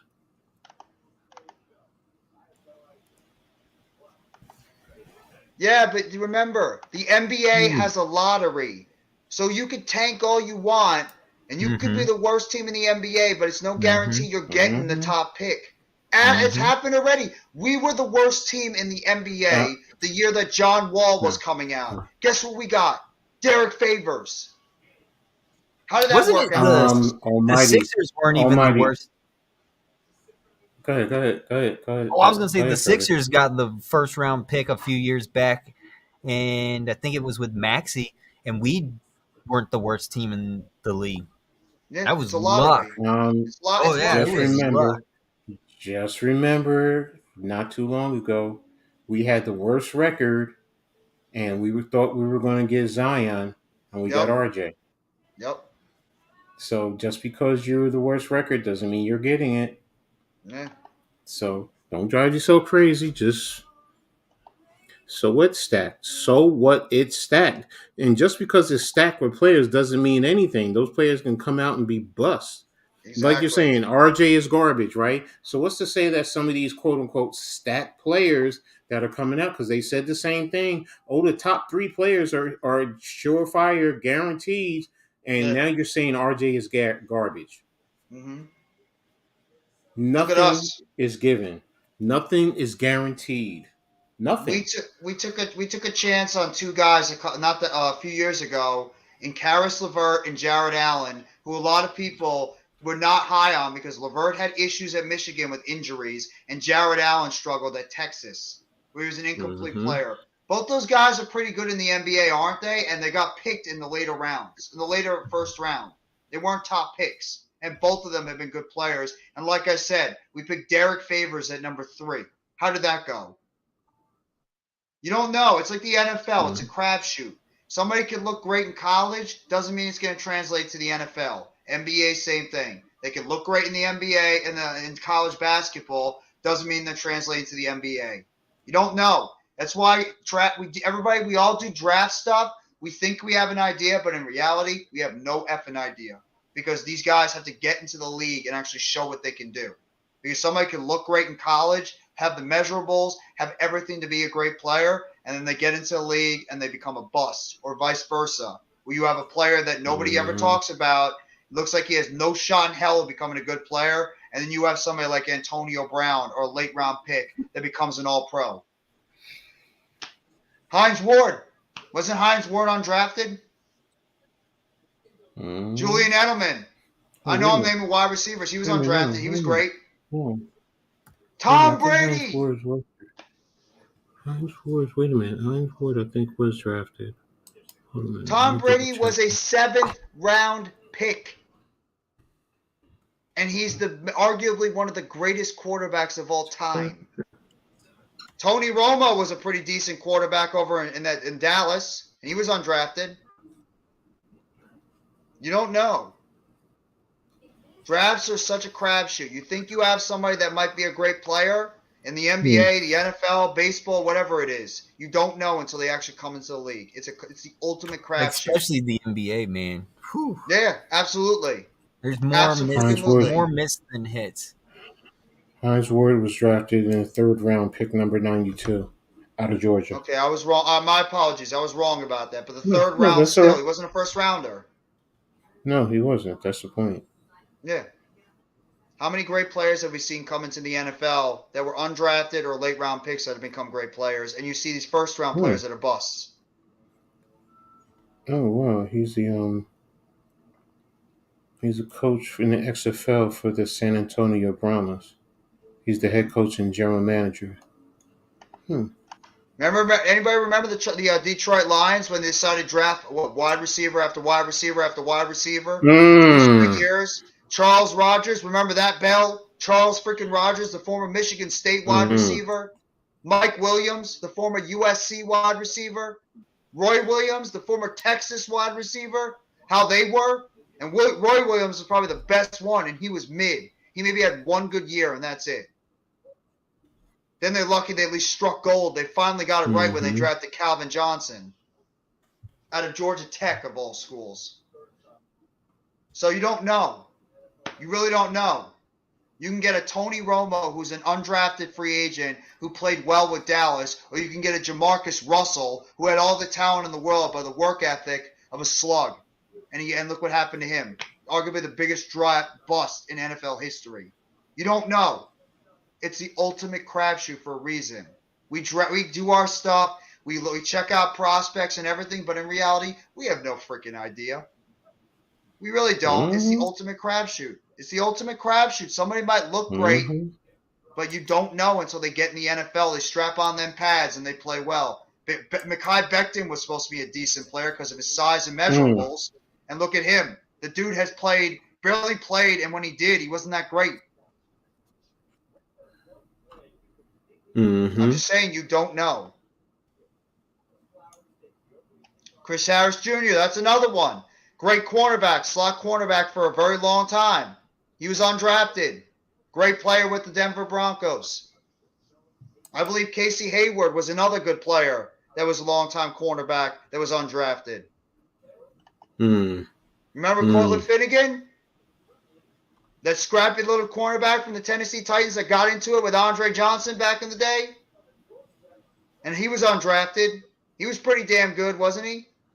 Cortland Finnegan was a pain in the ass type cornerback, but he's a cornerback I wish I had on my team because that guy was good and he would get you in your face. He made Andre Johnson, who's one of the calmest players in the NFL, get pissed off and want to swing at him. You telling me I wouldn't want a guy like Cortland Finnegan on my team? And I remember that because my brother was a Titans fan and he loved Cortland Finnegan. He loved that dude.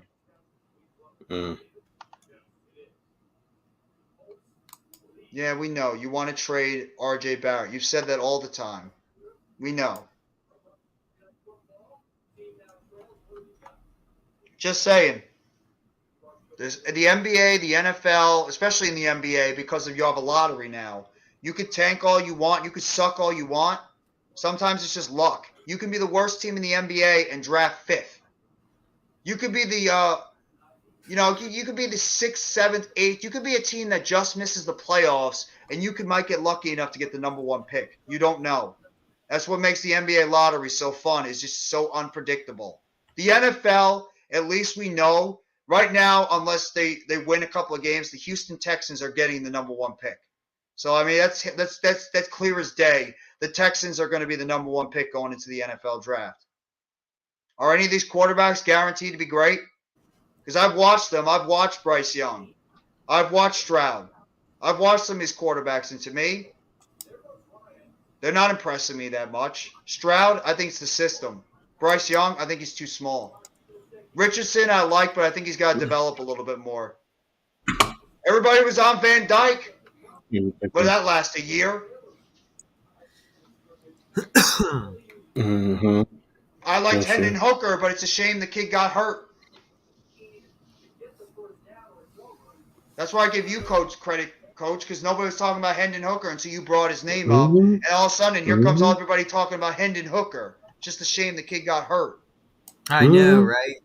I don't understand where they thought he was going to be this Heisman Trophy winner, though. I still don't think, even if he was still playing, he was a Heisman Trophy winner. Yeah, he's a candidate. candidate, but I If don't Hendon know. Hooker, if he had a one out, that was the whole point. Um, if he would have won out, Mm-hmm. he would have been that, and he would have been a Heisman Trophy winner this year if he would have Oh won yeah, out if he won out for sure. because he would have had the I wins don't love behind Will him Levis either. I don't because he love would have Will had Levis either. Alabama and Georgia on his resume, and that's the whole point. So Yeah. so and plus the way he plays, if you really watch him, now I'm not saying he's an all world. He's not a Patrick Mahomes with all this athletic talent. He's also older, so he's smarter. Yeah. So that's the thing. He has good anticipation. So if you get him into the right system in the NFL, he could be a winnable type of a football quarterback. Yeah. But he has all the mechanics. He's tough. He's a great leader. I mean, I've been watching him. He's played top competition and done well against them for the most part. So Caleb Williams right now, everybody's on him because he's hot right now. Yep. But it was a He's the while where flavor of he the wasn't. flavor of the month. That's who he Yeah, is. that's really what he is, and that's the whole thing about the Heisman. If as long as you're right here like this, and then you get hot right at the end, that's what makes everybody remember you How do you know he's a generational talent? That because phrase that's gets that's what thrown the all the time. that's what Joe Klatt keeps saying when he talks about him. He's a generational talent. Yeah. Now, mind you, he's good. He is good. I've He's watched him. not He is a good generational. player. He's No. not because I'm No, telling you he's right not. now, when he was at Oklahoma, he was not like this. No. He wasn't. No, well, He I wasn't. remember watching him in Oklahoma. He was not that great. No, no. Everybody just jumped on him because he beat out what's his name who went to South Carolina. Um, what's his name? The other quarterback. Oh, you mean the quarterback that everybody thought was going to be the number one pick a Mm-hmm. year ago? And then look at him. He was so Mm-hmm. bad. Rattler. Spencer Rattler. Mm-hmm. Everybody thought Spencer Rattler was the number one pick. Spencer, And then he sucked at Oklahoma. Spencer Rattler has a better arm than him. If you're gonna go like that, so yeah, he I won the mean, Heisman. I'll give everybody an example. Everybody was so on the 2021 draft class. Trevor Mm-hmm. Lawrence, Mac Jones, Mm-hmm. Zach Wilson, Trey Lance, Justin Fields. Everybody Mm-hmm. said that quarterback class was so good. They were real. They Mm-hmm. can't miss. They had what, 5 of them in or around the top 10. How's that class looking now? I know it's 2 years, but how's it looking now? It's again. I mean, I know we want to live in the immediacy and we want everything right away, but it's still players have to be developed, and the It's where you go. fans are not patient, and that's the thing. And Teams organizations aren't as patient as they were no, before they either. want They it because weren't. of the fans. They want to get it done faster. If Yeah. the fans were patient and didn't go crazy all the time, I guarantee you, some teams would take their time and they would groom kids the right way. Yeah. Well, remember in the past, you were allowed to draft a kid in the first round, and then you were allowed Mm-hmm. to sit him.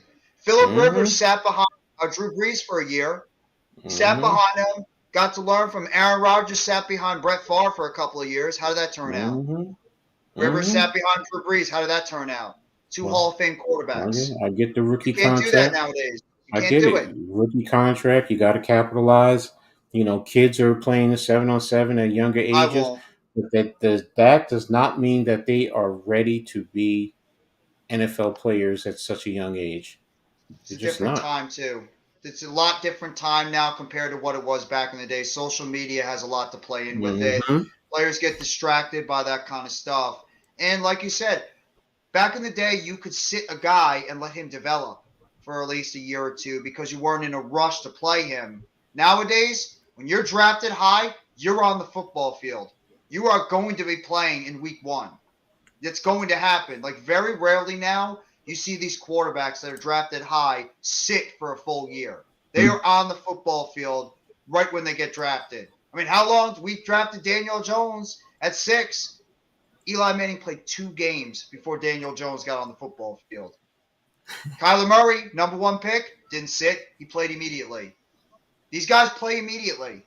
They don't sit because, like Coach said, it's now at a point where fans are so impatient, and I'll admit I've been impatient at times too. And at the same time, front offices, head coaches, they're impatient too. Look at Zach Wilson now. Zach Wilson got benched for a fourth, fifth round guy, and Mike White, a journeyman. And who even knows that they got everybody's saying now that Zach Wilson might not even be a Jet next year. That Mike White either took that job or they're going to go out there and look for a veteran team because of the amount of talent they have on there, and they're a win now team now because their young players are developing. They got good veterans. Zach Wilson might not be a Jet next year. Trey Lance, what is Trey Lance right now? Going to his third year, injured, inconsistent. Fields is probably the best one right now out of that draft. Trevor Lawrence has been wildly inconsistent. You don't know nowadays. You really don't. And that's the problem, is that you have to rush. You can't develop these guys like you did in the past, where you could have an Aaron Rodgers. You can have an Eli Manning to a degree. You can have a Phillip Rivers. You can let these guys sit back and develop behind veteran quarterbacks for a year or two before you throw them out there and let them actually see what they can do as well. They get, they learn behind a veteran quarterback. Nowadays, they have to go out there and play because your clock starts ticking immediately. And these rookie quarterbacks, they get their deals a lot quicker than they did in the past. They get their deals in like the third year if they play well. Jalen Hurts is a perfect example with you guys. Hurts is going to get his deal after this year.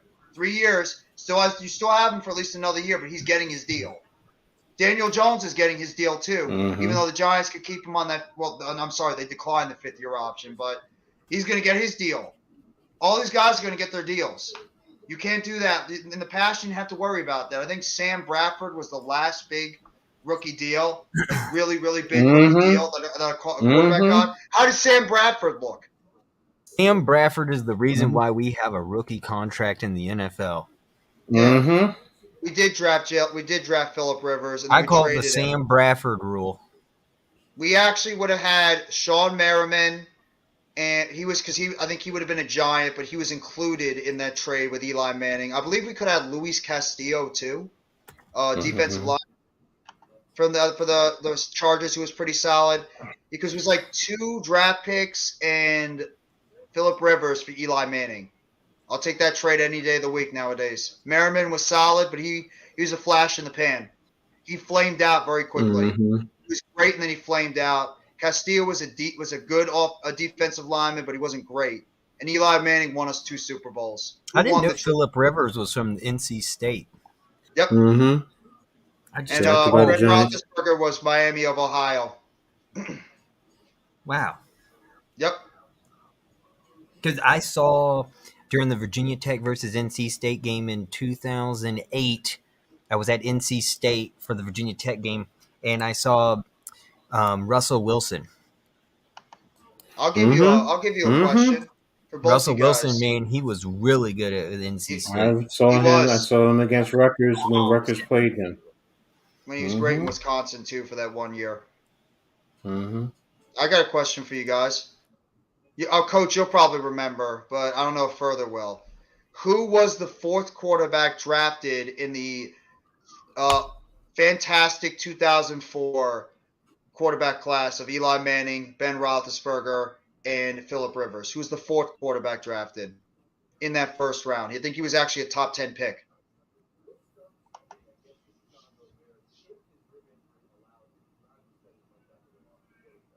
Your pause Further. Phillip Rivers or Drew Brees? No. I said who's the 4th quarterback drafted 2004 with Rivers, Manning, and Roethlisberger? Drew Brees. Was it not? No. Brees came a couple of years before.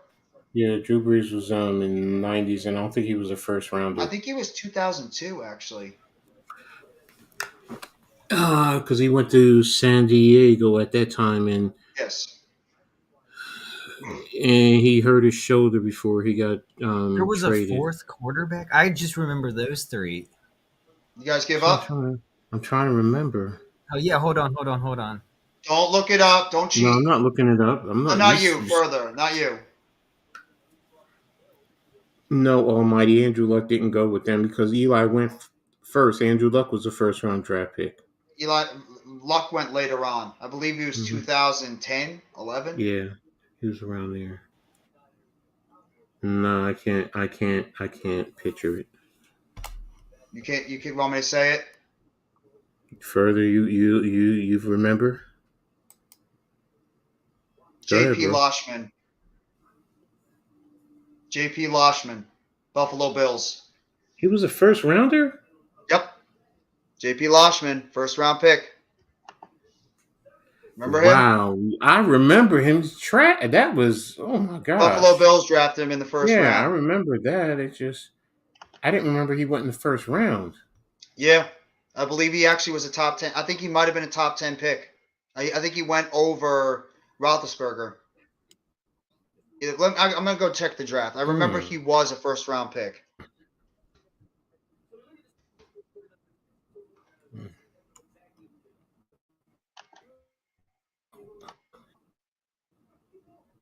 Yo, this is a beautiful Ah. gun.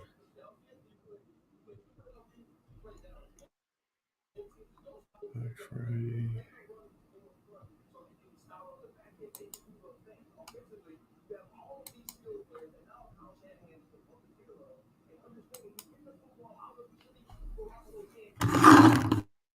Yep. He was pick number 22.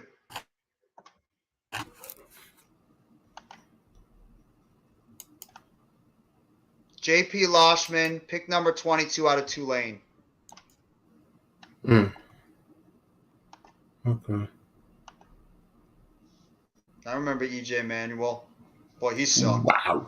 Wow. Great college player, Wow. but horrendous NFL player.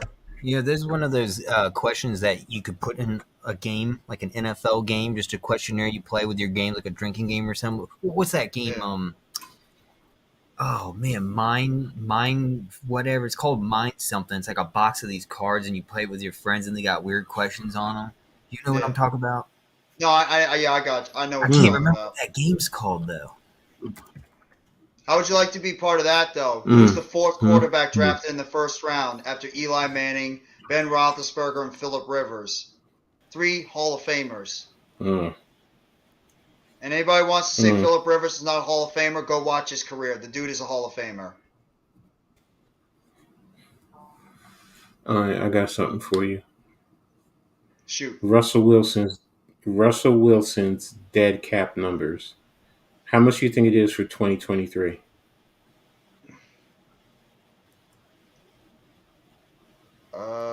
Is it in the 40 million? Not Lower or even higher? higher. Oof. Well, if you're going that, it might be in the hundreds. $107 million. Holy shit. 24, 85 million. 25, 49.6. 26, 31.2. Yo. He ain't going nowhere. You can't cut No. that man. You ain't Can't. cutting that man. You are not cutting that man. But is it more him or is it the coaching and just is so bad that they're not getting the most out of Russell Wilson? Because they have talent. He's being blamed for it. Please. And even if it is Phillip coaching, Rivers is a even if Hall it of is Famer. Watch his career. He's a Hall of Famer. I'm not even. No, I'm just saying. Listen, A lot of people say he's not a Hall of Famer. He's a Hall of Famer. Even if it's the coaching, Russell Wilson still has to have some level because he's a professional. He knows. Oh yeah, he gets the blame. He does get some of the blame. So absolutely. he gets some of that, but still that money is the issue. Yeah. And I think that's really what it boils down to because they can't do anything now. No, he's still stuck. They're stuck with him. He can't even if he retires, they still have to get the dead cap hit. So he's not going anywhere. And do me a favor. Bump him, please, bump him. Who? Bump him. Almighty. Bump him. You really want me to? That comment right there, you can't reconstruct that. You'll put yourself in purgatory, man. Just that contract alone. The contract alone is not smart. And if Shane did that, if Shane traded for, first of all, if I'm Mara, if I'm Tish, I'm telling him fuck no. Just like that. Fuck no. That is not funny, man. That's just clear. Well, Any here's team the that trade trades for the details if anybody remembers. It was Russell Wilson and a 2022 fourth round pick to the Seahawks mm-hmm, for Drew Lock, Shelby mm-hmm, Harris, Noah Fant, a mm-hmm, 2022 first round pick, a 2022 second round pick, a mm-hmm, 2022 fifth round pick, a 2023 first round pick, and a 2023 mm-hmm. second round pick. All of that for Russell Russell Wilson. Wilson. They are screwed. That team And Noah is Fant just was a good tight end. He was a yes. very good young tight end they traded away. That right there, there's no I'm sorry. You can't trade Russell Wilson. You can't. A team that would have to be willing to give up multiple first round draft picks for him. And Oh, and by the way, the picks became Charles Cross and Boye Mafe. mm-hmm. And they And get in the first round next year. Seattle. Seattle. Iwaima Uwazurike. I apologize if I butchered his name. That's the guy that went to the Broncos. And Tyreek Smith and Derek Young, part of the Seahawks. Those were all the players that were included in the Mm-mm, trade. mm-mm. That's yeah, we know. He was yelling at him, and afterwards he said it's all good. I mean, they say it is, but the pressure is mounting, man. I think guys want to get out of there, and Russell Wilson is the fall guy. To be Yeah, brutally honest with you, it's not even the coaching.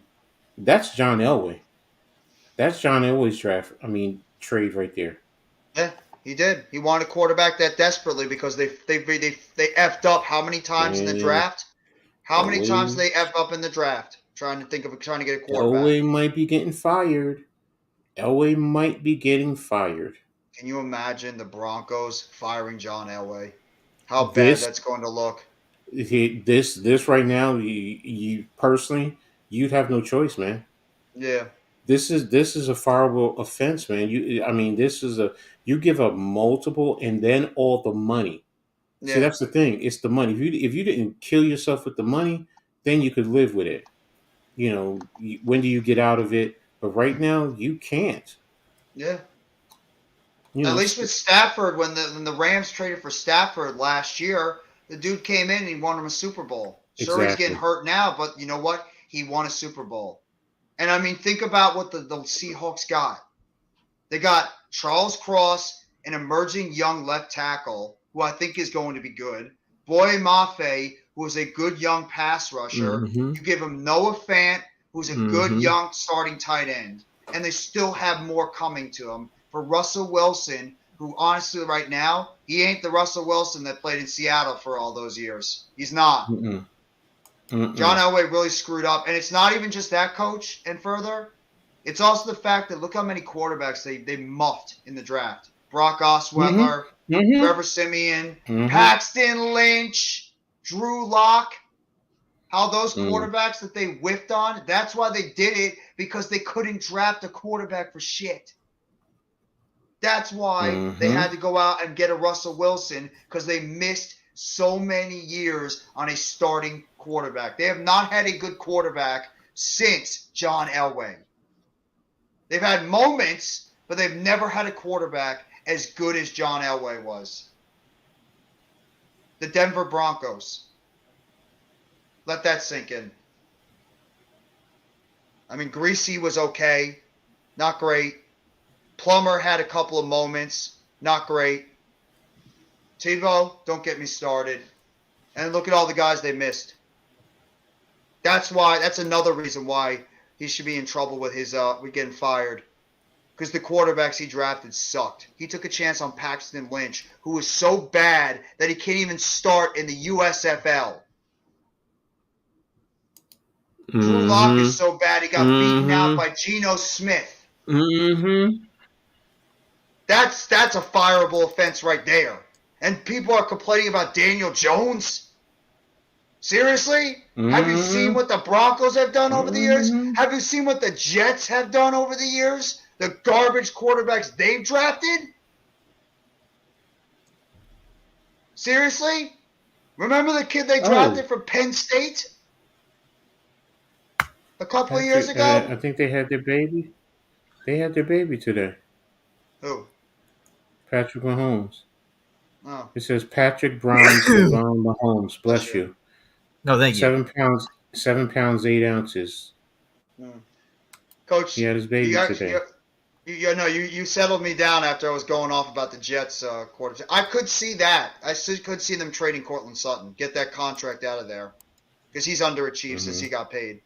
I could see them trying to get his salary out of there because of the Russell Wilson situation, all that money he's making. You're going to have to get rid of some good players. That's the problem when you pay a quarterback. I'm still after T. Higgins over that. No, no. Of course, I would take T. Higgins. No, I think he's just stating that No, I know. That could have to get traded. Or No, you're going to I take Jerry agree. Jeudy. No, I agree with you. It's just I know me. I'm going after Higgins first before I do anything else. So Yeah.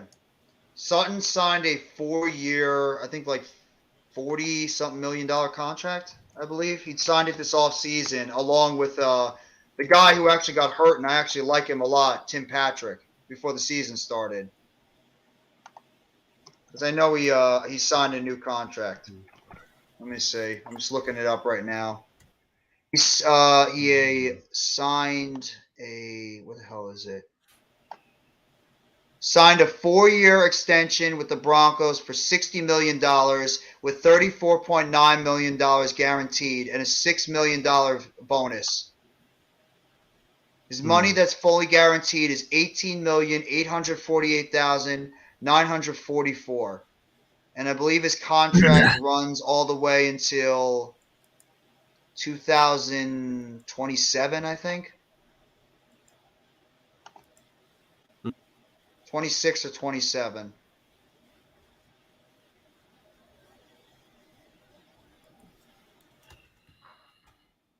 Jerry Jeudy's under team control for at least another couple of years, though.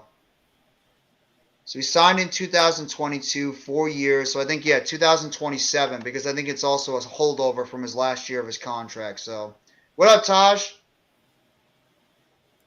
Thanks for coming by. I always seem to get the late night people coming over to the stream at night. No, I think it's very realistic because you have to think about this. Jamar Chase is going to eventually need a contract with how he's playing. You already got Tyler Boyd locked up. Obviously, Joe Burrow is going to have to get locked up to a deal. I believe Joe Mixon already signed a deal.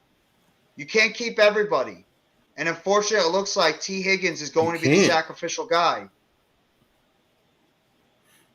Unless you don't want to sign Jamar Chase. Do you want to let Jamar Chase go? Yeah, you're going to have to pick between T. Higgins and Jamar Chase. Joe Burrow. Exactly. Or Joe Burrow. I mean, you could say you want to cut Tyler Boyd, and then you can, you're not going to hope that both Higgins and Chase are going to go for smaller deals to stay together. That's not happening. They're going to want to get paid. We're not getting Joe Burrow. The Cincinnati Bengals would be nuts to trade Joe Burrow. Higgins is the target. That's why I give credit to Pat. I give credit to NYG. I give credit to Coach. They brought up the name first, and it makes sense. It makes a lot of sense because of the fact that the Bengals have that other great receiver that's eventually going to get paid, and Tyler Boyd just signed an extension a year or two ago, so he's already under contract. You can't pay 3 wide receivers top dollar. You can't do it. So one of them is going to have to go. And I mean, they're not going to be crazy enough to let Jamar Chase get anywhere near free agency. That dude's going to get locked up ASAP. So it's going to have to be T. Higgins. And if you're the Giants, who right now we're not just hungry, we're starving for wide receivers that can actually do something consistently. And Darius Slayton, our best wide receiver, is a free agent. And his market is probably going to go up with the way he's playing. So why not at this point? Because wide receivers in the draft, we all like them, but they're crapshoots. Why not get a guy that's established, who's still young, has the measurables on the outside to be an ex-receiver? It makes sense.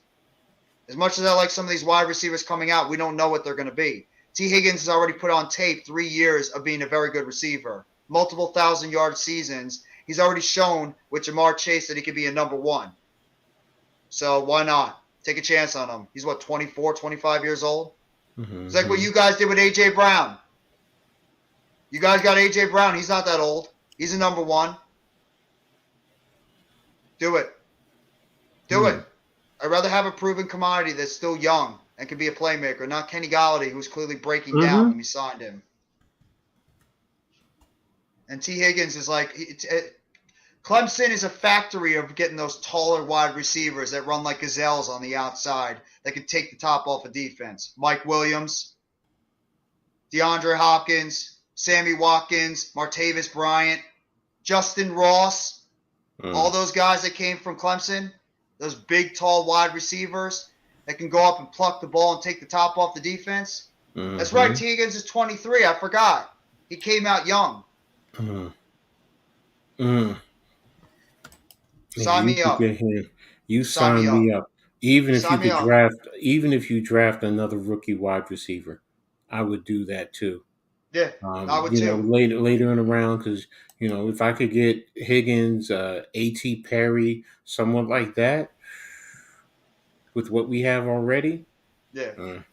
Well, my dream, and I've said it before, Coach, I want two wide receivers. I want two outside wide receivers, starting wide receivers. I like Slayton, but I would rather have him be a role player. I think he'd fit very well. I want two dominant outside wide receivers that can start opening it up. I'm tired of mid-level guys. I want two dominant guys on the outside, two X-type wide receivers.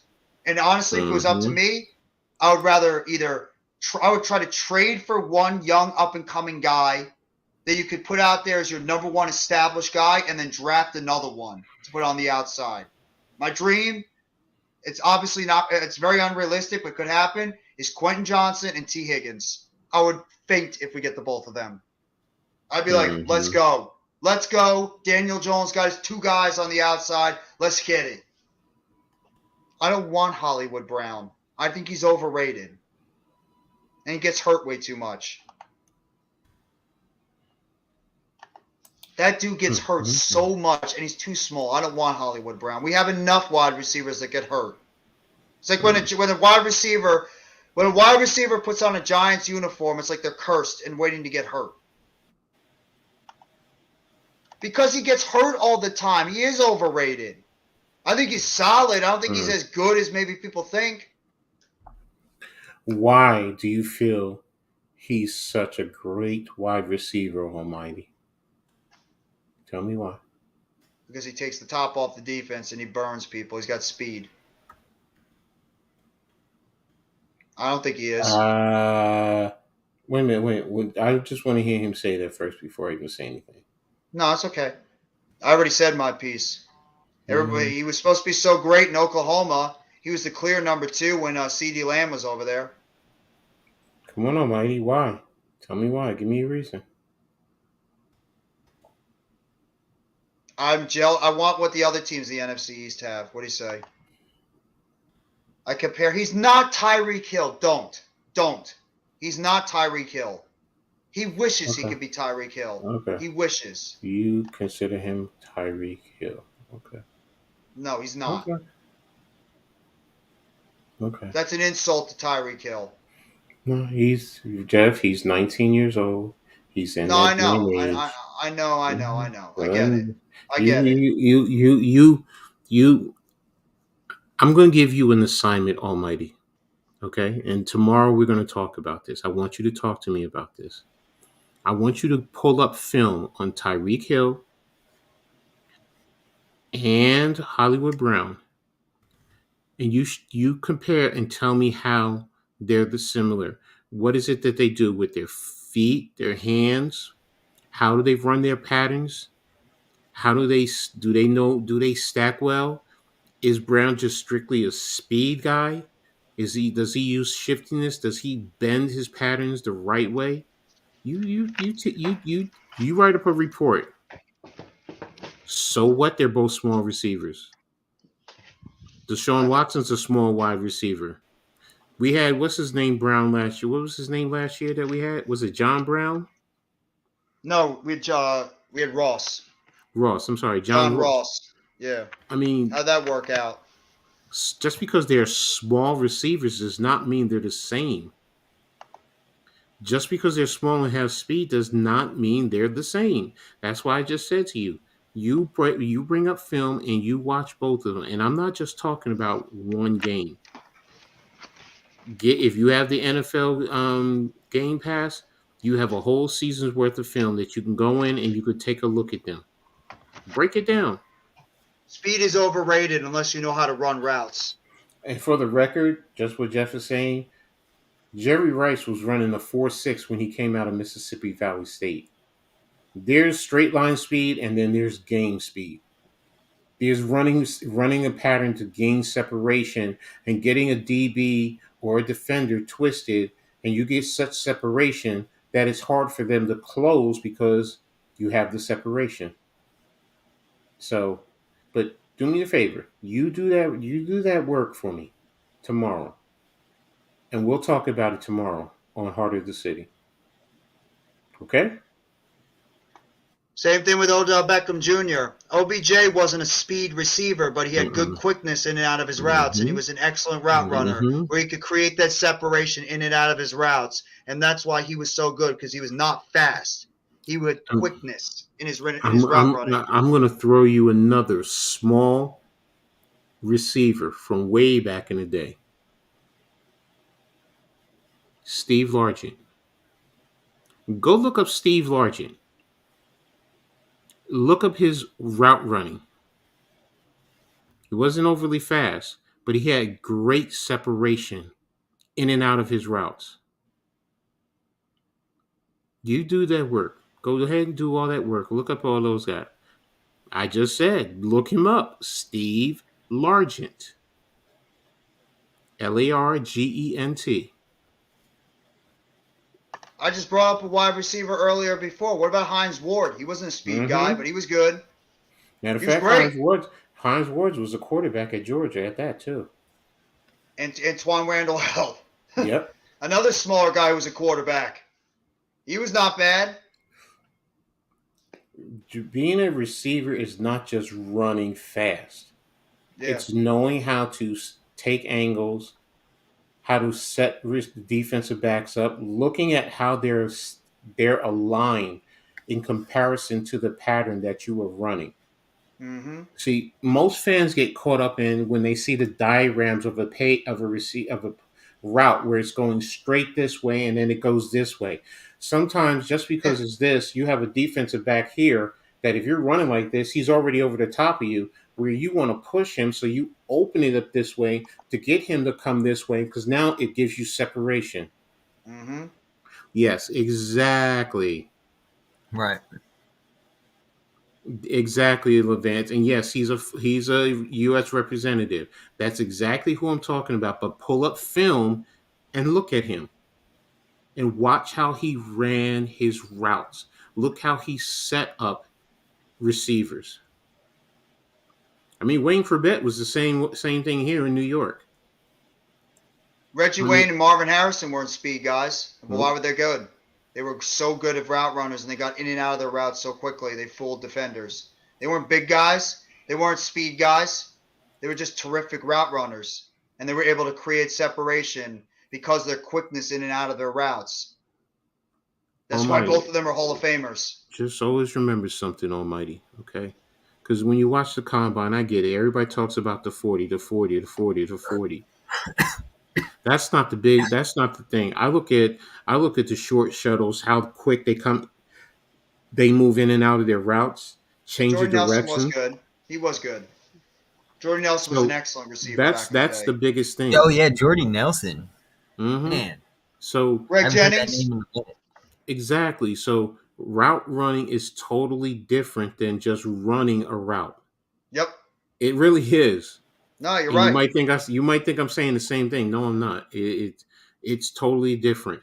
You know, like I said, how do you set up? How do you study? How do you study the defense that they're in? Identifying zone versus man.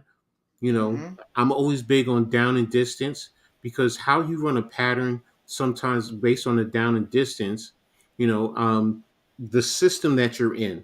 there are some systems that it's step based as opposed to yardage based. So, Yep. in other words, you have to run 7 steps to run this pattern as opposed to 7 yards. Hmm. So, things like that you have to understand in terms of running your routes. And that's where the average fan you don't understand that. You coming out of high school, you don't always understand that. That takes years of maturation, studying, and learning, and elevating yourself up to understand how to really run a route. Studying who you're going up against. How does this guy play? Is he handsy? Do I have to do this? Do I have to do that? That all goes into route running. I'll give you a perfect example. And we had the pleasure of watching him for a few years when he was with the Yeah, Giants. you're right. You're right, Levance. They Victor definitely did. Cruz. Victor Hmm. Cruz wasn't a fast guy, but my God, could he create separation all over But the he was field? also quick. That's That's why, to right. Yeah, me, because he was quick. He was quick. quick in and out of his routes. He was able to create the separation with his quick moves in and out of his routes. He was an underrated route runner. And like I always say, understanding. Yeah, I think that he's talking about minor league, semi-pro football. Hmm.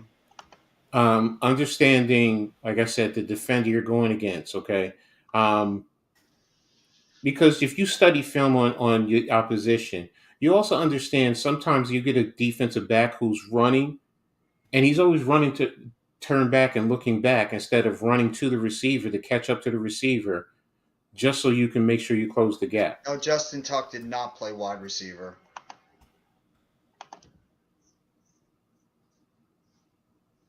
Unless I'm missing something at Notre And I'm Dame, I trying don't to remember him I'm playing trying to wide remember. Did he receiver. play? No, I'm trying to remember. Did he play in high school?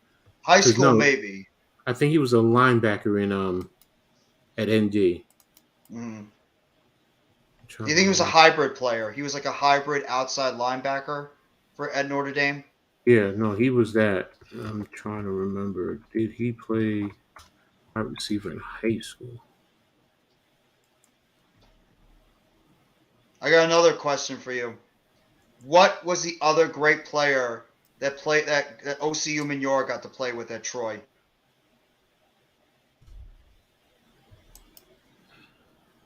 Justin Tuck is 39, and Do you know further? Say the question one more time.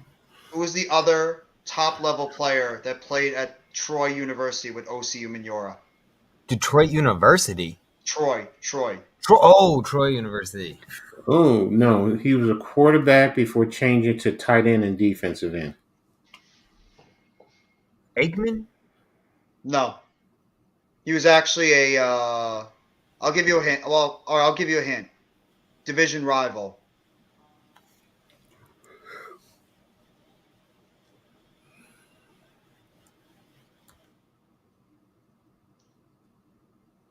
I don't know, man. That's a hard. You had all these hard questions tonight. You give up? I give up, man. DeMarcus Ware. Oh, that was a big name. That was a huge DeMarcus name. Ware and OCU Minor both played at Troy. Can you imagine those two I guys? had no idea he was from Troy. Yep. Mm-hmm. DeMarcus Ware and OCU Minor both played at Troy. Can you What's imagine amazing, those two a lot guys of that coming out of NFL Troy? players, I don't know where they go to college. I find myself looking it up all the time. I'm like, oh, I had no idea he was. I didn't know that until I started until OC really came out. I'm like, holy shit! Troy had DeMarcus Ware and OC Minor at one point, two of the better pass rushers in the last 15 years. That's pretty incredible for a smaller school to have those two guys, who both of them, DeMarcus Ware had over 100 sacks, and OC was close to having 100 sacks. That's pretty cool. Mm-hmm. Yeah, Keith Talib did go to Troy as well. That's right. And he was a very good cornerback for many years with Denver. And then obviously with Tampa Bay.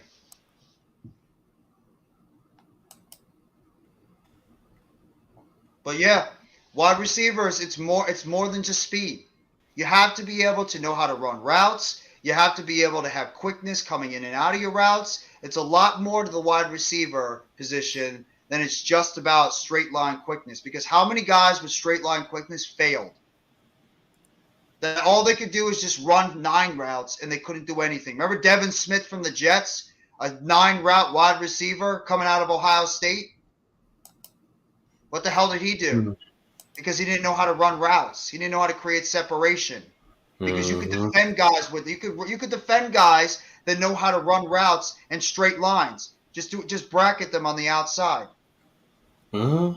It's simple as that. You need to be able to play. You need to be able to develop yourself as a complete wide receiver. You can't just be a guy that's going to go out there and hope you're going to beat the defense over the top. You need to be able to develop a full route tree. You need to be able to be a good route runner, and you need to be able to develop quickness in and out of your routes to create that separation. Quickness to me is more important than speed. And you're talking to a guy that loves the wide receiver position. I grew up wide receivers. Everything I talk about when it comes to football is the wide receiver position. That's my number one position I study. That's why for the Giants it gets me excited, because what do we need the most? Wide receivers. So that's why it's getting me excited, because I'm going to be studying the hell out of the wide receiver position when the season eventually comes to the end. I'm going to be looking at all these kids coming out. Carl Slim Pickens catching passes from Jeff Blake. Yep.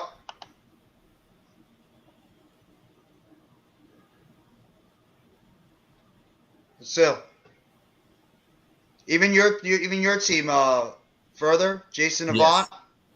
He was pretty good. Avant. Wasn't fast at all, but he was a good slot receiver. Yeah, he was a good slot receiver. We didn't use him enough, I thought.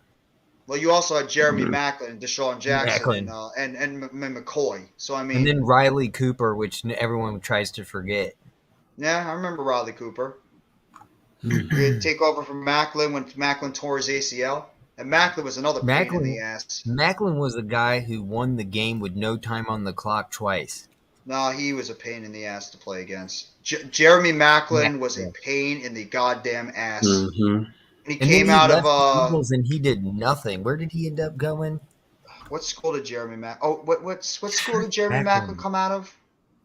Maclin went to Missouri. Missouri, that's it. That's right. But he went to the Chiefs, and then he ended with the Ravens. Yeah. No, he was very good with the Eagles before he got hurt. That to me was the team that tortured. That team was just scary. When you guys had all them healthy, Maclin, Jackson, McCoy, you had speed all over the place. You have what the Dolphins have right now, because you guys had speed all over. The slot, the outside, McCoy. You know how good he was. That guy's a borderline Hall of Famer. I didn't even know McCoy was that good, but I looked at his numbers. I'm like, holy shit, this guy's a Hall of Fame. He's a borderline Hall of Famer with what he did in Philadelphia. He was.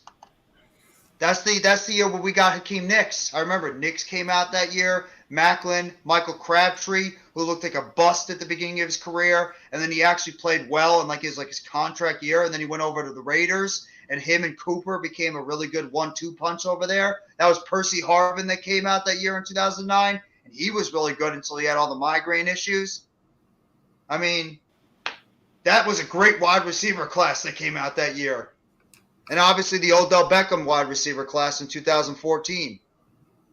Can't forget about that one too. Devontae Adams, Mike Evans, Odell Beckham Jr., obviously Sammy Watkins. There was a bunch of them that came out that year. That was still, to me, the best wide receiver class to come out before 2020. Or 2021 with Smith, Devontae Smith, Jalen Waddle, Jamar Chase, Amon-Ra St. Brown, Elijah Moore. There's a lot of good receivers that came out last year. Like I said, I studied the wide receiver position. I remember all these guys. What's going on, Namar? Thank you for coming by the late night chat. I could go this as long as you guys want to.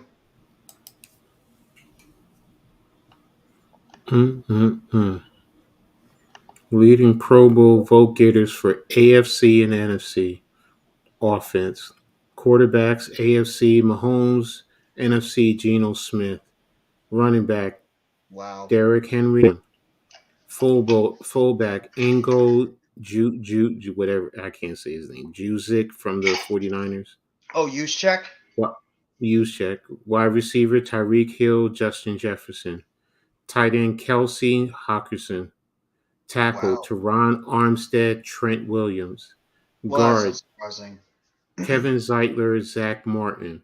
Center, Creed Humphrey, Jason Kelsey. Zeitler.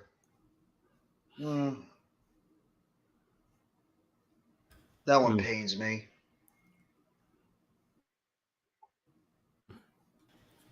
Gino. And they're killing it. They're like Gino over Jalen Hurts. Yeah, I would put Jalen Hurts over Gino. Yeah. Too, I have to be honest. Yeah, I'm putting Jalen Hurts over Geno Smith. Bless you. Thank you. Yeah, I was thinking if they had Jalen Hurts over at Seattle, Yeah, team Zeitler's could been be good. another sport. Zeitler's been a very good guard. Mm-hmm.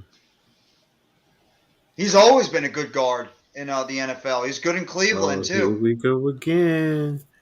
Cat suffers a non-contact injury and was helped to the locker room per Bleacher Report. Who? Carl Anthony Towns. He got Another hurt? injury. Again, yeah. Oh, man. Non-contact. He was running down the court, and all of a sudden he just grabs the back of his knee. They got the image, the video on. What up, Alex? Thank you for coming by the late night stream, bro. Yeah, no problem, man. We're going as long as we want. If you want to pop on for a little bit, you can. I like that screen name, Big Blue in the Bronx. He's in one of the best. He's one of the best Giants content creators out there. You should hear his Yankee rants. Mm-hmm. No, he says that Almighty says that he has a calf strain. Well, okay. Well, the video showed he was grabbing the back of his. Maybe that's where he was, the knee. calf. Yeah, well, no, it was the back of the knee. It wasn't the calf. That's why I said that. So I'm just like, okay.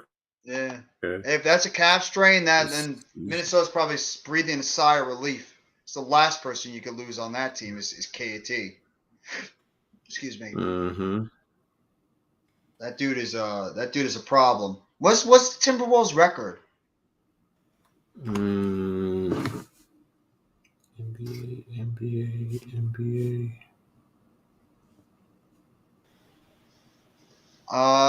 You want me to be honest, Namar? I mean, 10 I think and he's 11. going to be. Well, that's pretty bad for their team. That's pretty bad. Yeah, but they're number 10 out west. Oh, okay. Well, they still got time to right the ship. Yeah. I think he's going to be a Dallas Cowboy. Yeah, I think he's going to be a Cowboy. Dallas too. They did give up a lot for Gobert. You're right. And the funny thing is, the Jazz are right in front of them at 12 and 11. That is very ironic. The Jazz looked like they were going to be a team that was going to tank, and look now. They're a team that is just they're surprising the hell out of everybody in the NBA. Kudos to the Jazz and the job they're doing over there. Seriously. That's an excellent job. The Knicks are now 12 out east. And it's not going to get any better. I mean, I didn't hear about the Chiefs on the list. I know the Bills were, but I didn't hear about him going to the Chiefs. Did the Chiefs even need Odell Beckham Jr.? No, they don't need him. They don't need him. If he's going there for veterans minimum, okay, but I can't see him going there. I just can't. Where's he going to play? Yeah, they already have enough guys. Plus, after what I saw with the Odell Beckham Jr. stuff, with the image that came out, I'm a little bit nervous of signing him too. The incident that happened yesterday, I'm a little bit suspicious about signing him. And of course, he's still hurt. I need to know more about that because is it an overzealous flight attendant just trying to make a name for themselves? I mean, I need to know more before I really make any judgments because I'm hearing that he was just asleep and he had the blanket over his head. I mean, per his lawyer, if it's true, then But Miz made a good point, though. He did make a good point. Odell Beckham Jr. is starting to become a distraction again, and it's not intentionally, but he's becoming a distraction again with the Giants. Because that's what everybody's talking about is Odell Beckham Jr.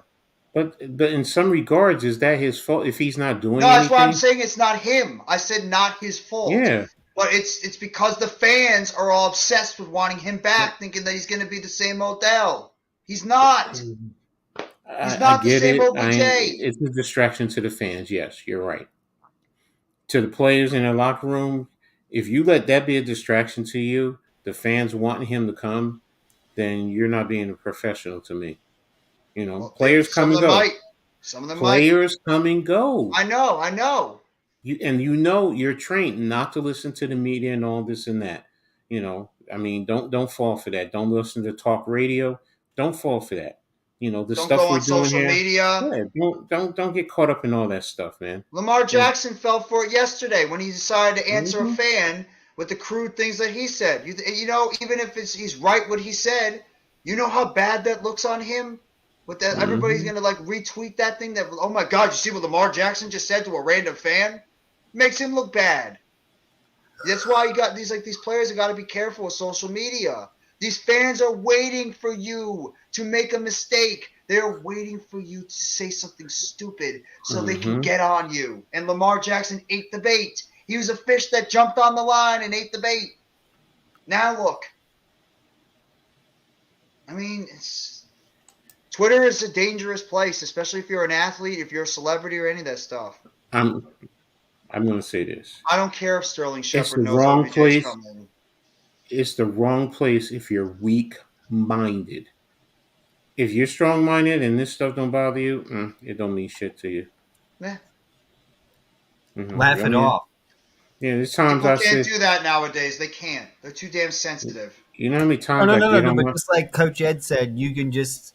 That's where the weak-minded comes in because then you start Mhm. apologizing and I said this and I shouldn't have said that and this was said Yeah. 5, 10. I would say suck it up, like I hate to say it. It's more of this generation. It's different than the generation we all grew up with and got older. Our generation further started it. We right. started trending that way, but the generations below us have gotten to that point where they just they don't know how to do that. They get sensitive and they get angry and all that kind of stuff, and they lash out. No. Well, when you're reading Mm. texts and you're reading tweets and you're not hearing the words come out of my mouth the way I want to express it, you could Yeah, think I'm Mhm. yelling at you. You could that's a think I'm great way. Mhm. That's a crying. great point. That's a great I mean, point. you don't Mhm. know. You're just reading it and interpreting it in your own way. And we, as know, from religion to That's a prehistoric phenomenal days, point. people interpret things differently when Yes, you read. Mhm. especially on social media Right. nowadays. If you, especially at the way you quote it out there, if you put an explanation point at the end of it, of people are going to take it differently, or like it even depends on the quotations or like the punctuation you put at the end of your sentence. That could even go a different way on how a fan or a player or a coach or whoever it is going to treat it. So Kyler Murray, I think, said something stupid yesterday too. Mhm. Mhm. These young kids, they're different. And because we were lucky, we didn't have social media. Social media didn't start coming out until further. You and I were just getting like out of high school, pretty much. Mhm. That's when I've been social media through it. started to blow out. Go check I've out been his. through it. It's all over social media if you want to see. It's all over social media what Lamar Jackson said. I don't Okay. want to pull it up. Listen. No, it was. They said it was strict and it was removed. Whatever. I'm just gonna say this: whether it was the right thing or the wrong thing, there's always a saying: perception is reality. Mm-hmm. So if people perceive it as negatively, it's Mm-hmm. negative. If Mm-hmm. people perceive it as positivity, it's positive. So Yep. it's how do the masses perceive it? I mean, and that's really what it boils down to. He's getting criticized, and most people don't understand. Some people don't come from his background, don't understand. You try to put some of these young men into your personal context, your personal ideals, and we're all different. Look at me, I'm older and I have different thoughts and ways of looking at things than you guys. you know Absolutely. so you know Lamar, even what he said, even what the reporter said to him or the fan said to him was BS. Sometimes you just got to be smart and just say, you know what, goes back to what I just said. Know how to, what did JC, know how to brush that shit off your shoulders. Yeah.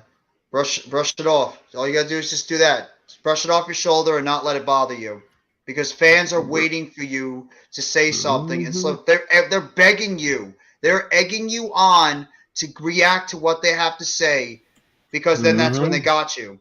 They got you when you have when you cause a reaction like that. Or When they you go go to out there and their put them on blast. they go to their friends. Yo, I got him to react. I got him. You see this? You Exactly. see this? They I got my screenshot it. 15 minutes of fame. I got Lamar Exactly. Jackson or so and so to get pissed off at what I said. Mm-hmm. They're waiting. Mm-hmm. That's what these people on Twitter do. They sit on Twitter and they annoy people, trying to get underneath athletes' skin, and they're waiting to get those athletes to react to them. And then they could go tell their friends, look what I did. Hey, buddy, I'll go to your school. I got Lamar Jackson to get pissed off at me by saying something about the way he's been playing. That's what it's all about now.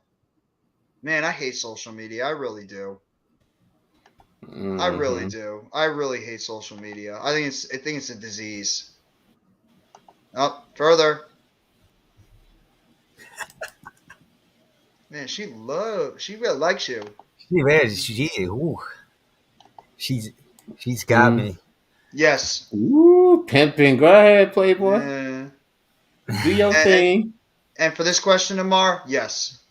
Mike White, after the performance he had last week, absolutely, he's the starting quarterback until he falls on his face. As long as he exactly. The second he doesn't. Now the question is, does ownership and the front office eventually step in at some point and say, you know what? This is a number 2 draft pick that we picked last year. We are not going to just throw him to the side because of how much they invested in him in that number 2 pick. And we know how GMs get with their draft picks, even if they know they're not good. Hell, look at your team further with freaking Jalen Rager, George Arthega-Whiteside, Derek Barnett. Those guys have stuck around way longer than they should have been I there. have to tell you though, Derek Barnett, and I don't care what other Eagle fans say. I'm going to say it as a realistic here. I miss Derek Barnett. Right now, he could have been a huge factor, especially stopping this run game where they're running right up our gut because we don't got Jordan Davis right now. So we had to go out and get Sue because Derek Barnett's out. Well, he needs a piece of humble pie, Zach Wilson. That dude needs to eat a large piece of humble pie and realize. I haven't heard that saying in years, dude. He does. He needs to eat humble pie. When you get sat down by a guy who's a journeyman quarterback because of how bad you were, and the fact that the team is clear as day, really likes what do you call it? I miss you. Do you want Coach and I to bounce off so we can give you two a moment? She's killing me right now. No, I love her. She's awesome. She's a great fan. Wow, yo, this is a good conversation point. What are you? Oh, I'm sorry. Hey, what are you talking about? Wait, no, hold on. Mm-hmm. My bad. Yeah, you know what? Hey, wait, Coach, hold on. You gonna put me on the spot, huh? I'm guilty. We're dating. Congratulations. Thank you. Congratulations. She's been very supportive. Between the dew and the inside zone, and also if a hot dog should be considered a sandwich.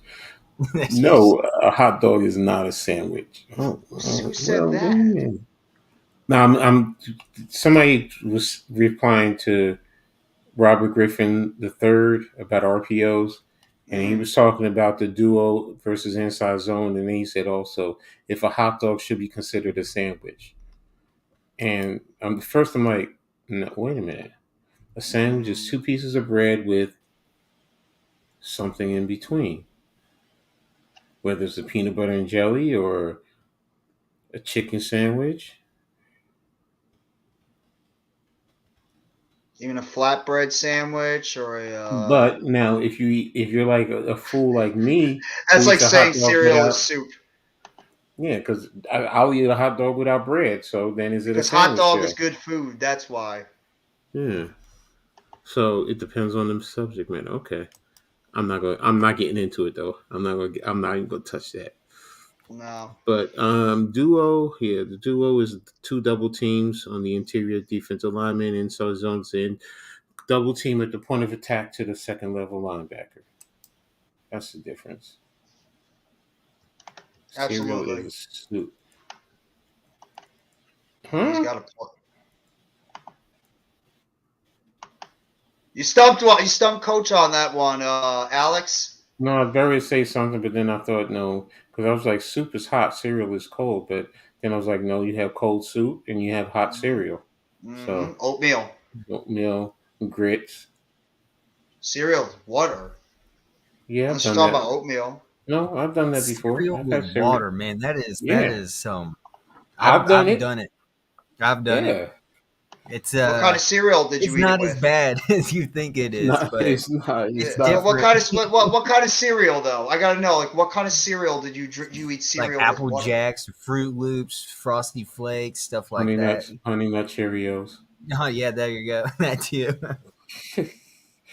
Well, let's say this. So you're like, huh? No. Coach, hold 1 second. What am I supposed to say? He. Aha. She's getting me in trouble tonight. I put tell me on you the what. spot. If y'all start doing smoochy faces, I'm out. I'm out. Smoochies. I'm out, yo. I'm for real, yo. It's too late. I'm not getting into no threesome or whatever. No. No. She says you're shy. I told her I am. Yeah, no, it's What true. you shy She about? said she's shy, and I about said what? she's not shy. No, What you she's shy about? definitely not shy. Yeah, she's saying she's shy, and I'm saying she's not shy, and I'm proving that she isn't right But now. she says you are shy. Not said not you sure are. her. Because I told her I was. I was like, I'm the one who's shy. You're not shy. Almighty's having the time of his life Oh, over he's here. loving this. He's absolutely Everyone's loving it. loving this. It's like Jerry Springer. All right, well, I don't know if we're gonna go that far. Or we're not gonna go like Jerry Springer or Maury Povich. Remember We Jenny throw it in chairs. or Ricky in his- Lake? You a grown ass man and you shot. Oh man, now he's calling you out. Ooh. No, I just said Ooh. that. No. I'm reading his comment. Yeah, I just said that too. Yeah. Only to the people I like.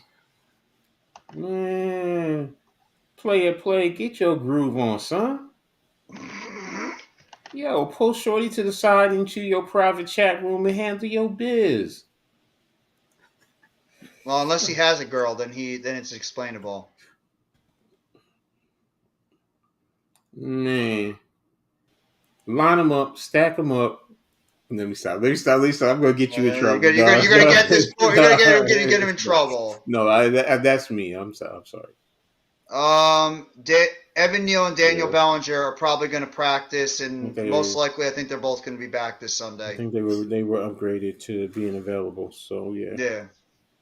Giants might get 5 or 6 players back this Sunday because I don't know if you heard it tomorrow, but Ben Bredesen, Tony Jefferson, and Azeez Ojulari were all activated off of injured reserve. So those guys look like they're going to be back, which are huge additions for our team. It's huge, but there's just one concern: continuity. Now we haven't won, so we don't have the continuity. But can it still take it down the other way? Yeah, get you a Dominican girl. I don't care. I'll do Dominican. I'll do Latino, Black, White, Asian. It don't matter. Native American. If you connect with me, girl, I'm gonna connect with you. Young, old, legal, young. He got those in different area codes. He got those. And you know what's the one thing about me? You know what's the one thing about me? I always tell them all the same thing, and they all know about anybody else. I don't play no games. I'm too old for that. Mm-hmm. I ain't nobody got no rings on my finger.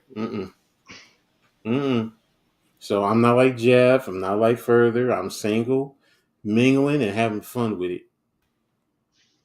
Who's Elijah Fisher? I don't even know what that emoji means. Just being honest. Is that happy joy? Is that happy joy? I don't know what that emoji is. I guess I don't know if it's like Happy, clapping or happy, something. joy, joy. Happy, happy, joy, joy. Happy, happy, happy, happy, joy, Dog, joy, you're gonna joy. make me want to binge watch Red and Stimpy now if you're gonna do that to That me. was my shit. You're gonna Yes, make me want to binge yes. watch Ren and Stimpy. That was my show growing up. Everybody loved Idiot. Doug. Everybody loved I Rugrats, but love I Red and was Ren and Stimpy. Stimpy and Rocco's Modern Life that were my I shows. love Red and I Stimpy. love Rocco. Rocco was funny Mhm. as hell. The jokes went over everybody's Ren. heads. Ren. What?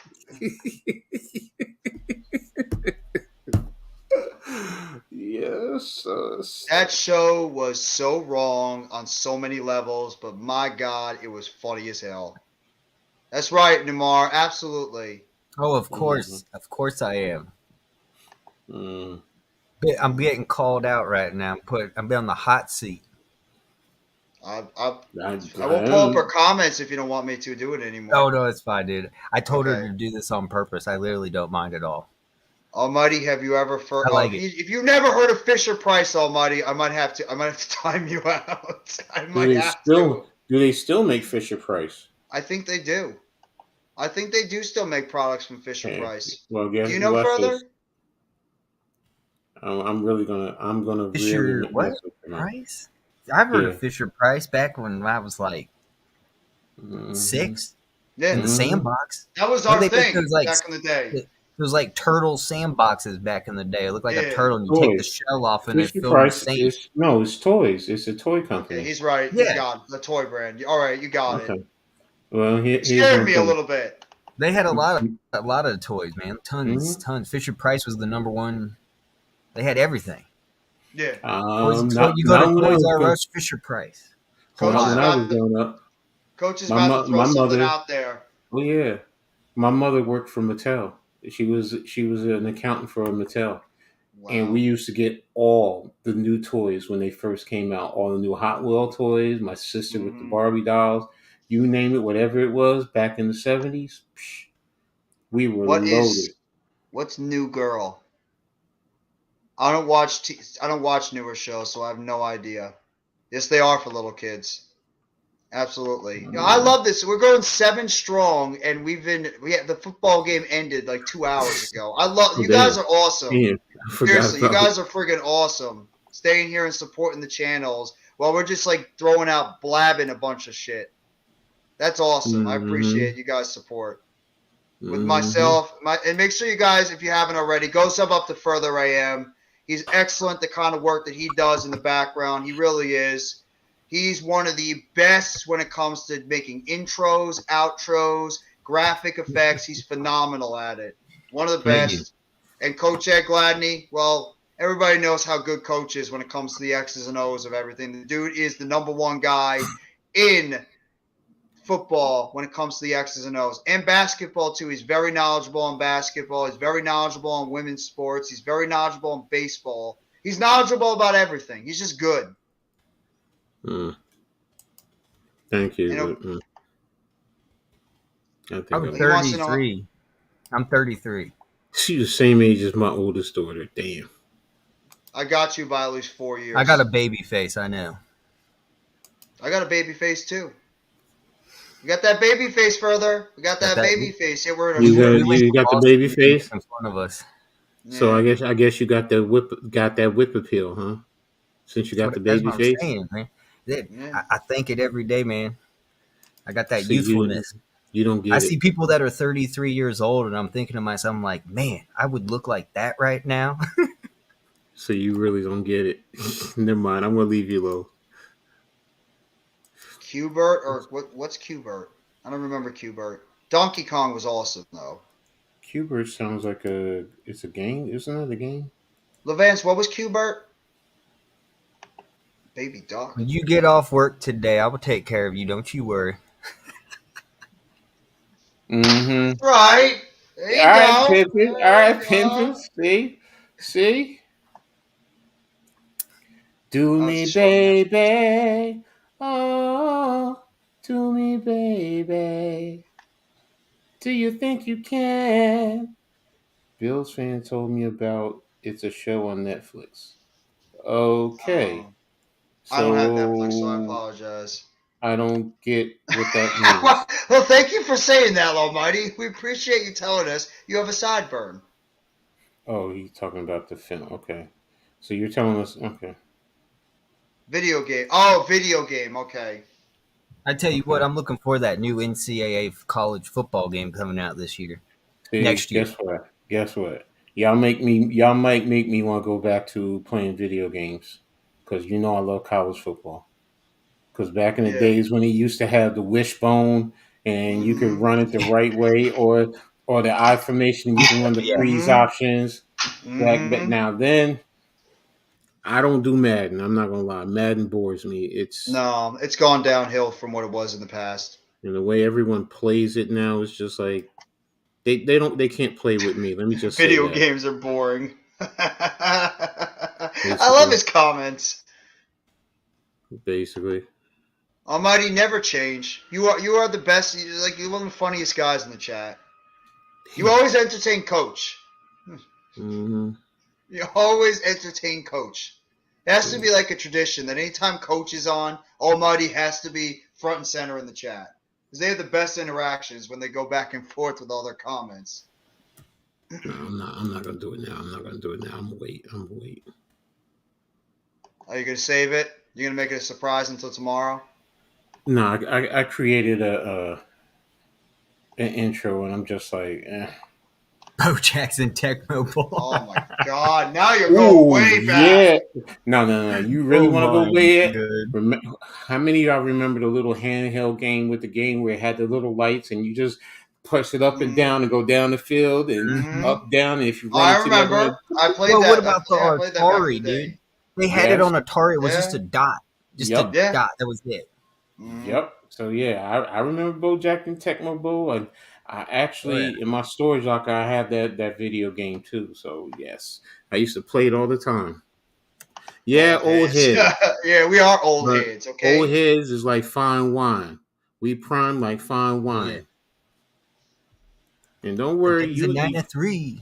You're gonna be there see. one day too, so just be It's not even prepared. that. You so young, wet, behind the ears, naive.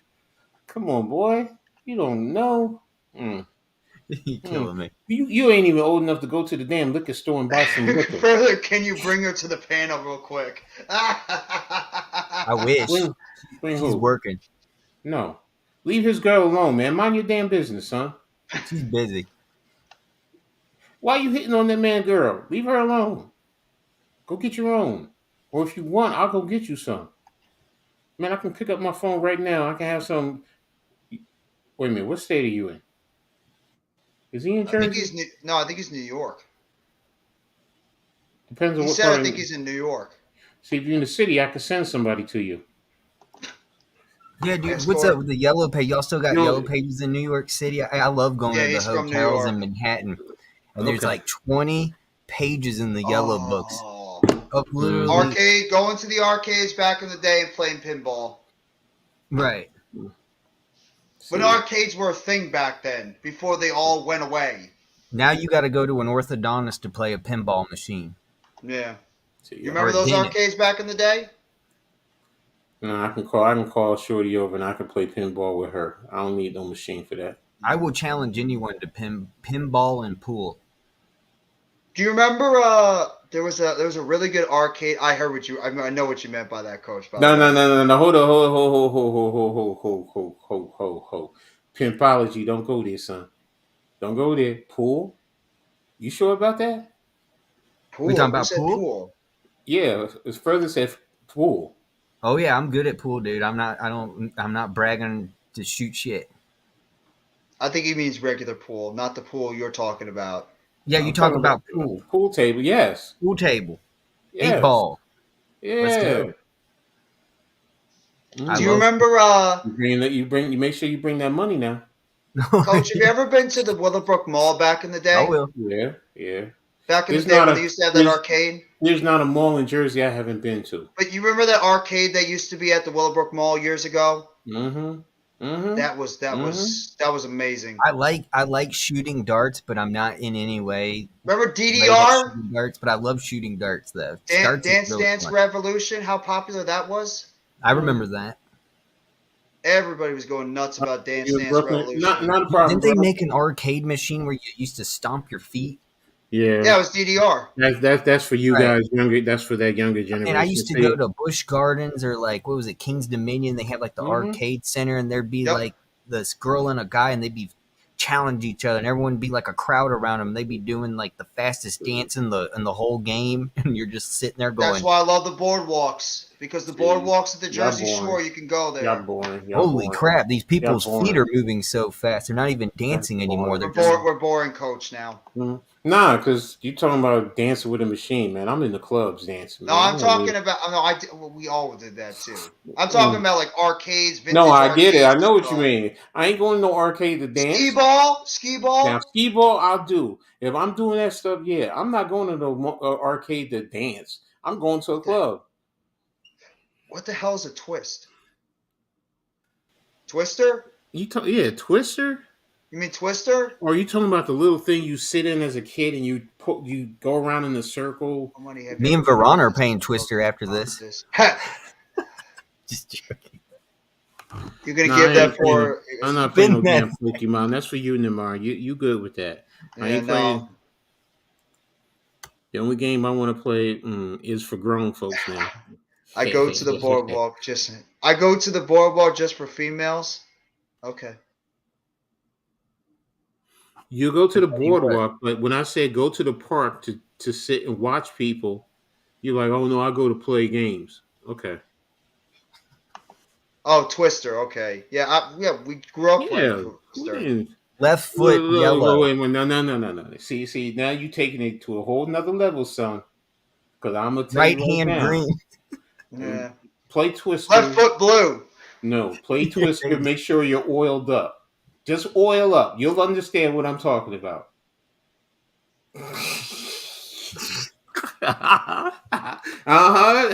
Further's got it. Further Whoa. got it. No, I Uh got huh. it. I got it. Uh huh. I got you. Now that's fun. That's That's fun. right. You do live right. You do live right by Coney Island. Coney Island is friggin' awesome. It's one of my favorite places to go. You Mm, Oh want to yeah. go? You want to have fun? Go on the Cyclone. mm. The Cyclone. Have you been, Jeff? Yeah, I've been on it multiple Oh, times. I love nice. it. I haven't They been to a actually ton. they refer. I went there a couple of times. Once with my Mhm. ex, and I went another time with a good friend of mine. And I went to the Nathan's hot dog place. I Hot want to dogs go are there. amazing. Yeah, I want And to do that. the Cyclone, they refurbished it from what it used to be, and my God, the ride is so freaking good. It's so, when you look at it, it doesn't look as bad, but when you get on that thing, it's crazy. You're like getting flying around your seat all over the place. It's so much fun. I love it. I love the Cyclone. But wait, what's the See, biggest park in New Jersey? The big theme park with all the roller Six coasters. Six Adventures. Six Flags. Flags. Yeah, Yeah. Six Flags in Jackson, Jackson, New Jersey. Yeah. Yeah, have you been to that? Yes, but a Yeah. very, very long time ago. Dorney Park's usually my number one. What up, Sony? What Oh, you see, welcome to this. Almighty, you can learn. We are just chilling. Yeah, we're just chilling like villains right now. Almighty damn man, I played baseball there in my sophomore year. Mm-hmm. Zip, let's talk later. Okay. Oh, the Cyclones. Yeah, the Brooklyn Cyclones. The baseball team for the Yankees. Yeah, yes. Yeah, yes, girl. Verona, left arm green. I don't know if she could hear me. She's working, so I don't think she could hear me. Right hand blue? Brian, That game was fun back in the day. Yeah, it was. It's either that or slip and slide the real way. Wow. He's right. I thought they were the Yankees. My fault. She says, what? No, I said left hand green. Is the Boston Celtics the best team in the NBA right now? They're one of them. They're one of them. Who cares about Boston? They suck. Yeah, I hate them. I hate that team. You know what? They're up at the top of like the most hated teams. I can't stand them. especially since they kicked our ass last year, and that pissed me off. I was in New York City today and yesterday. Quite fun. Food truck teas by Who, chicken gyro, and breakfast sandwich. Those food trucks, you can't beat them. Can't beat them, Namar. I agree. Those food trucks in New York City, they're damn good. Halal guys. Halal guys, yep. guys. Biggest portion I've ever seen. Just get one, because if you got a family, it'll feed the whole thing, dude. That, Keep it oh on. man, so good. Not if you with me. You better get your own. Oh, this is, yeah, that's She true. ain't got no ass. She damn sure ain't got no ass. The Knicks are giving up 117 points per game this year. Oh, what's up, baby? Good job, Tibbs. Way to play defense. Way to have your team play defense. I thought you were a defensive coach. I mean, what the hell can I say? My team's giving up a ton of points, too. We suck. Ooh, We can't she's in stop anybody. Lyndhurst. She's in Lyndhurst, all right. 5'4". Pippin ain't easy, man. Pippin ain't easy, man.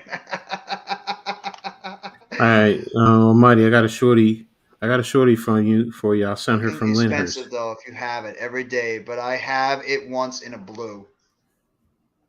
Yeah, it is. You lying? She got ass, Yeah. man. She got ass. Yeah, Alex wants to know if you're scouting Tinder. No. It's not Tinder. Coach, the girl that you showed me earlier, she got no ass. Yo, Allie got ass, man. Cut that bull. She might be a little light in the front, but that's cool. She got ass. Yeah, She got thunder thighs.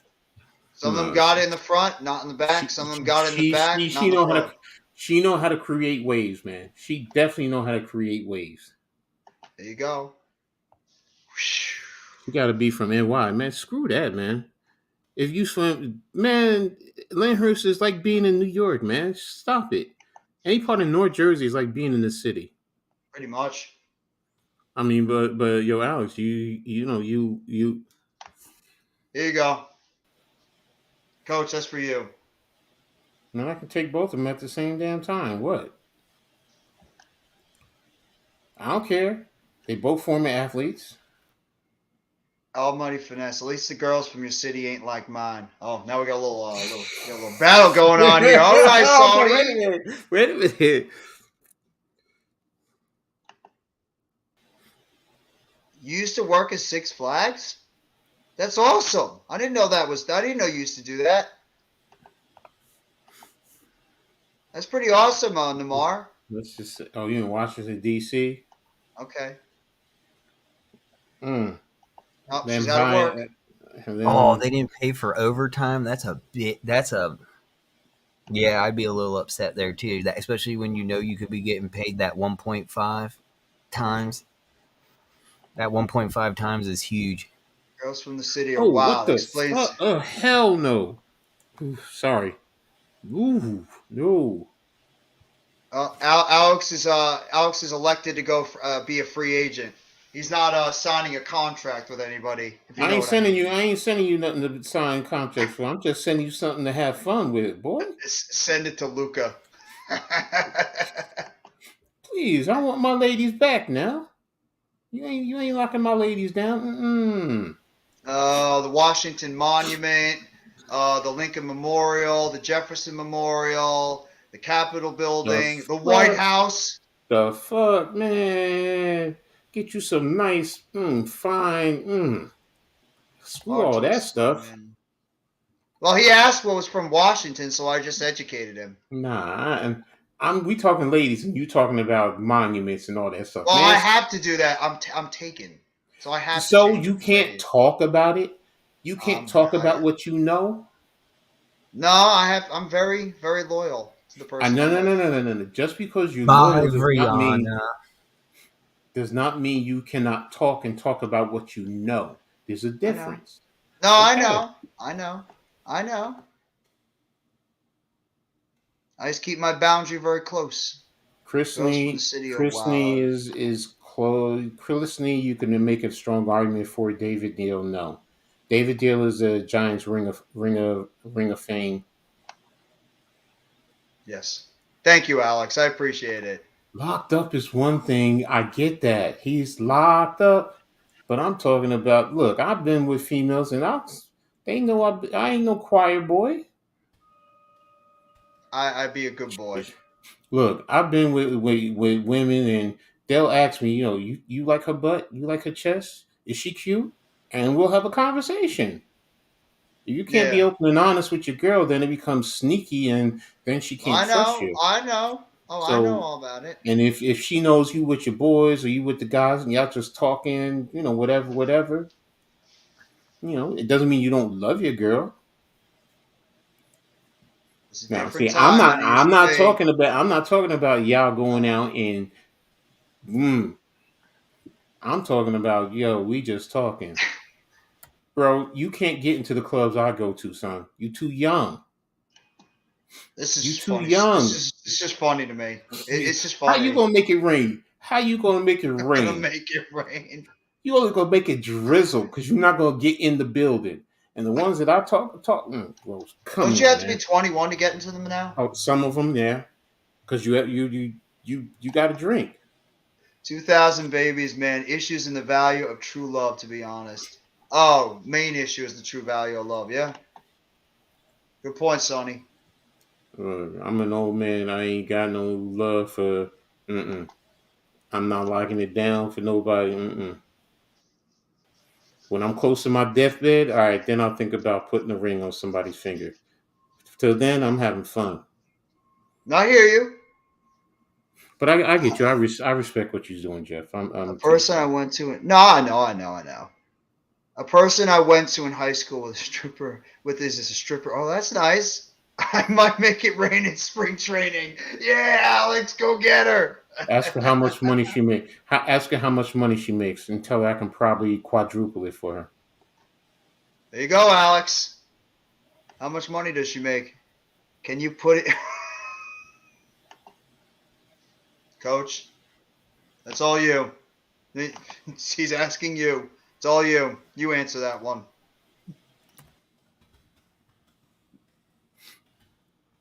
I ain't answering that. Is it I legal mean, to drink I think it is. With it. Almighty, I don't go that way, bro.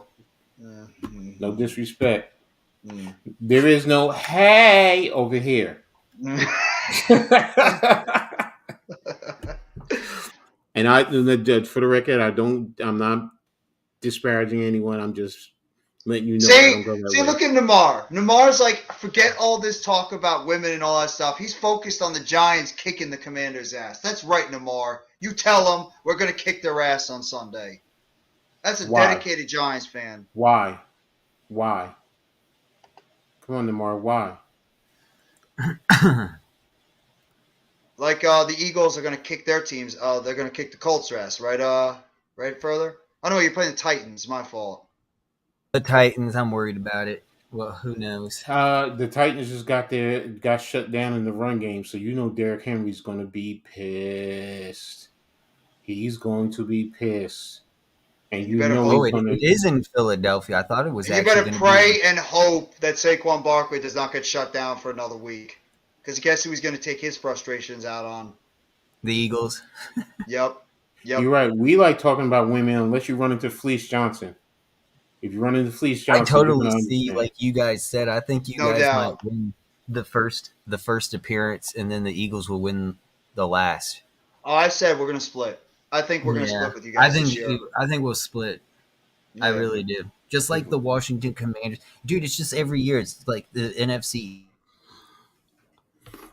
East rivalry. It's at each other, and we fight each other very well. No matter if there's a team that's doing bad that year and a team that's doing really good, like the Eagles. You could see that the Washington Commanders beat the Eagles because it's Yeah. a divisional rivalry, and it's always been like that in the NFC East. That's why I like the rivalry we have because it could anyone can win.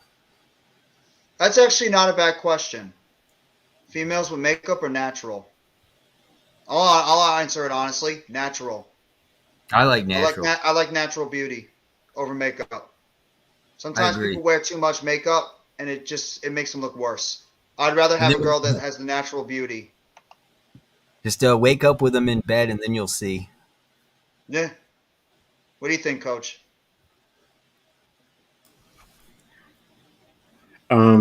Always natural. Really, Alex? You Is do that natural because seen too many times where guys talk about, yo, did I go to bed with that? yeah, I thought I went to bed with something else. yeah. Yeah, that's who you went to bed with. You want to be with somebody that when the makeup comes off, they still look good. There you go. That's what I'm trying to say. The last really turn into an Eagles fan from the Steelers because they were 4-2. Okay. Wow,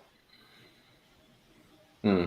that's I don't know why you'd want to not be a Steelers fan. I mean, just football talk. You don't want to be a Steelers fan, especially that time Hmm. when the Steelers were one of the best teams in the NFL for years. To be honest, I like my girls more natural. Yeah, it seems to be the common trend. A lot of guys do prefer their girls to be all natural. Mm-hmm. It's just better. And all natural all the way across. I agree. I agree with you 100%. I ain't gonna lie, I don't like implants and all that stuff. I mean, that's Neither not do I. me. Neither do I. I'd rather be with somebody that's 1,000% natural. Mm-hmm. Honestly, Almighty, you are a fun Almighty. You are entertaining as hell. You really are. That's BBL. Yeah. How about the hair wigs? Well, I've never dealt with that problem personally, so I can't answer it. Bro, you can't pull the hair then. You're gonna pull the hair and it's gonna slide right off into your hand, man. Come Unless on, like man. unless like glue it or something, like glue the No, wig they over wear there. actual wigs. No, I know. Yeah, my daughters do that. They're like, oh, we just don't want to do our hair. I'm like, all right, whatever.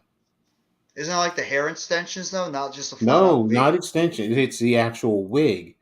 Oh, Extensions is one thing, yes, but that's kind of tied in. These are yeah, actual wigs, and they can change up their style, every day and all that type of stuff. And I'm like, all right, whatever. yeah, Like, yo, if I'm dating a female and she got a wig, I'm like, yo, bro, come on, man. Can we really have fun? yeah. You just want to go over there and Too do a old for little. you. They too old for you. Oh, that's great. Now he's hitting on your daughters. Nah, I ain't playing that. Oh, They you too don't you old for don't be you. asking You don't do father's you don't do cousin. that. That's a Yeah. cardinal sin with any man. You Mm-mm. don't ever, ever, ever talk about Mm-mm. Mm-mm. daughters. Don't do it. No. My daughter or my Sisters or Especially granddaughter. daughters, no. No, no, no. no. I mean, to be honest with you, Almighty, I'm going to be brutally honest. I'm telling you, my daughters will make you cry. They will Oh, I make you believe it. cry. Oh my, yeah, Namar. This is the third time you've tried to like auction this Abby girl off to Almighty. This is We'll him get girl ya. have a We'll get saying. ya. It's the third time he said he's gonna like talk about this girl Abby to send her over to date Almighty. The only thing I say about I my agree. daughter, my youngest daughter, I agree, Sony. my youngest daughter does do makeup, but she's very creative in her, and it's artistic. She gonna make me cry. That's cool. How's she gonna make me cry? Is she gonna make me cry? Ask questions. First of all, I have three daughters, and that's why I said they will make you cry. My oldest is Further's age. You can't handle grown women, man. And all of them drink. They can go into the liquor store and buy liquor and go to clubs but how they gonna make you cry? Coach, Mm-hmm. can't some of them be his mom? No, they ain't that old, man. He's They're in 19. like their what? My They're oldest mid. is going on 34. That's my oldest. Yeah, you're right. Bro, I'm 55. I ain't No, that I old know, now. yeah, you're right. No, I thought one of them was in their late 30s. No, no, no, no. I have former players who I call sons or grandsons. Mm. Like Jump is 40 and Raul is 39. But they're not biological, but yeah. My daughters, man, they don't play, man. That's the first thing. They don't play. They know. They don't take no BS from no man. Mm-mm. They're They tough know. women. They had They know they how to had a stand on their single own two dad. feet. You Coach damn right. pushing I'm 60. pushing 60. So what? And my dad is in his 80s. And my dad is in his 80s, and my stepmom is a year and a half older than me. Okay, and that's how we roll. Like I said, I think he's just entertained by you. Hey, be entertained. I'm telling you, man. I know who I am. I know what I can do. Yeah. Just because I'm 60 don't mean I can't hang, man. Matter of fact, I probably put you to sleep. Go get the bottle, put the bottle in, change his diaper, wrap him in his little blankie, put on the little I love how you say blankie. Yeah. Go to sleep in your little blankie. And then wait, watch this. Then go talk to moms, right? You want to talk about my daughters? You want to talk about moms? Oh, Sookie, Dad, look at that. Looking further. There's a lot of love going on. I'm being forced to do this right now. You ain't being forced. You choosing to do I'm this. being Man. forced to do this. How are you forced? How are you going to put him to sleep? How are you going to put him to sleep, Coach? Things He's I asking do. you. How are you going to put him to sleep? There you go. Lullaby. Say goodnight. It's getting hot in here. It's getting hot in here. You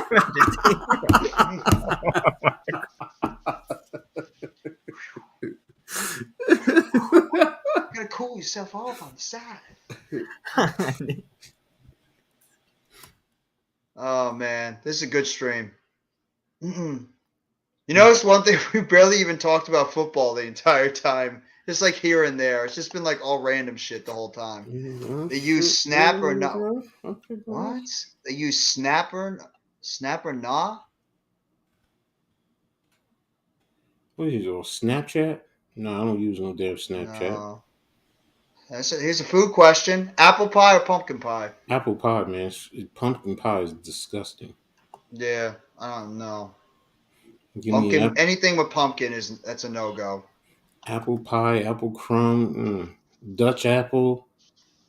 Make and tell my lady to put it in the oven. Apple cider with on side. Can't ever hate on apple cider. How good that is. Oh, I drink apple cider. I drink apple cider vinegar straight. Oh, he's asking, does your daughter use Snap? Yeah, I'm not really a pie person either, Alex. No, I don't ask them that because I'm not on Snapchat. So why would I know if they're on it?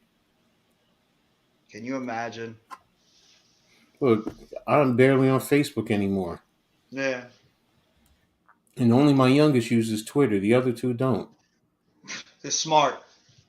You taught them well not to use Twitter. No, they just know that I'm on here, so they don't want to run into Dad, what did you post now? What did you say? You like that on Facebook. They're like, oh my gosh, Dad, you're embarrassing us. I'm like, why? It's my damn page. But you shouldn't be posting that. It's my damn page. If people are on exactly. my page, It's your page. You can do whatever the hell you want. What I should. I still have my Facebook because I use it when I deal with minor league semi-pro football because a lot of them are on there across the country. So my oldest daughter is a Patriots fan. The other two are Giants fans. There you go. Imagine on that day. What type of fan is your mother? What sports teams does she like?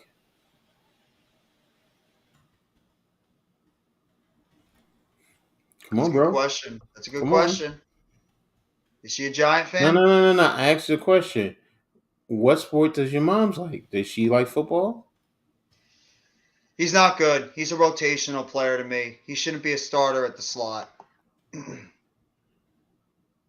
Why doesn't she watch sports? What does she like to do for fun?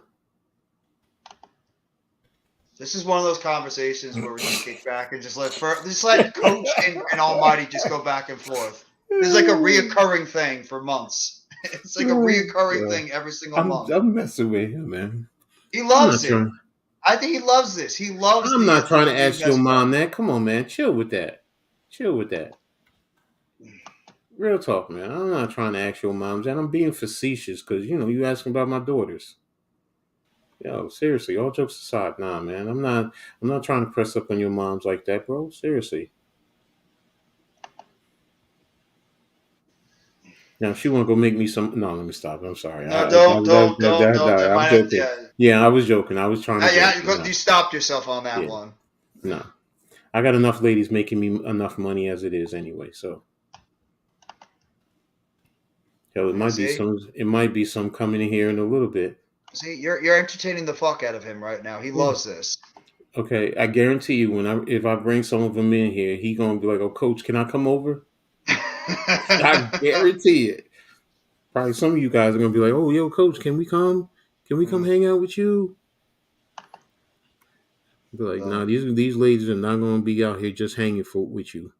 Mhm. They serious about their business, Yeah. Business first. and they You gotta know get what me. after? They gotta get me my money." Nah, I'm good where I'm at.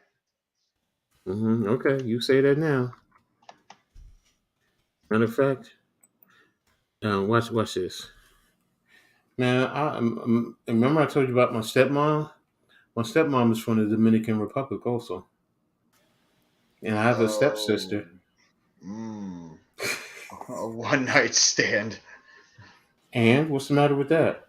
I've had plenty of those in my lifetime. I'm single, Flinging, hanky panky, Hanky panky with a little but hanky spanky. panky. What that's like see, what the I'm not. Texas A&M says. Hanky See, for panky. me though, it's not one night stands. It's they go one night, Yeah. make that money. They gotta go make my money. Texas A&M. Well, you better stay that way, bro. Just stay that way. Don't Yeah. get caught up in my world, man. Don't. Because if you come into my, bro, if you come into my world, I'm telling you, you ain't. Mm, you're gonna be like, what the hell have I been missing? Mm-hmm. Or the next worst thing, I'm in love. Yep, it's true. Sometimes you get attached like that. Mm, thank God I can never be like that again. Mm-hmm. Oh, here we go. Now Almighty's going to start getting on Alex's case. Now, see, Mm, that's some people actually do. I can't That's regret it. Shit, I was what, 10 years old when I lost mine? damn. You really started early. Mm, I had my first girlfriend when I was 7. Most I mean, people at that age, they're too busy playing with their blocks and stuff in the sandboxes. yeah, we were in the sandbox, all right. We were kissing at 7. Well, that's yeah. I mean, But the I first one, yeah, she was what, 14? And I was, yeah, 9, 10 years old. I didn't know what the hell I was doing. But hell, I ain't care. because it's his personal choice. That's why he decided to do that. Okay, Hey, he got respect. He says that's what he wants to do. He respect. gotta respect what somebody wants to do. It might be funny to somebody, but it's not. Mm-mm. It's his business. So I'm not. I just don't know how to stop anymore. I enjoy it too much. no, I understand. No, man, see, I respect that though. Seriously, all jokes aside, man. That's I know, Alex. I know. yeah. He knows we respect him for that. I mean, Yeah. Yeah. See. if we could go back, some of us, yeah, will we do it different, knowing what we know now? Of course. But Absolutely. Yeah. That's a good point. That's a good point. That's a great point, Alex. I agree with you. I'm trying to think. Any disgusting on my plate as yet? I don't know. To be honest, it was whack, but I do appreciate her comfort. Some guys do. Some guys appreciate the comfort in that aspect. My best experience was when I was 17 and she was 34. She taught me so freaking much. And that's when I said, "Oh, I'm in love." She's Yeah. like, "Boy, you in love? You don't know what the hell love is." Yeah, especially at 17. We think we do. Mm-hmm. You think you know what it is, but in reality, you don't. You have no idea. Mm. Uh,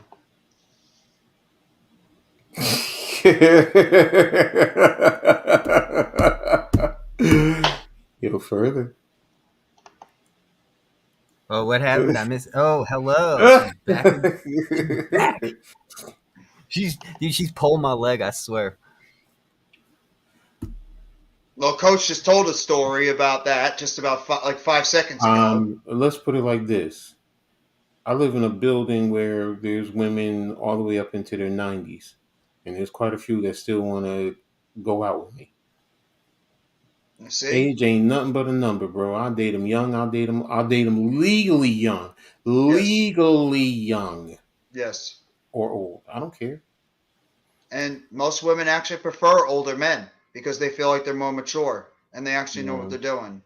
Whereas younger women or younger men, they just not they don't know what the hell they're doing yet. They're not experienced and everything like that. They have no direction. They're just like, yeah, let's go, yeah, like that kind of stuff. To Dude, be like you honest, say, I like there's older nothing women. wrong with No, liking don't be anything. ashamed. Yeah. If you Go ahead have a further. I'm sorry. connection, like Coach said earlier, if you have a connection with someone and it's positive and you get along and your conversation is, That's an you underrated both thing. want to keep talking with each other, I'm nothing not wrong throwing a with it. shot at you. Who said I was throwing a shot at you? Bro, I was 19 at 1.2. We all were. We all were like that. That's not a shot at you personally. Come on. I was 19 at one point. I was an idiot. We all were. We all acted that way when we were kids. When I was 19, I was in jail. When I was See? 19, I want to be like that. I was chasing this Italian chick while I was at school. I was so in love with her.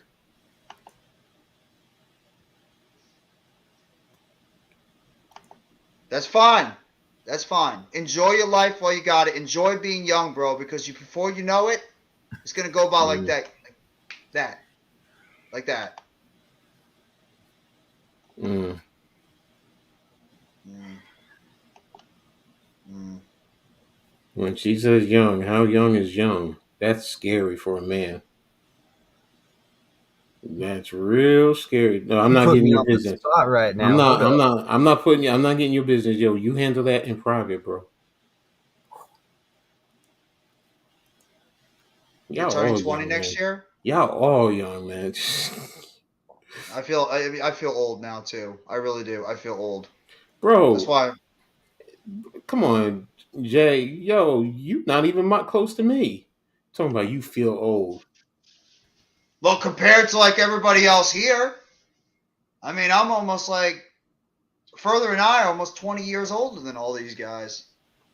Oh, well, I feel you. I feel you. Oh, you're 26? Tyler. Okay. Damn, my middle daughter is around that age. I'm 19, and I was trying to track a girl a few weeks ago. Discovered it was a long shot. She was immature and wasn't for me. Yeah, maturity comes around a lot of when it comes to a lot of Yeah, if you want, relationships. You're going to get to somebody. You if you don't want, want an immature girl. Good call. What type of shade? for a relationship, no. If you just want to have fun, then Yeah, do you. no. Yeah. If you want to just have fun, then that's fine. It But if you depends want a on your real mindset. serious, Yeah. don't I even ain't gonna lie. waste your If time. she 19 and just want to have some fun, okay. You The only understand? It You just see ain't there's nothing the sign serious. right there. She's not serious. This is just something for the time being. The only way Mm-hmm. if it becomes serious if that C word comes into play, and that C word is chemistry. If you got chemistry with somebody, and I'm talking about like real chemistry, then like that, the feelings part will start coming in. Yeah, If you got the chemistry between one another, bro. Does she hit you up? Does she ask how you're doing? Does she make sure that she says you too every time you say you have a nice day? That's how you know you got chemistry and she's into you. If she's not, Mm-hmm. that's fine, Almighty. That's fine. Mm-hmm. Whatever makes you happy, go for it. That's fine. Everybody has their particular. Just run with it and enjoy it. Nobody should judge anybody on what they want to do. Okay, they'll be here in 20 minutes. man, it's almost 2 a.m. Yeah. Mm-hmm. I might go for like another 12 minutes. We're almost at the 6 hour mark. I figured, what the hell? Yeah, let's go I'll go 6 for hours. 6 hours. We'll go 6 hours, and then when we hit the 6 hour mark, then I'm going to Yeah. shut it down. Because We've I been mean, on for. I might be doing this again tomorrow. Not, I'm sorry, later tonight with Coach Ed and NYG. Nah, we can't do it this long. I need to get some sleep. I can't keep staying up till 2 o'clock in the Dude, you morning every guys have night. been live for a quarter of a day. Yeah, well, Yeah. I've done this before. Alex was fine. actually hopped on with us one time after a football game where he did it Yeah. for 6 hours. This is nothing. Yeah. I can tell, dude. The time's really been flying. Like I look at the clock and it was just 12:30. Because we've just been bullshitting the whole time. That's why. Bullshitting and having fun. I'm immature and she's at least you're honest. At least you're honest. Hopefully I'll be up to 6. Yes, you've met your perfect match. Absolutely. My ambitious side is down for immature and fun, but I couldn't read the sign she was giving me. After talk with my co-host of the show I run, he asked me, "Does she ever text you first?" You know what? That's a thing right there too. When it comes to any of that kind of stuff. Sometimes girls like being chased. Sometimes they do, but at the same time, they don't want somebody that's like too on top of them. Exactly. They want to feel like they're wanted. If you are smothering them, oh my god. They hate that. They hate that. That's one of the number one negatives. If you smother them, it's a deal breaker. No, I don't have a female coming. No, I don't have a female coming.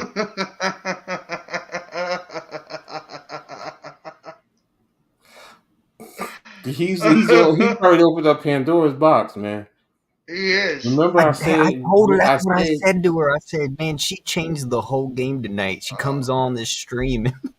Oh, that box is opening slowly, and further. Yeah. I mean, Almighty's about to open that thing up completely. I said when they come over, I could show you a few.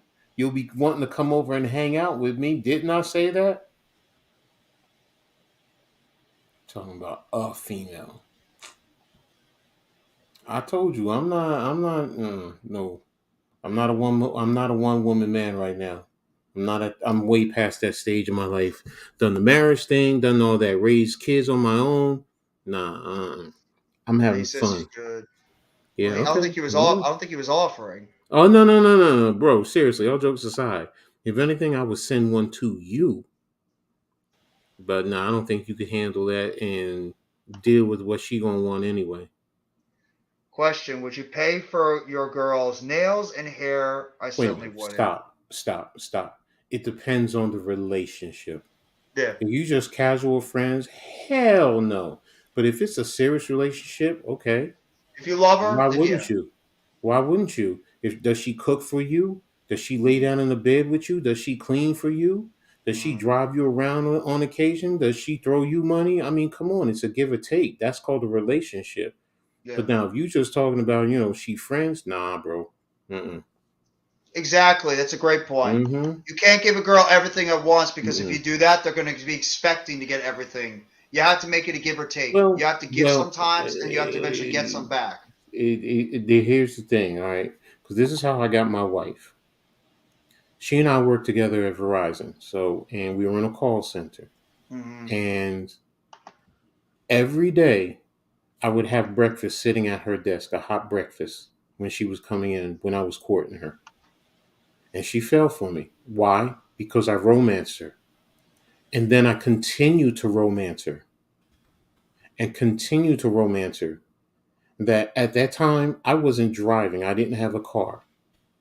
That when we were in our relationship, she would drive me home. I lived in North Central New Jersey, and she lived all the way down outside Camden.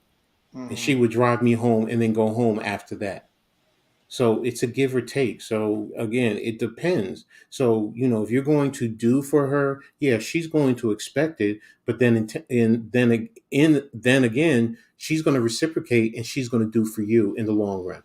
And when she does for you, it's going to really be love. So yeah. Wait, can you guys read this one from Namar for a second? Feel friend because Carlos broke up him. He started cursing at me and crying, but he dating Abby. Huh? I don't understand. Wait, I don't Namar. understand Namar. I don't. Namar, I have a question. This is for Namar. Is this Abby person a good friend of yours? Like, is this a good friend of yours in school? I'm just curious. What if friends? Well, that actually has happened where you have Yeah. had people that are very good friends for a long time, and sometimes they do develop those serious relationships with one another where it goes from being very close friends to end up dating one another. It's just, if you're really good friends with somebody, you don't want it to be able to affect the friendship later on if, God forbid, something happens in the relationship. So it's a Takia and very tricky Leslie. road. Takia and Leslie, even though we dated, we started out as good friends. We're still good friends, even though we just said it didn't work. Yeah. I can call him right now or text him right now, and we can have a conversations. Yeah, some girls are using, of course. I mean, just like Yes. some guys are playing games. I mean, that's the Same thing reality right of here with life. what he says, what Alex says. The friend zone, the most dangerous zone to be in. Because once you're in, you ain't getting out. That's not true. There's That's not there's true. very rare times when you get into the friend zone, you're You know, how not getting many, out. you know how many times I've smoothed my way into the friend zone just to get what I want, and Oh, then then you have to smooth my really way. be a very smooth talker to get out of that. You have to have game on top of game on top of game on top of game on top of game You to be it's, Devier able to it's get out of the motherfucker. friend zone. That's real some simple. It's Devier. real simple. It's real simple. Because when they start saying, we just friends. Oh yeah, that's all I want. That's all I wanted from you. Then Hmm. eventually, like, you don't want nothing from me. You only want this. You don't want sex or nah. You good. You friends. Guess what? Appearance. Some of them, they gonna be like, oh what? They're gonna get a little offended. They're gonna let, and then they're gonna try and see if they can pull you and be like, Okay. stop, chill. Just you playing the game right. Know how to play the game. Don't let Hmm. it play you. Know how to play it. All When you right. play Thank it you, right, Namar. Jeffy, Max is my friend. He was dating her. Okay. you must care about how you dress. Okay, those are young girls. A true woman, yeah, she cares, but it's more how you carry yourself. Appearance is sometimes a very important thing to women. I'm not saying it isn't. It just When I depends. worked at Verizon, I used to come in with Mm. sweat hoodies, a t-shirt, or a jersey every day, and they were lining up. And you know why they were lining up? What's the biggest reason why? Because I was a single dad raising three girls, Hmm. and I was caring for my mother and my grandmother, and that told them one thing: this is a man that knows how to treat a woman. What are you laughing at? And see, the whole thing is, That's a I bad don't trip, play. coach. Yo, it's the truth, man. It's Oh, he's getting on your case again. well, wait a minute, is bad drip a bad thing, or is that a I don't positive know. Is slang? that is that is that the kids lingo Because nowadays? I'm thinking that's a compliment. I don't know. I don't know the lingo of Me nowadays. either. What So I mean, I so just know. Look, what does that mean? I know how to smooth. I know how to play games. Look, I've been played before in my lifetime. Come on, I'm not stupid. How else you think I learned? Yeah. And then you learn who you got, who can play, or who's playing the games. I've hung out in the strip clubs. Come on, I've seen a lot of things. Come on, been into the VIP lounge. I mean, There you go. See? Somebody Yeah. even says it. You've been playing you've been making plays with the ladies. He's been getting them first downs. yeah, and I also am honest with them too. It's like, Nah, you have to I'm be. single. I mean, it's like, yo, you understand what you're getting into. I mean, I'm not looking for no relationship, but we want to have fun. We have fun. You know, Exactly. if you want to bring your girlfriend into the back room with us, all right, I'm cool with that. I'm down with it. Backseat lady. A lot of them laugh at it, be like, "Oh, you can't be serious." And yeah, That's sometimes I'm true. like, That's true. You're right, Alex. That's touchdowns. true. More like touchdowns. You're right. Yeah. He's been known to get into the end zone quite often. Throw, Yeah, throw in a pair of um, Balenciaga. Why is this Balenciaga. not computing? I don't know what Balenciaga is either. What is that? It's not computing. Do you know what that is further? Balenciaga? Balenciaga. Balenciaga. Yeah. I'll look it I up. don't know what that is. It's not Balenciaga. computing. It's Wait a minute. Hold Yeah, on. see, look at Alex says you're a red zone target to the A ladies. That's luxury right. fashion house started in Spain. It's just a fashion Oh, design, Oh, okay. a okay. brand. Okay. So Hmm. that's true. When coach gets to the end zone, he's not getting stalled at the 1 yard line. He's going right in for the score. Oh, no jokes. Yeah, I mean, There's no tip drill going on in that game. let's stop for a second and say this, okay? It Mhm. depends on the woman, that the type of ladies that you're dealing with. You know, if some Yes. of them straight hoochie, come on, man, let's be real. You know, just keep Yes. it straight gangster with them. You know, if some of them are more classy, then you're gonna approach them differently. Shoes, sneakers. Uh, Socks, slippers. Yeah. Slippers. Yeah. I mean, we're not exactly running around in our sneakers at 2 o'clock in the morning. I will say this: Oh, if my bro, homeboy, you are really cutting it close with that one. who's Sony? Yeah, you gonna entertain your homeboy's girl if she come on to you? Yo, get your video recorder out. Ask her again. What did you just say? Wet Record her to socks. cover yourself, and then why would I have wet socks if I'm walking around my Wait, house? wait, Namar. What do you, Namar? Why are we telling us about somebody else's relationship? Lamar, I've told you before, that's somebody else's relationship. Why are you talking about their stuff like that? What about you? Yeah. Come on, pimpin'. I know you got game. Come on, bro. Wet socks. Wet socks. My floors are not wet.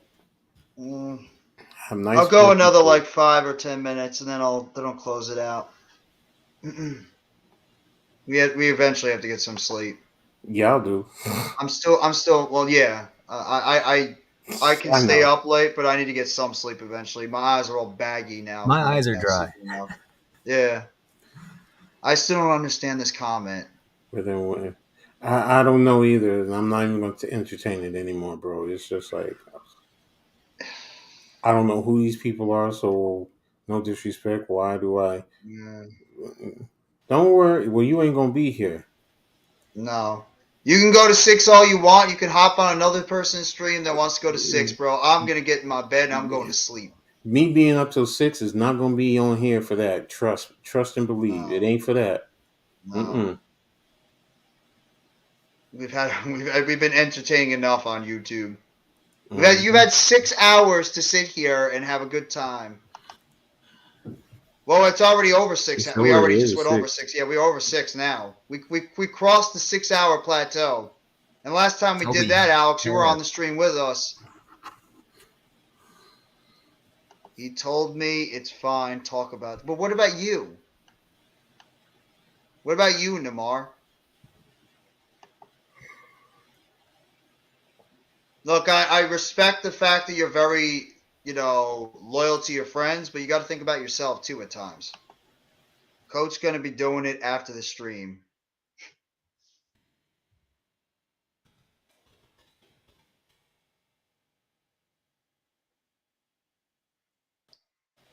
Yeah, man, well, whatever happens, happens, Almighty. Before I leave, Giants will be the commies and improved 8-4. You damn right, my friend. You damn freaking right. Coach, this is for you. Okay, and you go handle yours. I mean, I'm gonna do me, you do you. Like I said, I think he's just entertained. You're entertaining him. He's Mm-hmm. Yeah, I yeah, get it. he's yours. I think out of everybody that he goes on everybody's stream, you're by far his favorite. I mean, next thing you know, he's gonna ask me to make a video. Yeah. Nah, bro, they ain't no only fans over here. Nope. Mm-mm. Oh there's an hell only no. there's an Hell no. OnlyFans. Almighty Finesse is gonna be your first one. Hell no. I'll make a only page for the ladies, not for no dudes. Mm-mm. Mm-mm. Coach don't get down like that. No. But any of you guys want to throw out your last comments, throw them out because I'm going to close the stream out in the next few minutes. So I'll get the stuff out of the way. Thank you guys all for coming Brianna. by the stream. There you go. Did you That's all I just say gotta do. Rihanna? Did you just say That's her name. Rihanna? Brianna. Oh, Rihanna. Okay, sorry. Rihanna. That's how you say it, yeah. Oh, that's right. Okay. She's going to be performing at halftime this year, right, Rihanna? As Oh, far as yeah. I know, Yeah. as long as she can drop the. Well, let me stop. Because she got to get rid of the baby weight. Yeah. She had a baby when? Just last month or so? I think so. Recently, yeah. Because they're This not going. dude's trying to go away. Otherwise, they're gonna kill her just like they did that female on the halftime show the other day this weekend. Whoever that was, they were killing her in that black outfit. Was it yesterday? I don't know who she was. Yeah. We get it. I get it. Okay, you lost, we won. So that's better.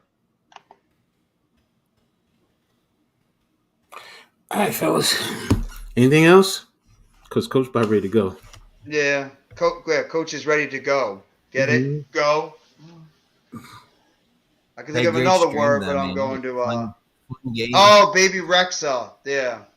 I don't even know who the hell she is, but yeah, I guess that's what you meant. Baby Rexa.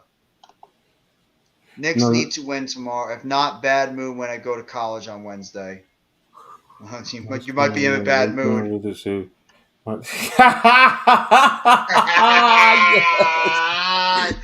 know what? On that note, everybody have a great rest of your night. Bang, bang, bang, bang, bang. Everybody have a great rest of your night. Thank you all for coming by the stream. Take it easy, and let's go New York Giants. Together blue, everyone. Have a great night, and thank you for coming by the stream. It was a great time.